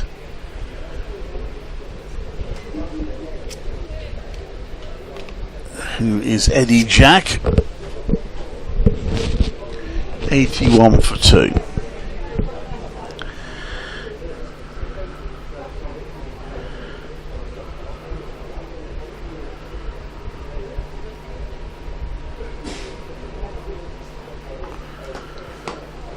Took the pace off that ball, but he'll get a single for it. Jake Libby. Worcestershire beaten quarter-finalists last season. They were really undone by one outstanding performance.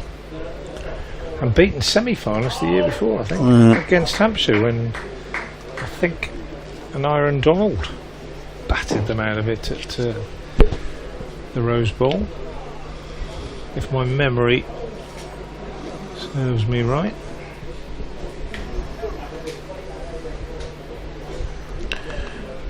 So that was the end of that over. Successful over for Hampshire, getting the wicket of Cashy Valley. Neil starts a new over with a nicely flighted delivery, which again just bites a little bit, just turned a tiny bit, pushed out on the offside by Libby.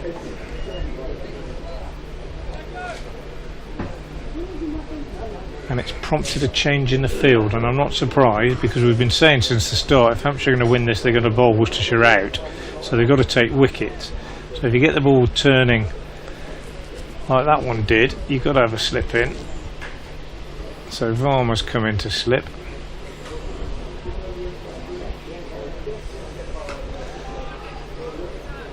Just pushed off the back foot. It's raining at the Oval between Glamorgan and Surrey. I don't think they've had. Sorry, they've only had 5 overs of the second innings.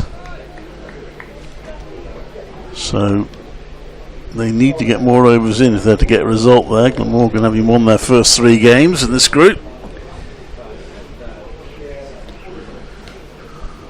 Good shot, straight to a fielder. Yeah, it was a quarter final at Utility Bowl 2 years ago, and Hampshire made 306 in their 50.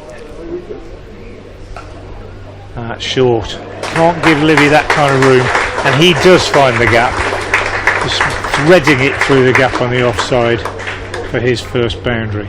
So yeah, 306 Hampshire made, and Iron Donald 115 off 73 deliveries, which was pretty impressive ball striking.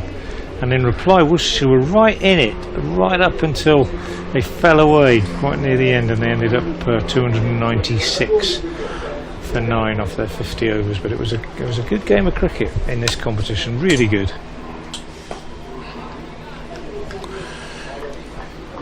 end of the over from Neil. Just the one bad ball in it, but Worcestershire did capitalise. So 4 runs from it, and at the end of 18, Worcestershire are 86 for 2, and by comparison, Hampshire were 93 for 3. Hot day here in Worcester. Chef's just arrived with a couple of beers. Not for us, no, Oh. not for us, sadly. They look very nice and cold, Foamy. and yeah, we'll be Have to wait till you get out. welcome in this heat, indeed. It's Beer in the garden on an evening like this. that's pushed away to backward point as Kelly continues, having got the wicket in the last over. D'Oliveira on strike.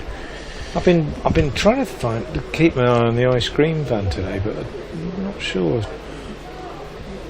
I can't actually see it. Maybe it's behind the stand.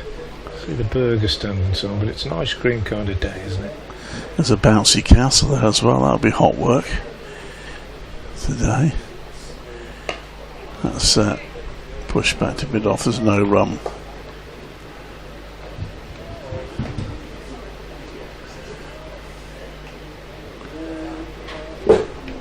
I haven't seen Spider-Man or Wonder Woman. No. We're told they're going to be here somewhere. Nor me. Very disappointing. I thought Spider-Man would be coming down the cathedral, didn't we? Yes. Gets hit in the air, but that's safe. That's over the top of the field at mid-wicket. That's well picked up by D'Oliveira. 2 fielders give chase, and they do get there. It's a good fielding. Yeah, he didn't really get hold of it, did he? Cleared the fielder at mid-wicket, but again, I just got the sense that maybe stopped a little bit in the surface. Didn't quite middle it. Well, if he had, it would have certainly beaten the fielders. But it's 2 more.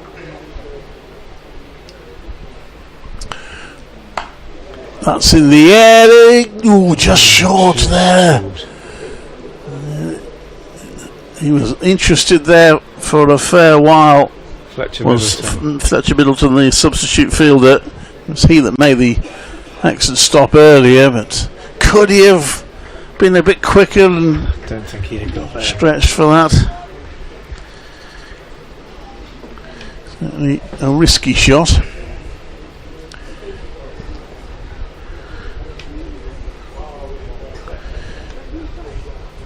And a bit stretching for one.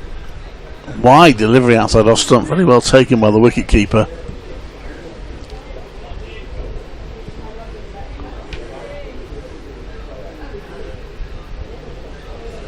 Hampshire again in need of wickets. They need to go bang bang at some point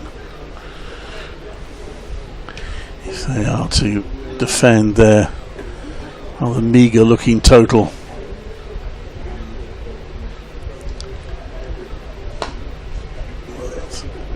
Nicely placed shot by Libby for a comfortable single. 4 off the over. A couple of half scares in it, but Worcestershire remain in a strong position at the end of it at 90 for 2 off 19, chasing 195 to win. Yeah, the thing about this is you get it under 100 that you need, and keep ticking along another, say, 120, 130. You only then need a couple of decent overs, don't you? And the game's over, isn't it, almost?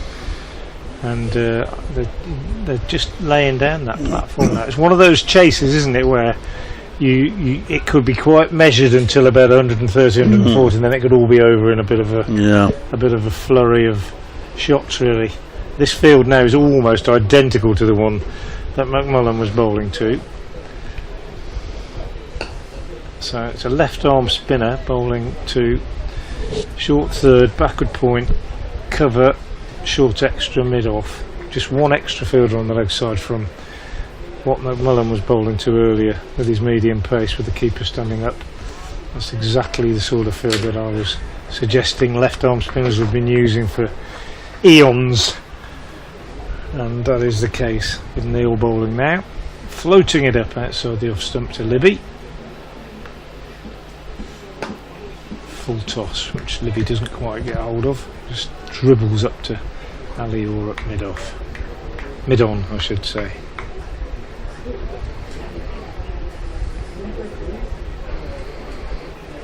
That one's short, turned a bit, but too short, and Libby had lots of time just to punch it for a single off the back foot. But there is response from there, from the pitch for the left arm spinner. If there were a really experienced, wily left arm spinner, and there aren't many around these days, are there really, finger spinners? If Liam Dawson was playing, I suspect he would be making very good use of this pitch. His understudy is less consistent. Pushed for a single again here, but a Norman Gifford might be quite useful out there. Eric Underwood certainly would have been. Phil Edmonds maybe. That sort of a bowler, turning the ball away from the right-handers on a pitch which is gripping. There's no doubt about that, but it's getting it in exactly the right place. That one's not too bad. Bit full, driven by Libby. Good running, as Ali Orr has to move across to his left at mid-on. So the end of the over, tidy, but perhaps not as threatening as his skipper would like. 3 runs came from it. 20 overs gone. 93 for 2 is the total, and at a similar position, Hampshire were 100 for 3. Yeah, Hampshire is fell away at the end. So Worcestershire know what they need, and they know they've got plenty of time to get it. Not being made to find it easy, but still in a good position. Jake Libby will be on strike as Kelly continues. No, he doesn't. It's beg your pardon. Eddie Jack replaces Dom Kelly. I've had a message from Simon. He calls himself Bonsai Simon. How about this, Clive? Because he must have heard me say about having a beer in the garden. Mm-hmm. He says, I'm listening to the cricket whilst creating beautiful bonsai trees in my garden shed in Nottingham. Wow. Sounds perfect. I'd rather be here, Simon, but only just. Eddie Jackie, that's driven, but straight to the fielder. It's a top ball, isn't it? Bonsai. One of my daughters had a little flurry with bonsai when she was young. Didn't carry on for very long, but I remember her getting a book and reading about it and getting 1 or 2 trees. It's absolutely fascinating. These gardens that get created, just extraordinary. I know very little about it. Just miniature old trees, if you like. It's just amazing.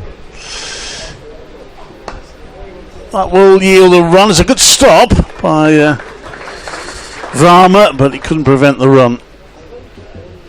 So they create these bonsai gardens, sometimes in glass bottles or whatever, and the trees inside are tiny, but they're old. Right. Or they appear to be old, anyway. So it's like having a miniature ancient tree in a miniature garden. Just absolutely fascinating. Eddie Jack bangs it in short, and D'Oliveira seemed to be through with a shot before it arrived to him. Simon, if you're listening still, and I've just given the most appalling explanation of what bonsai is, then please forgive me. Completely layman's explanation, but there's something just quietly magical about it. It's going to be a single for D'Oliveira. Well, we're enjoying the magic of cricket in sunshine here at Worcester in the One Day Cup. Good old fashioned 50 over cricket. I think we can almost call that old fashioned these days. Well, yeah, some aspects of it have 95 for 2. McMullen's bowling was certainly old fashioned. Yes. Fielding down in front of us now.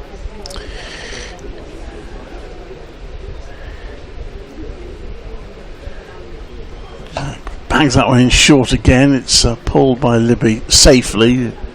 Didn't hit it too hard. Gets a single out to the mid-wicket boundary. And that will do, of course, for Worcestershire singles are absolutely fine. And they are 96 for 2 off 21 overs. So less than 100 now required. They're down to 99 more needed to win. Yeah, and as I say, if they can tick another 20 or 30 off these two without taking any risks in the next 10 overs, say, then I think we might see a bit of a canter then towards the target. But if Hampshire can pick up a couple, they will feel they are right back in it. It's by no means over yet. I'd say if there was a win predictor, it would have Worcestershire in front, but I don't know what win predictors. I can never. I know. Run on a misfield here. I know it's all sort of done scientifically, isn't it? But I look at win predictors at times and I think, well, never. Well, the bookies, that's what they're for, isn't it? I think so the odds can be set. So they don't make many mistakes. Anyway, that's nicely cut by D'Oliveira. These two, one thing they both got is quick feet, Libby and D'Oliveira. So if a spinner who isn't pushing it through, like Andrew Neil at the moment, if he errs in length just slightly, they're both pretty light on their feet, and particularly if it means getting onto the back foot, they can get back and work it away through the covers. Good bit of fielding off his own bowling by Neil.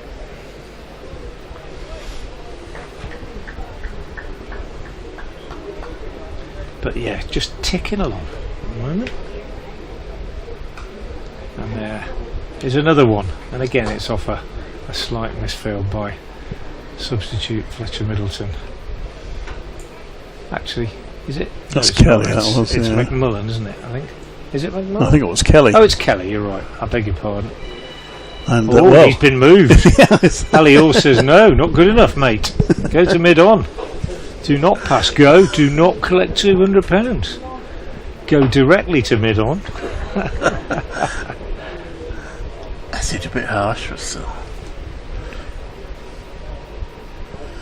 Neil in bowls, and Libby turns this fine error in line really by the bowler, and has tickled it down to fine leg. So 2 runs, which brings up the Worcestershire 100 at the end of the over. 101 for 2. 5 runs coming from that over. So they need just another 93 runs to win. They've got all the time in the world. But after what happened to them at Welbeck last week, nobody in the Worcestershire dressing room is going to be counting any chickens.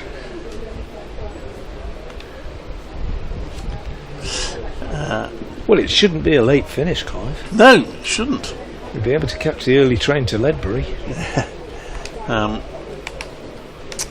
So 100 up then in 132 balls.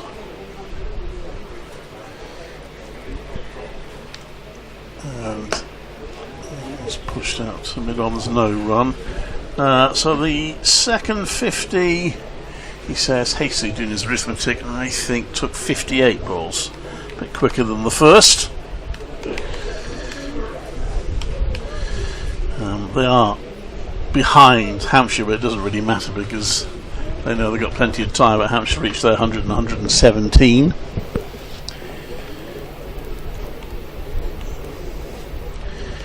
As Jack is in, and again Libby just expertly turns that round to square leg for a comfortable single. A man who appears to be comfortable in his work, Jake Libby, yeah. I think, at the moment. Best golfer on the staff. Is he? And also, and you will not find this hard to believe, the best snooker player by a very, very good snooker player. A man who owns a full-size table. I think so. And there aren't many of those around, unless they're publicans. All round to his house for the end of season social then. Yeah, into his garage, I believe. Okay. He hasn't got a house that's quite big enough to I don't know. have a snooker and know what it's about. So I haven't been. get I've straight only to the heard. wicket keeper. I have told the story several times before, but it bears telling again, especially for Hampshire listeners.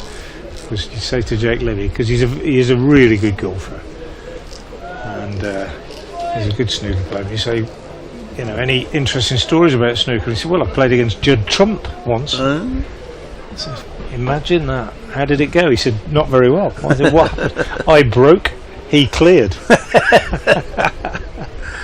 True, apparently. That's Brett Oliveira on strike now. That's So well keeps out bowled. a Yorker. Attempted Yorker, I suppose. Since he Bowled got well, that. hasn't he, Jack? Yes, yeah. He's easily the best of the bowlers, I think. 1 for 20 in his 7th. But the trouble is, he's in his 7th. They need to get a couple Brought more him back wickets here first, and yeah. hope that he can break this partnership.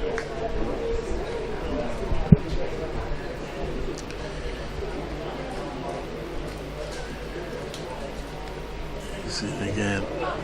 And that will be a run for D'Oliveira. Yes, it would be wrong to say this is easy for Worcestershire, but it's pretty comfortable at the moment. Yeah. They They need 41. to. I mean, what you know, you can imagine the conversation in the middle, but it will all be about focus. Stay focused. Do not throw away this good position.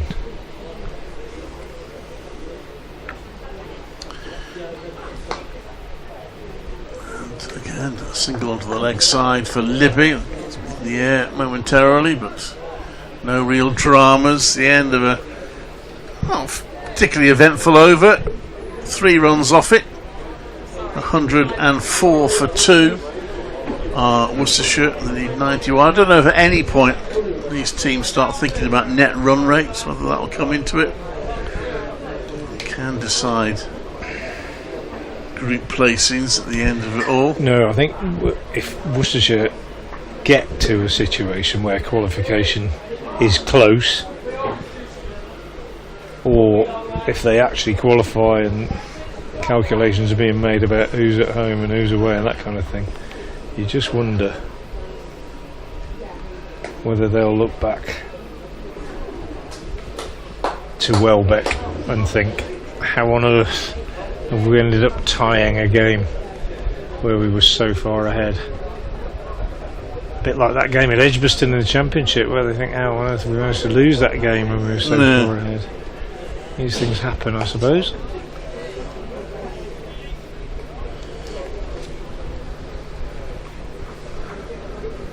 First one he's really pushed through, Neil, that last over, that last delivery. Oh, that's beautifully bowled. That really is. He walks away with his head in his hands, and no surprise, because he's turned that one and it's gone past the outside edge into the gloves of the keeper. Absolutely beautiful piece of bowling. Followed up by a short one that he gets away with.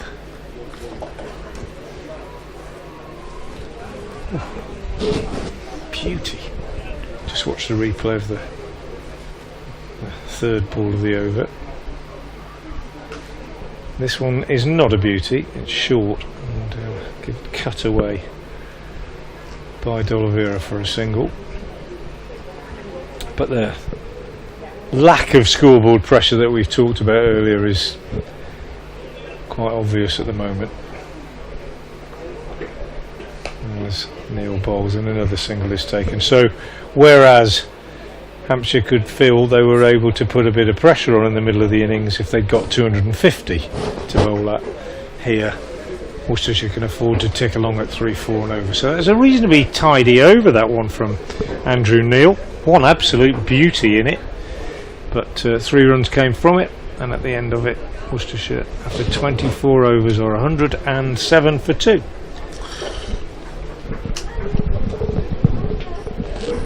And Eddie Jack will continue. He's running out of overs to try and make the breakthrough. He's got 3 left, including this one. No slips in place for him. As he comes in to bowl to Jake Libby. Bouncer. Libby gets over that. It's a dot ball. Time for the answer to the quiz, I reckon. Do you reckon, Clive? Yeah, I think normally so. Mid-afternoon. So I asked the question this morning and had a few correct responses. In 1988, in May, Worcestershire played Hampshire here in the quarter-final of the Benson Hedges Cup. Hampshire won the game.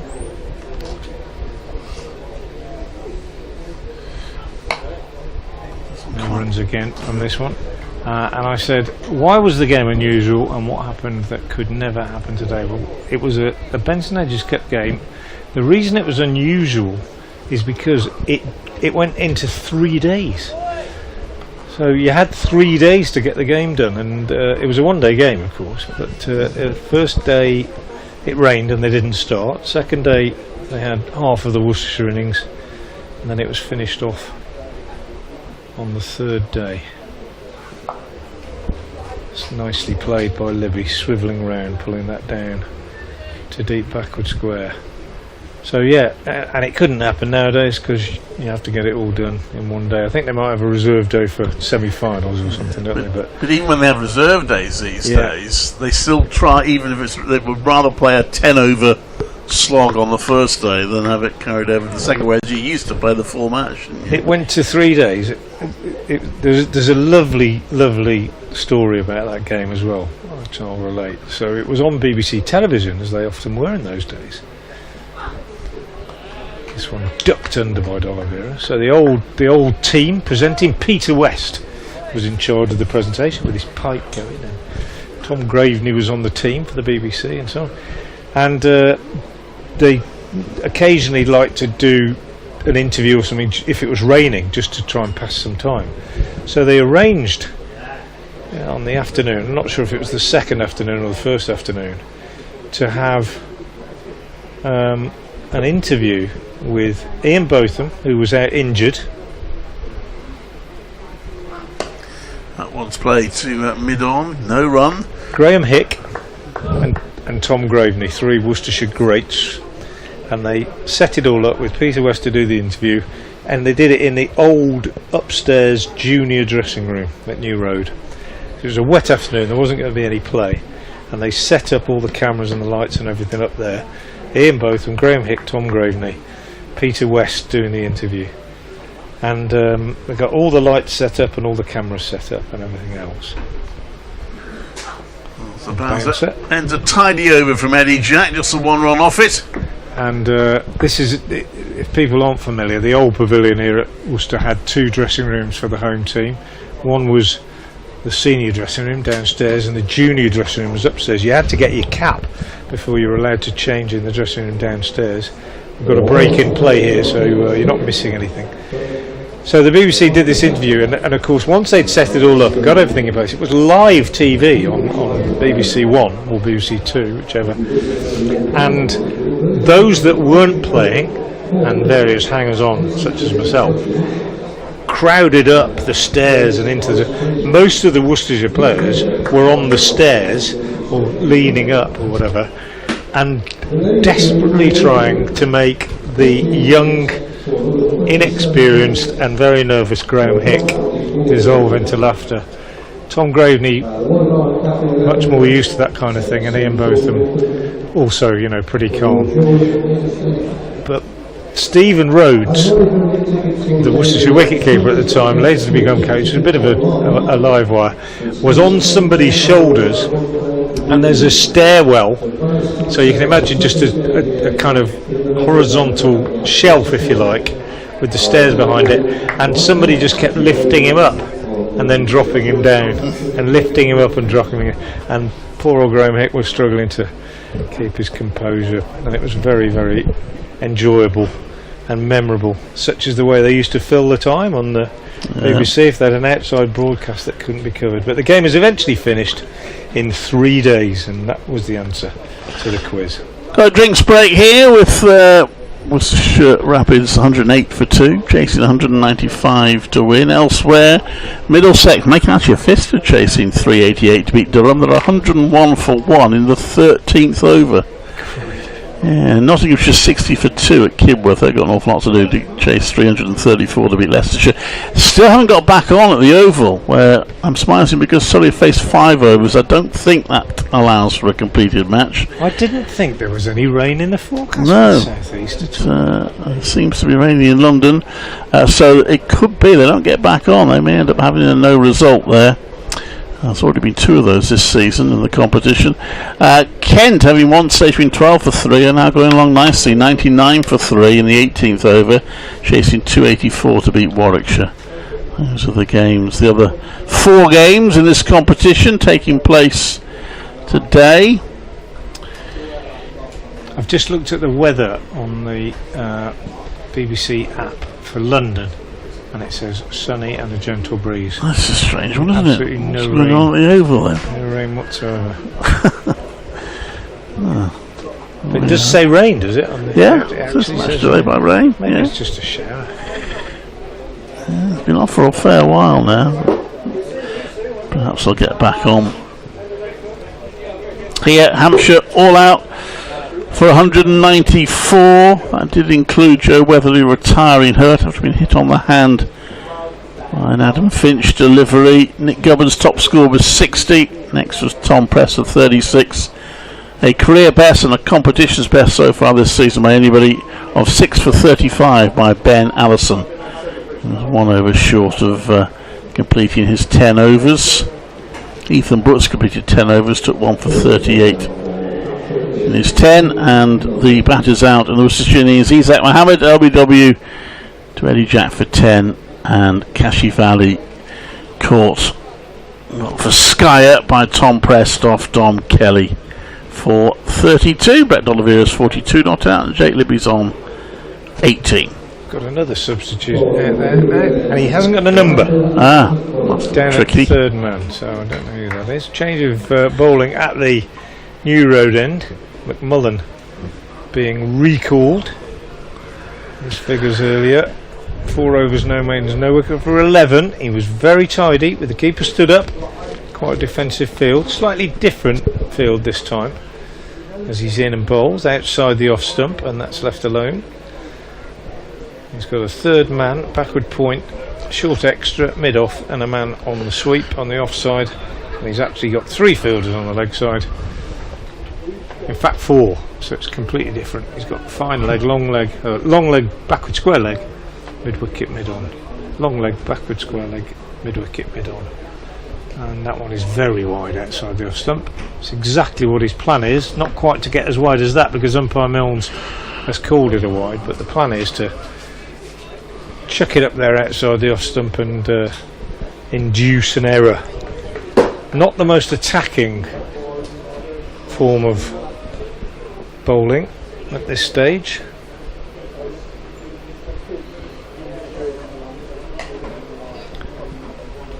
But if he can frustrate them, break the partnership, it might just open the door. But we've said right from the start, Clive, that it's not a target you can defend, so you've got to bowl them out.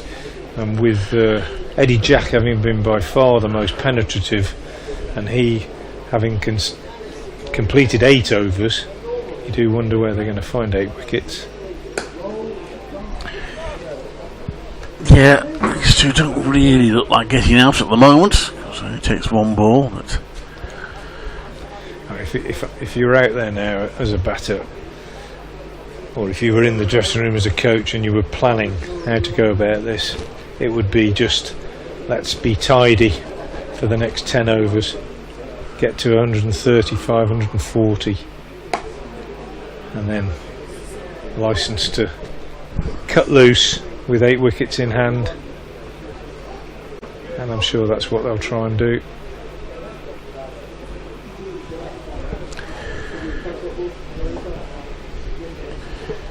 yes, they're going about this well. These two, plenty of experience, of course.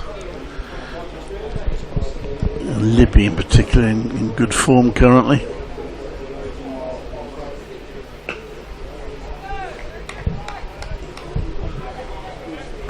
to the bowler for a dot ball. The dot balls don't really hurt Warwickshire. Yep, Worcestershire, beg your pardon. You would do that at some point They today. don't know Warwickshire at all. No, they don't. But they don't hurt Worcestershire either.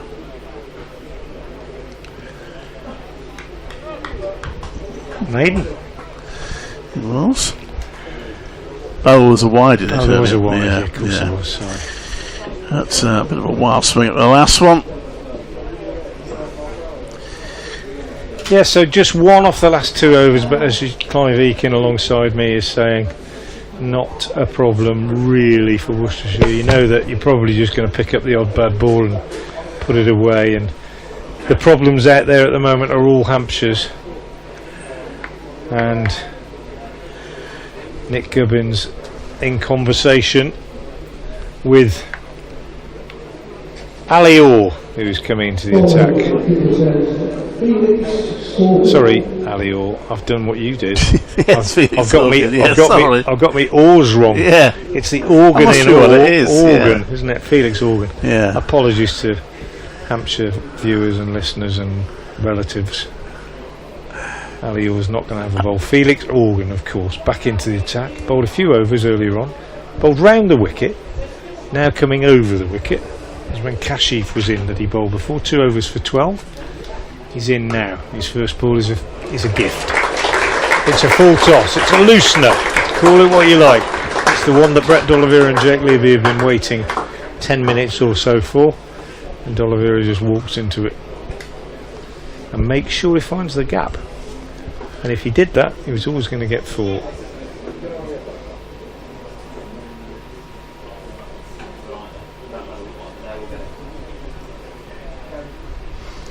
Next one is cut.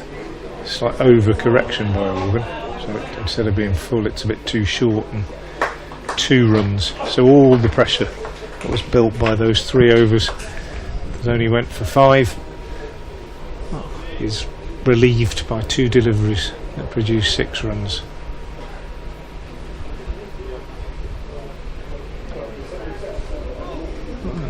D'Oliveira perhaps a little bit ambitious, cutting one that's too full and too straight, and misses it.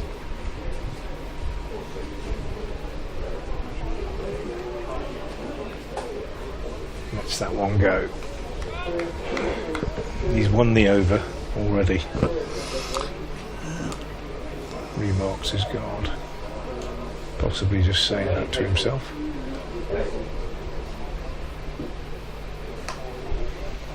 I'll get another one here.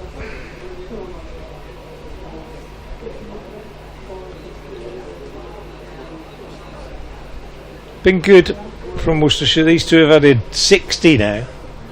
Sorry, 41 for this third wicket, almost without much ado, really.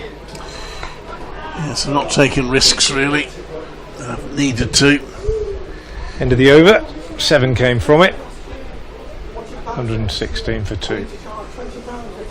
So, working their way towards their target, which should make it a very good start to the competition for them.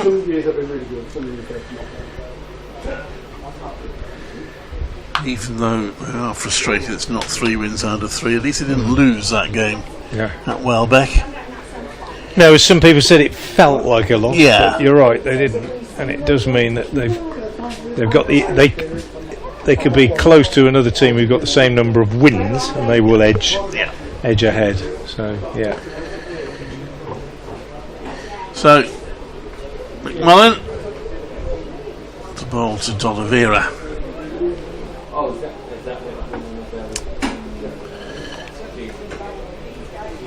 Will slip in place. No run there.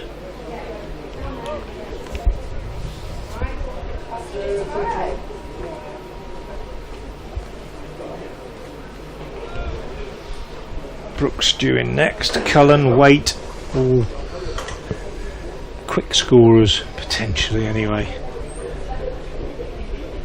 So these two just trying to lay the platform.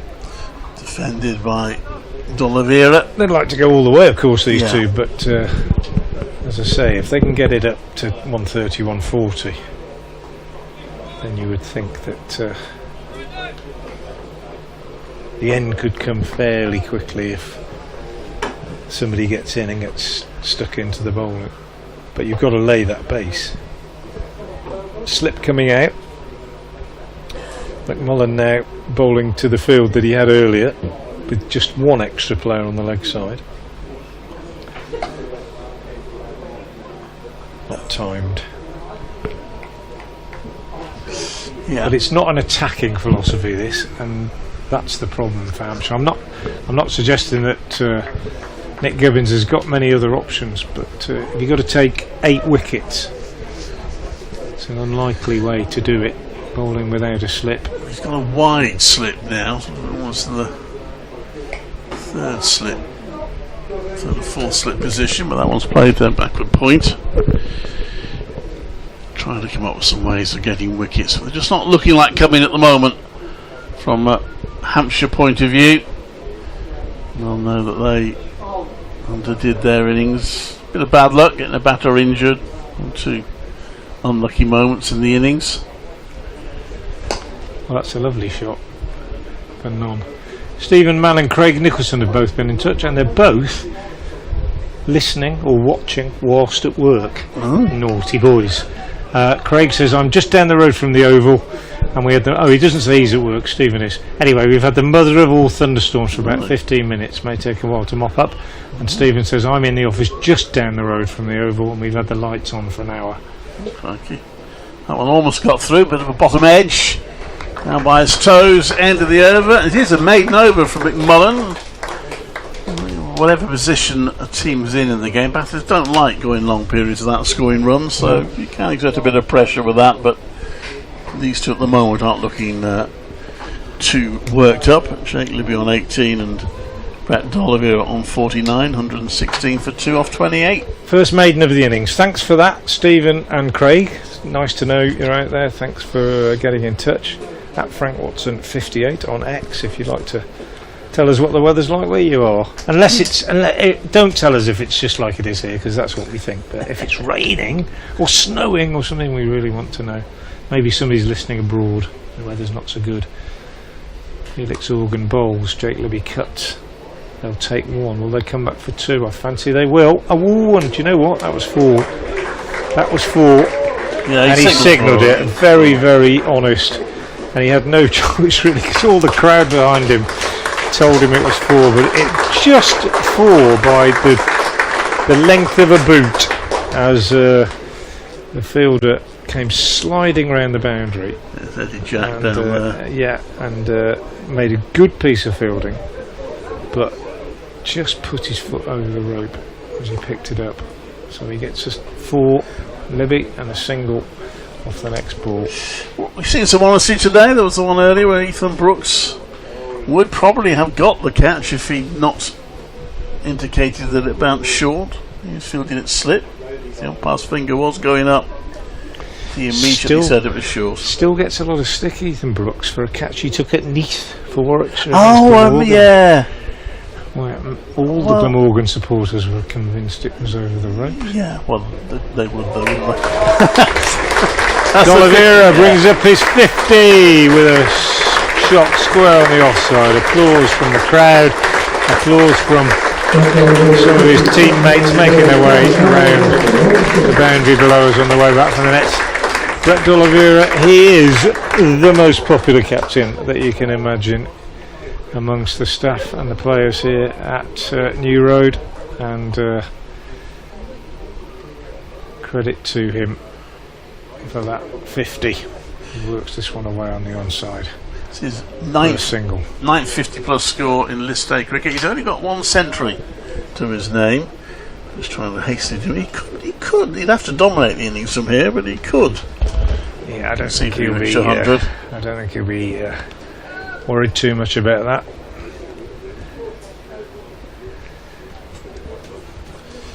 Just stretch the legs a bit.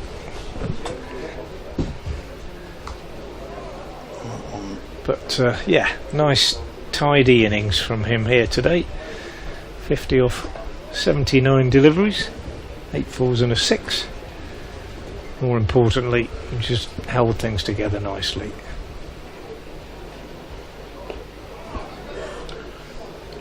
And he gets a single there off the inside edge.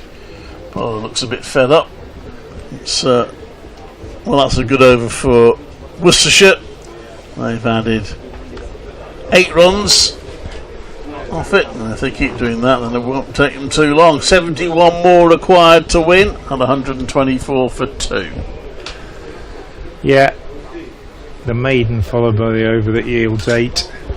Not really what the doctor ordered as far as Nick Gubbins is concerned, but quite limited what he's got to work with here. And as Brett D'Oliveira and Jake Libby wander towards the pavilion hoping for a drink, I think, and I don't blame them.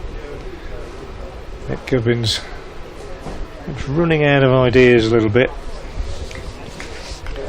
Worcestershire now needs 72 at 3.4 and over. Batters have walked a long way towards the gate. There's new bats and gloves coming out. Looks like D'Oliveira might want a new bat, and Jake Libby a new pair of gloves. Not surprised. That I never used to like changing my gloves, however hot and sweaty it got, just because of superstition.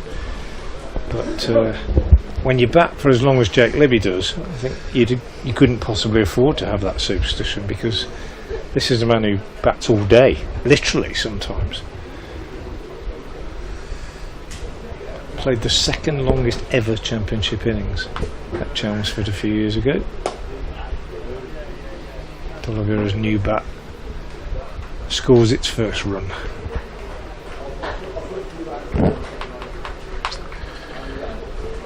Takes him to 51.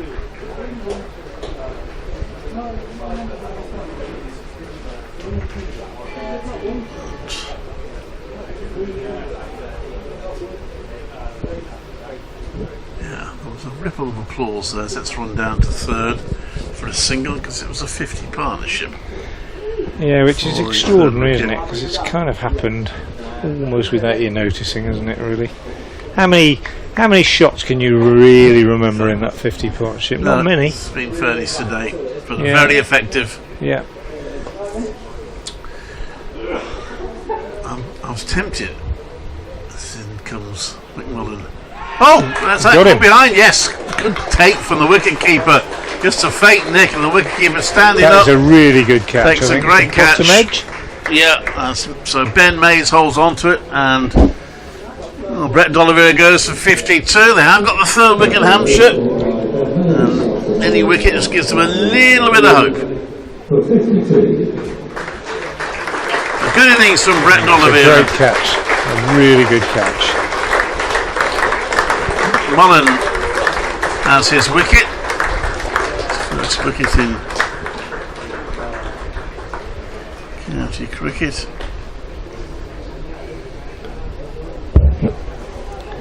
Well, D'Oliveira had done that a couple of times before. He's trying to cut a ball that is very close to him. It didn't perhaps bounce as much as he liked. It looked like a bottom edge. It's a great innings, but a really super catch that by Ben Mays.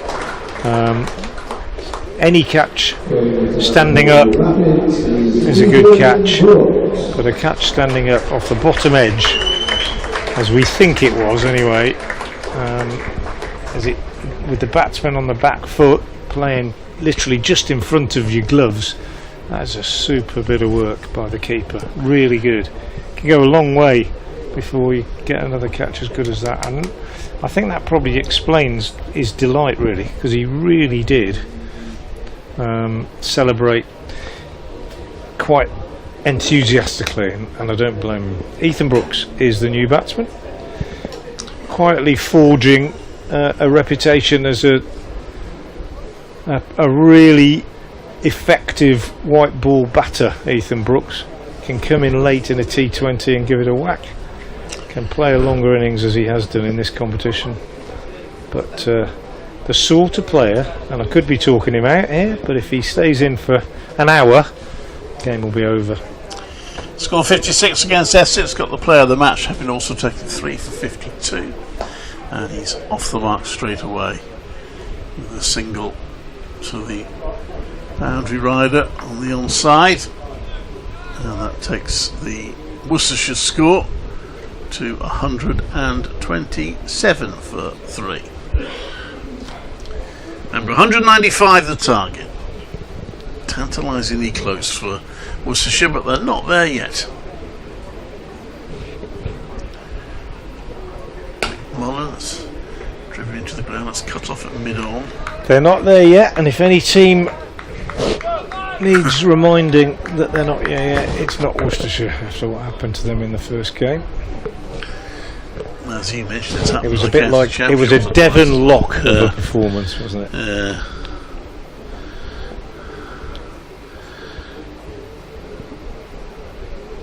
Oh, that's come off the bottom, the toe of the bat. It's gone down to fine leg for a single. Didn't know too much about that one, Jake Libby.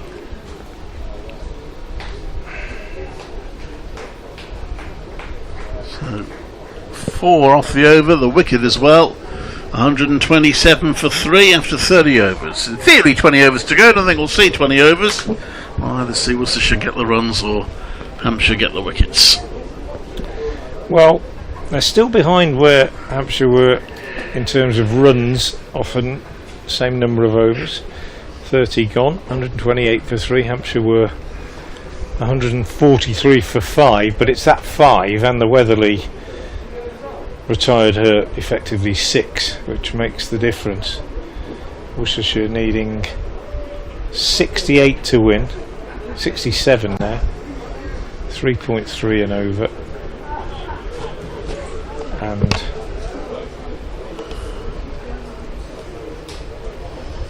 containment is the order of the day as far as Hampshire are concerned. Looking at this field as Kelly comes into the attack, replacing Organ at the Diglis end. His first ball is steered away behind square for a single by Libby.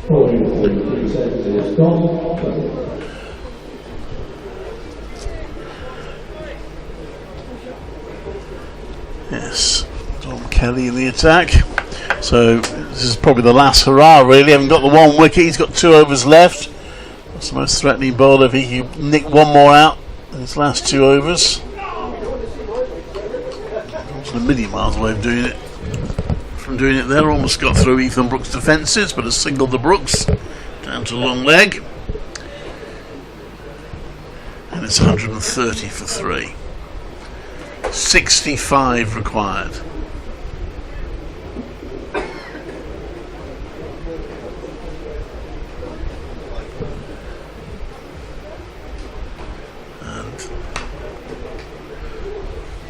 Beats the inner field, so it's a single.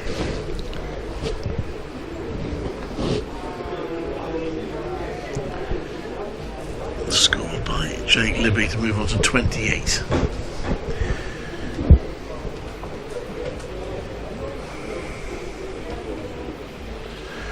Most of the crowd has stayed in the hot sunshine. As Ethan Brooks defends.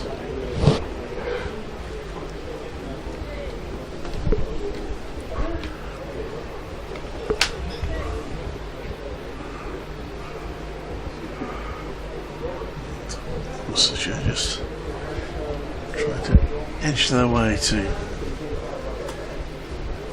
safety with defensive shots like that by Ethan Brooks.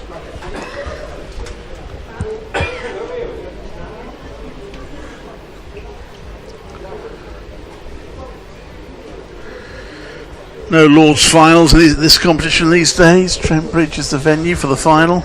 September the 20th is the final, rather late in the day. Not after the middle of the bat, no run.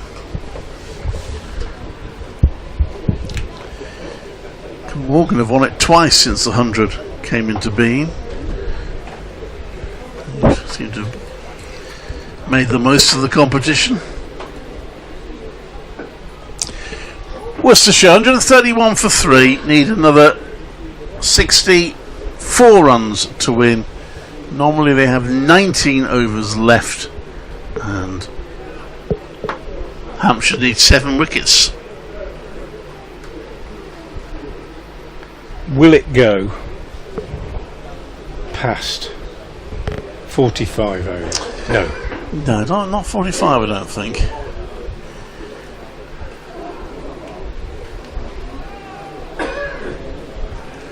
McMullen has how many left? He has He's in got his 8th. 3, yeah. Jack's got 2 left. Kelly, Organ and Neil have all been easier to score off. McMullen, tidy debut, I think, batted well for his 29. Very well. Bowled very tidily. I suspect on flat pitches he might be attacked a little bit more than he has been here today. Well, still have a role to play. If Hampshire do lose this, they'll be far from out of the competition. They'll still have 2 wins and 1 defeat, so they'll still be in a good position. Plenty to play for in their last 5 games. That's a good run. Farmer just on his heels at mid-on. Libby saw that. Still haven't got back at the Oval. Lights are still on in Stephen's office.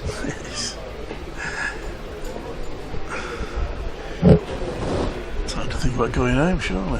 Oh, hello. That's coming towards us. When it goes high in the air, actually it ends up bouncing just in front of the ropes. Looked like it was going to be a bigger shot than that at one point. Bounced on the turf, a bit like a golf shot, chipped onto the green, then rolling towards the hole. It's 4 runs for Ethan Brooks, and I just feel that every 4 takes a big chunk out of the target.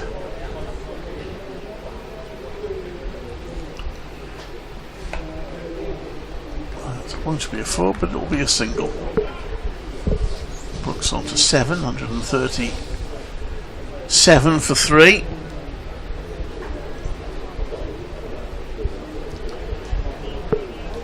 He's a difficult bloke to bowl, like Ethan Brooks, because he is a proper, what they call it now, a 360 degree player. He can reverse sweep as easily as he can sweep. He can go big, as we've just seen. He can ramp, he can scoop, he can switch hit. He is the modern cricketer, and it makes him difficult to bowl at, I think, and he's shown that even in red ball cricket sometimes, and you see it, don't you? We're beginning even to see it at test level now, that players will produce the in inverted commas white ball shots in test cricket, and it just changes things completely for the bowlers. Meanwhile, Kelly again.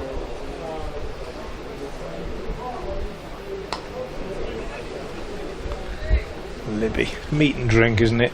Into his pads, just clipped away on the leg side.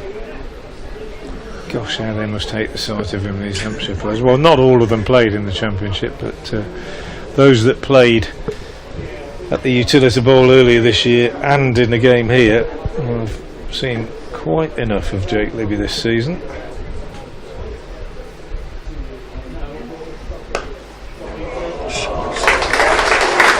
Positive intent from Brooks, charging down the pitch, crashing that through the covers for 4. That was a great shot, wasn't it? She's bringing the side, is it? Just walking into it and driving it through extra. Absolutely super shot from Ethan Brooks.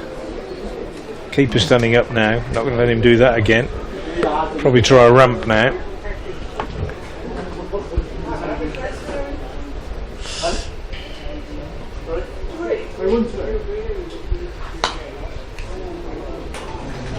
He's crossing himself there, isn't he? Smashed it straight to the fielder. He's not hanging around, is he? No.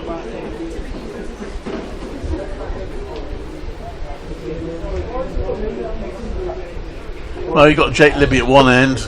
It's time for the bat at the other end just to push it along. Long on's gone back. Oh, there you go. I knew it was coming. I knew it was coming. That's the way this guy plays. Long on's gone back. Fine legs come up. He sees that. The ramp is out and it's gone all the way. What a innovative cricketer Ethan Brooks is. Don't even know begin to know how you go about playing that shot. It's got to be premeditated, but he gets it right so frequently. Not always. It's 5th six of the competition this season, making him Worcestershire's top 6 hitter so far. You know, he set a record for the number of sixes in a championship game by anybody at Edgbaston. Yeah, yes. Slow ball, well bowled. Yeah, that was an incredible stat, that. Incredible performance.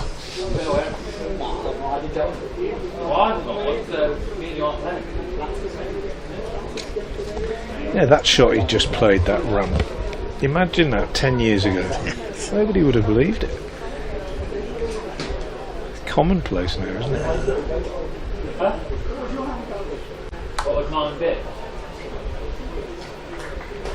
What's the nimbleness of footwork from David Mills, the umpire there, to jump out of the way. One more run, 150 up. And you get a sense now that, dare I say it, Worcestershire are almost there.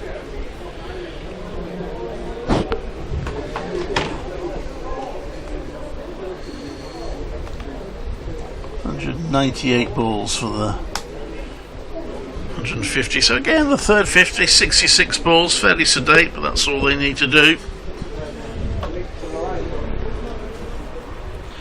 The important thing is they didn't lose a wicket, or rather they lost 1 wicket during that third 50. They've set it up well. D'Oliveira's innings was perfect. Libby's sensible. Kashif, I accused him of maybe throwing it away a little bit, but he gave the energy to the innings that was required after the loss of that early wicket. And as we've said, Hampshire and Nick Gubbins have been hamstrung by the fact that they haven't got runs on the board, and Ethan Brooks is basically just proving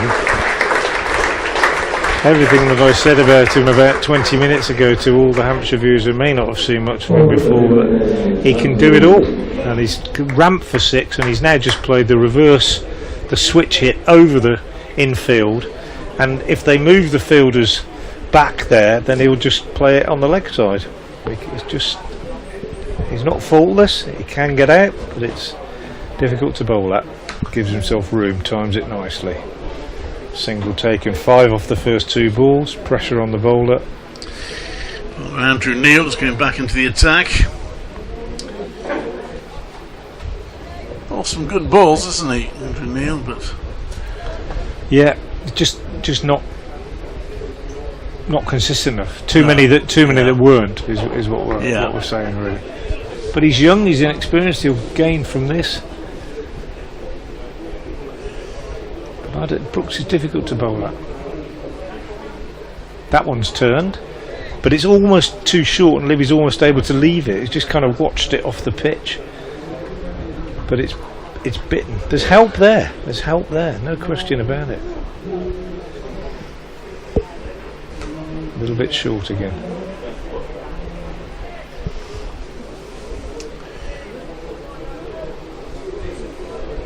$40 required now.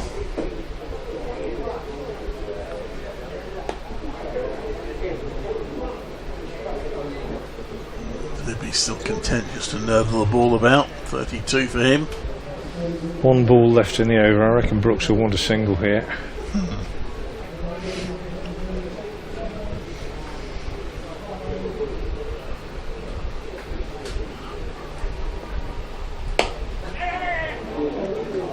And he gets it. Nearly 4. 5th. He's kept the strike. Good piece of fielding from Brandon McMullen. Across to mid-on and make the stop.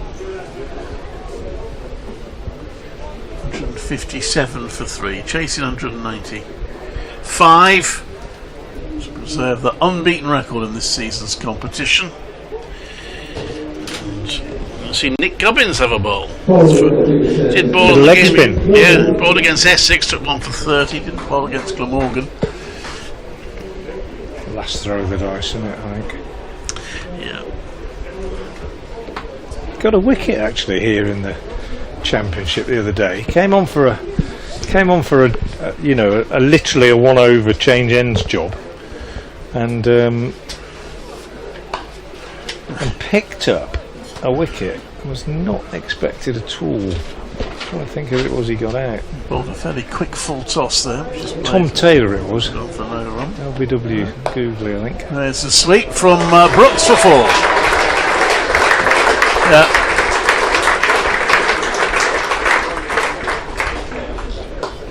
There's some telly he wants to watch this evening because Brooks is getting on with this now. That's the way he plays. Yeah. 27 off 15. You could call it high risk, ramping and reversing, but when you play them as well as he does, it's not so risky, I don't think.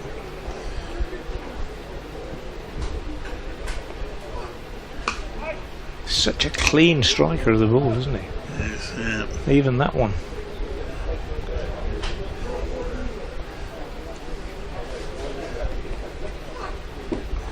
Big effort from Gubbins. He wants LBW being grunted. His granddad will be pleased he's still using the bats with the red stripes.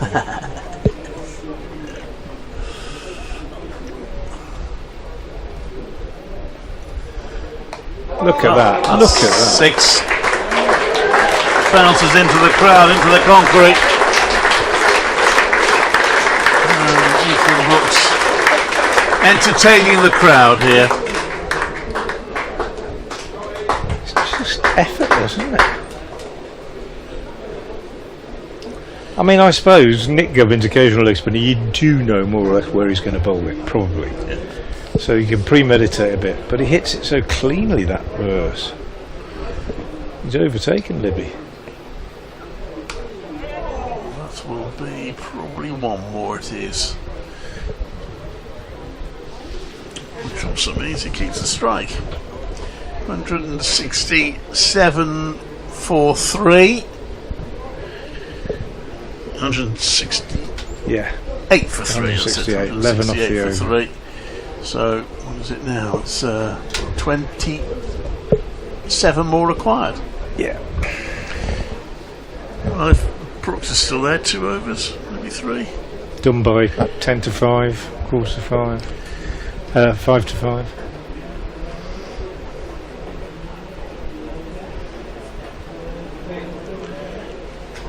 Home for tea, Clive.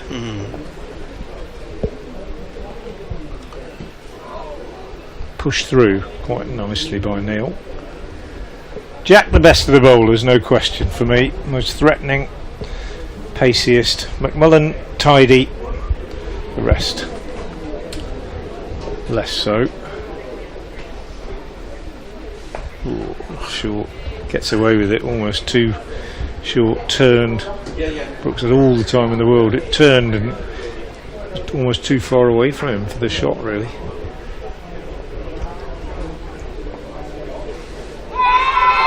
Not giving him. Brooks doesn't look too happy. No, I think it was full and it was a bit flash. It wasn't the ball to play that shot to. But he's effectively won the game with that cameo, Ethan Brooks. 35 off 24.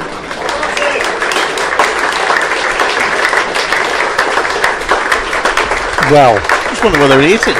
no, but he was outside. He was outside the line. So if he'd have stayed where he was, it was outside the line, I think. Oh, I don't know, maybe not. We'd have to give the umpire the benefit of the doubt, especially as Hampshire were disgruntled about that one earlier today. Ethan Brooks, he looked a bit surprised. Might have been outside the line of off, but because he turned round for the switch hit, it all just looked a bit confusing. But the wicket is given. Ethan Brooks' innings is over. It was an absolute cameo, 35 off 24 balls. Can't really ask for much more than an injection of impetus than that. And Worcestershire are, well, no game's won until it's won.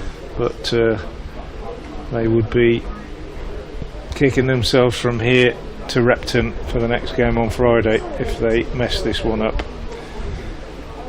But while there's life, there's hope, and Hampshire back into it with Andrew Neil's first wicket.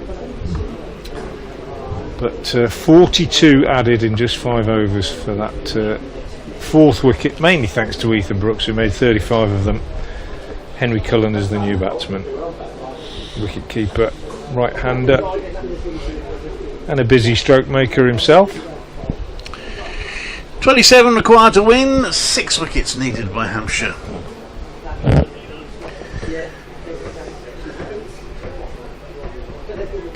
Oh, that's a good start. Beautifully bowled by Neil, turning past the outside edge. Cullen's got 27 and 11 in his 2 innings thus far. And again nicely bowled. Confidence that a wicket brings.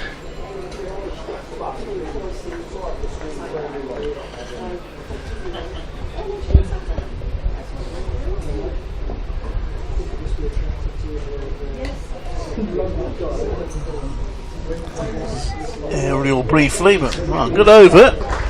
It's a wicket maiden from Andrew Neil. It's given Hampshire maybe just the very slightest glimmer of hope. Still take a lot of doing from here for them, clearly. But Worcestershire will be glad when they've got over the line. Still got Jake Libby there, of course, who's batted very comfortably.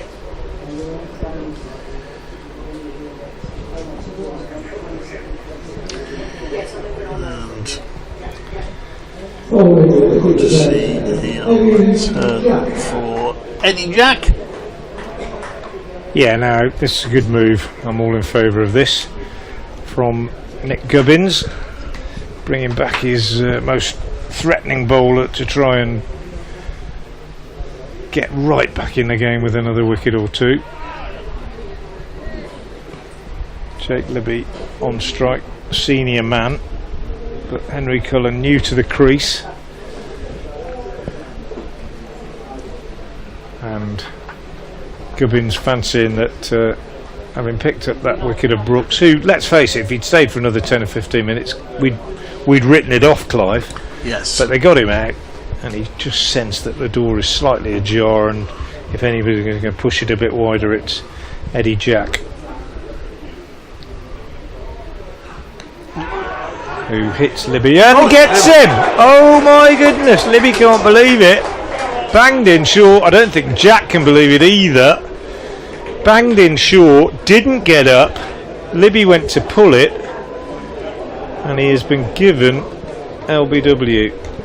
And well, I'll have to have a look at it, see whether it was going to be going over the top.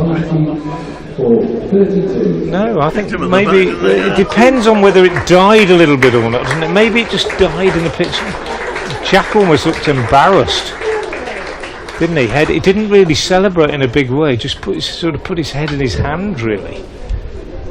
It doesn't get up much. It didn't get up very much. I think it's probably, well, it just depends whether it would have carried on over the stumps. He's not a big man, and he is gone. And Joe, it's absolutely to Hampshire's credit that Eddie Jack has come back and got this wicket, because it's just what Nick Gubbins had to do.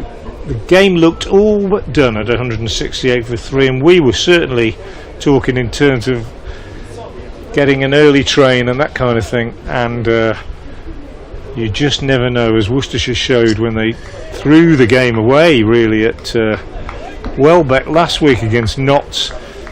Until you're over the line, you are not over the line. And two men cruising along. Brooks and Libby have both gone in the space of a few deliveries, and Hampshire right back in it now. Two completely new batsmen at the crease. Matthew Waite has come out to join Henry Cullen. And, well, Eddie Jack has pushed that door further ajar. And he bangs this next one in away to ducks it, and it's wide, called by Sue Redfern. She's a busy woman, the umpire, in this over. Well, because you mentioned it, obviously the tie game against Nottinghamshire, there have been a couple of games in the Championship where Worcestershire have been in great positions but not gone to win. So it's going to be playing on their minds a little bit, isn't it, in the changing room? Yeah. Only need another 26 to win.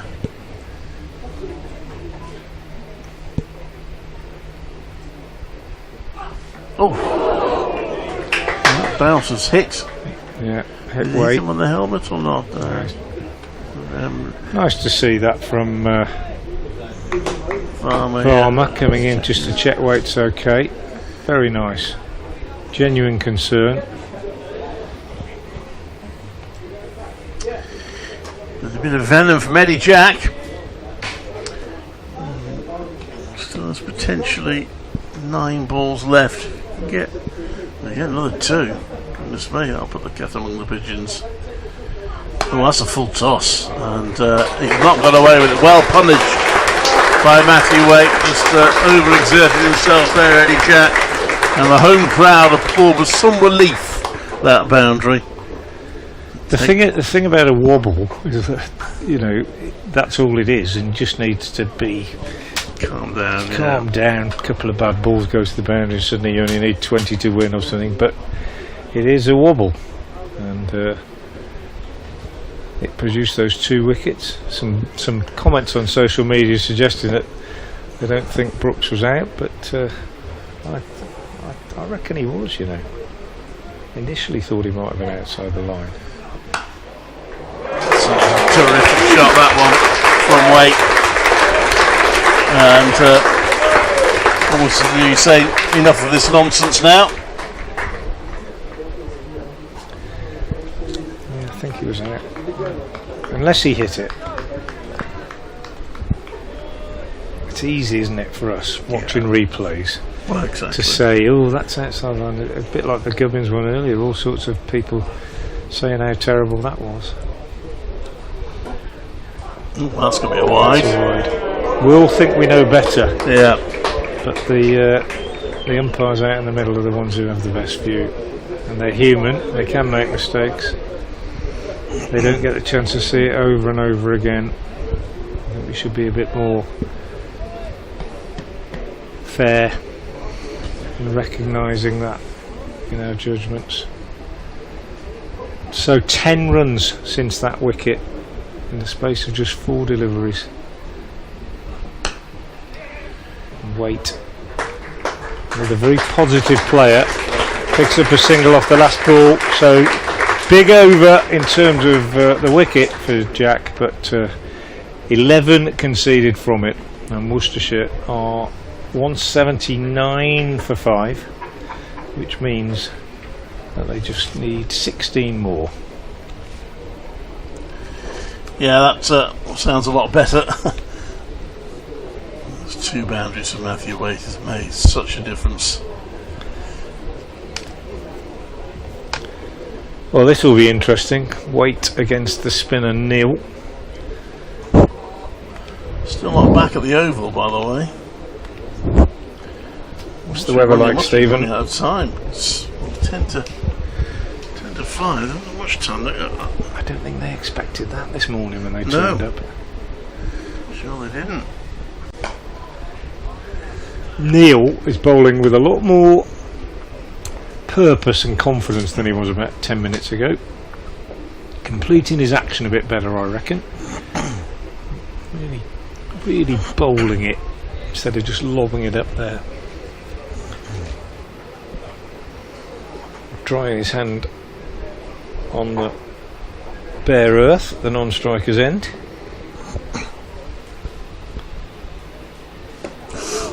Good delivery, right in the block hole, blocked by Waite, who's just waiting for the opportunity to open his shoulders, I reckon. Long off his back, not all the way. That one's short, thumped away on the onside. Diving half stop by Varma at mid-wicket. Single taken. Every run being applauded by the home crowd now, so count them in. 15 more required. Shouldn't be a problem. Shouldn't. Henry Cullen, not yet off the mark. Face 3, one turn past his outside edge. This one is a bit shorter and he's just on the back foot and dropping it down on the onside. Capable young batsman, plenty of runs in second team cricket, including a double 100 earlier this season. Plenty of runs in league cricket.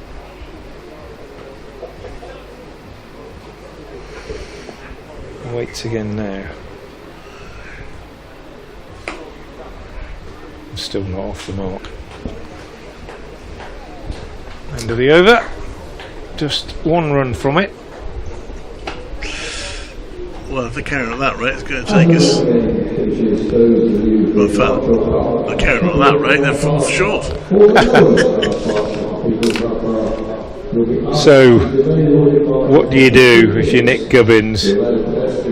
You've got to finish Jack, surely, haven't you? No? Can have a ball himself. He's going to have a ball himself. I think that the thinking is that if Jack errs in length, Waite will give it a real whack. If Waite has a perceived weakness, perhaps they think it's against spin. Perhaps they think he's a better player of seam than spin. So Nick Gubbins is going to have a little roll, and they're going to see if they can tempt Waite into going big. Drives this first. What he doesn't want to do is drop short enough to be pulled, because Waite will pull him over mid-wicket if he gives him the length to work with. He doesn't. Involves a nice full length leg break, and Waite just strokes it up to long off for a single. Cullen yet to get off the mark, just taking his guard again from umpire Redfern.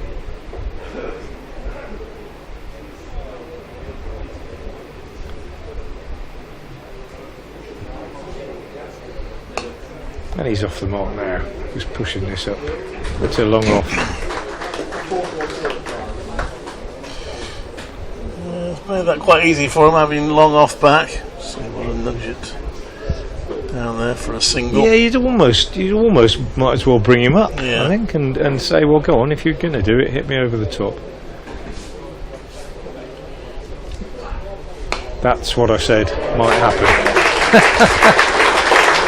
I'm claiming that one. He's dragged it down in the big gap at mid-wicket, and Waite, he doesn't miss out on those. It's an absolute gimme. That's the danger with bringing on the leg spinner. You can throw it up there, but most leg spinners, unless they're really good, they drag the odd one down, and you can hit it where you like, really. 9 needed.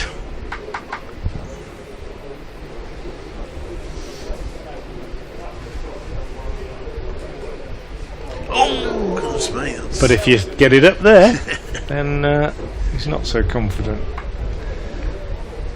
That's the conundrum that you have to work with.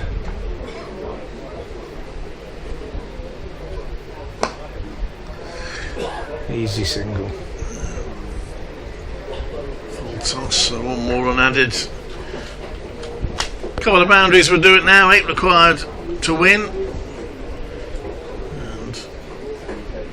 Contest, but ultimately Hampshire falling short. If they got even, well, 230, 240, it might have been a bit more interesting. Lucky, of course, in losing Joe Weatherly to a hand injury.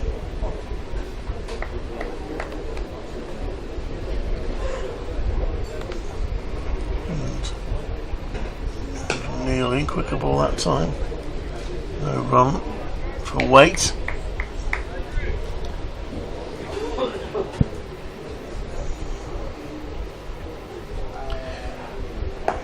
Well bowled. Bowled really well since he got that wicket, I think. Neil. almost like a different bowler.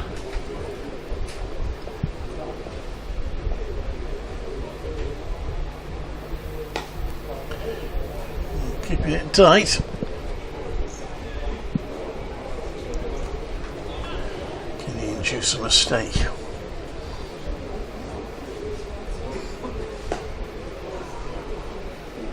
One more run counted off there by Matthew Waite.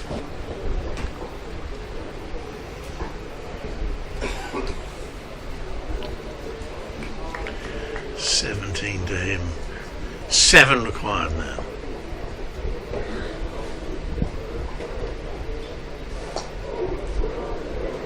That could be out. Oh, just beyond the reach of the fielder. Now chasing the ball to stop it going to the boundary. That's Middleton. Desperately trying to reach it. That's your Middleton, but couldn't quite. Well bowled again. Didn't need to do that really. Can do it in one blow now if he wants. The misfield would cost a run. Tom Press a little early for that. So 3 required to win.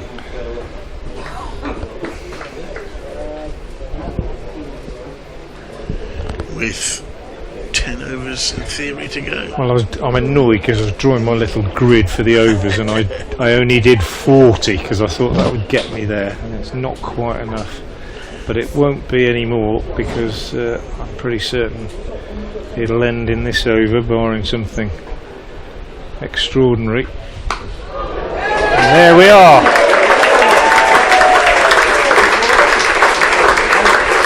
4 or 6. 4, I think. 4 signalled by the umpire. Matthew Waite with a winning shot. Shot 21, so there we are. Worcestershire win by 5 wickets. With nearly 10 overs to spare. And they are well placed in this competition. Yeah, they are, after 2 wins and a tie. Hampshire, meanwhile, lose their unbeaten record. They've been a bit unfortunate, Hampshire, in terms of losing Joe Weatherly to that injury earlier, and it disrupted their innings slightly. They didn't bat particularly well, it must be said. Nick Gubbins was their best batter, but he was adjudged LBW perhaps a little bit, unfortunately. But Ben Allison deserves great credit for his 6 for 35. 194 was never really going to be enough, and so it proved. Andrew Neil, a good second half to his bowling performance. 10 overs, 1 made, 1 for 39. Pick of the bowlers probably Eddie Jack, 2 for 34 from 9. But ultimately runs down the card for Worcestershire. 32 from Kashi Valley, 52 from Brett D'Oliveira, 35 Brooks in just 24 balls, 32 Libby, unbeaten 21 from Waite. Worcestershire comfortable winners by 5 wickets, and they win it in just 40.1 overs. I hope you've enjoyed our coverage from Visit Worcestershire New Road.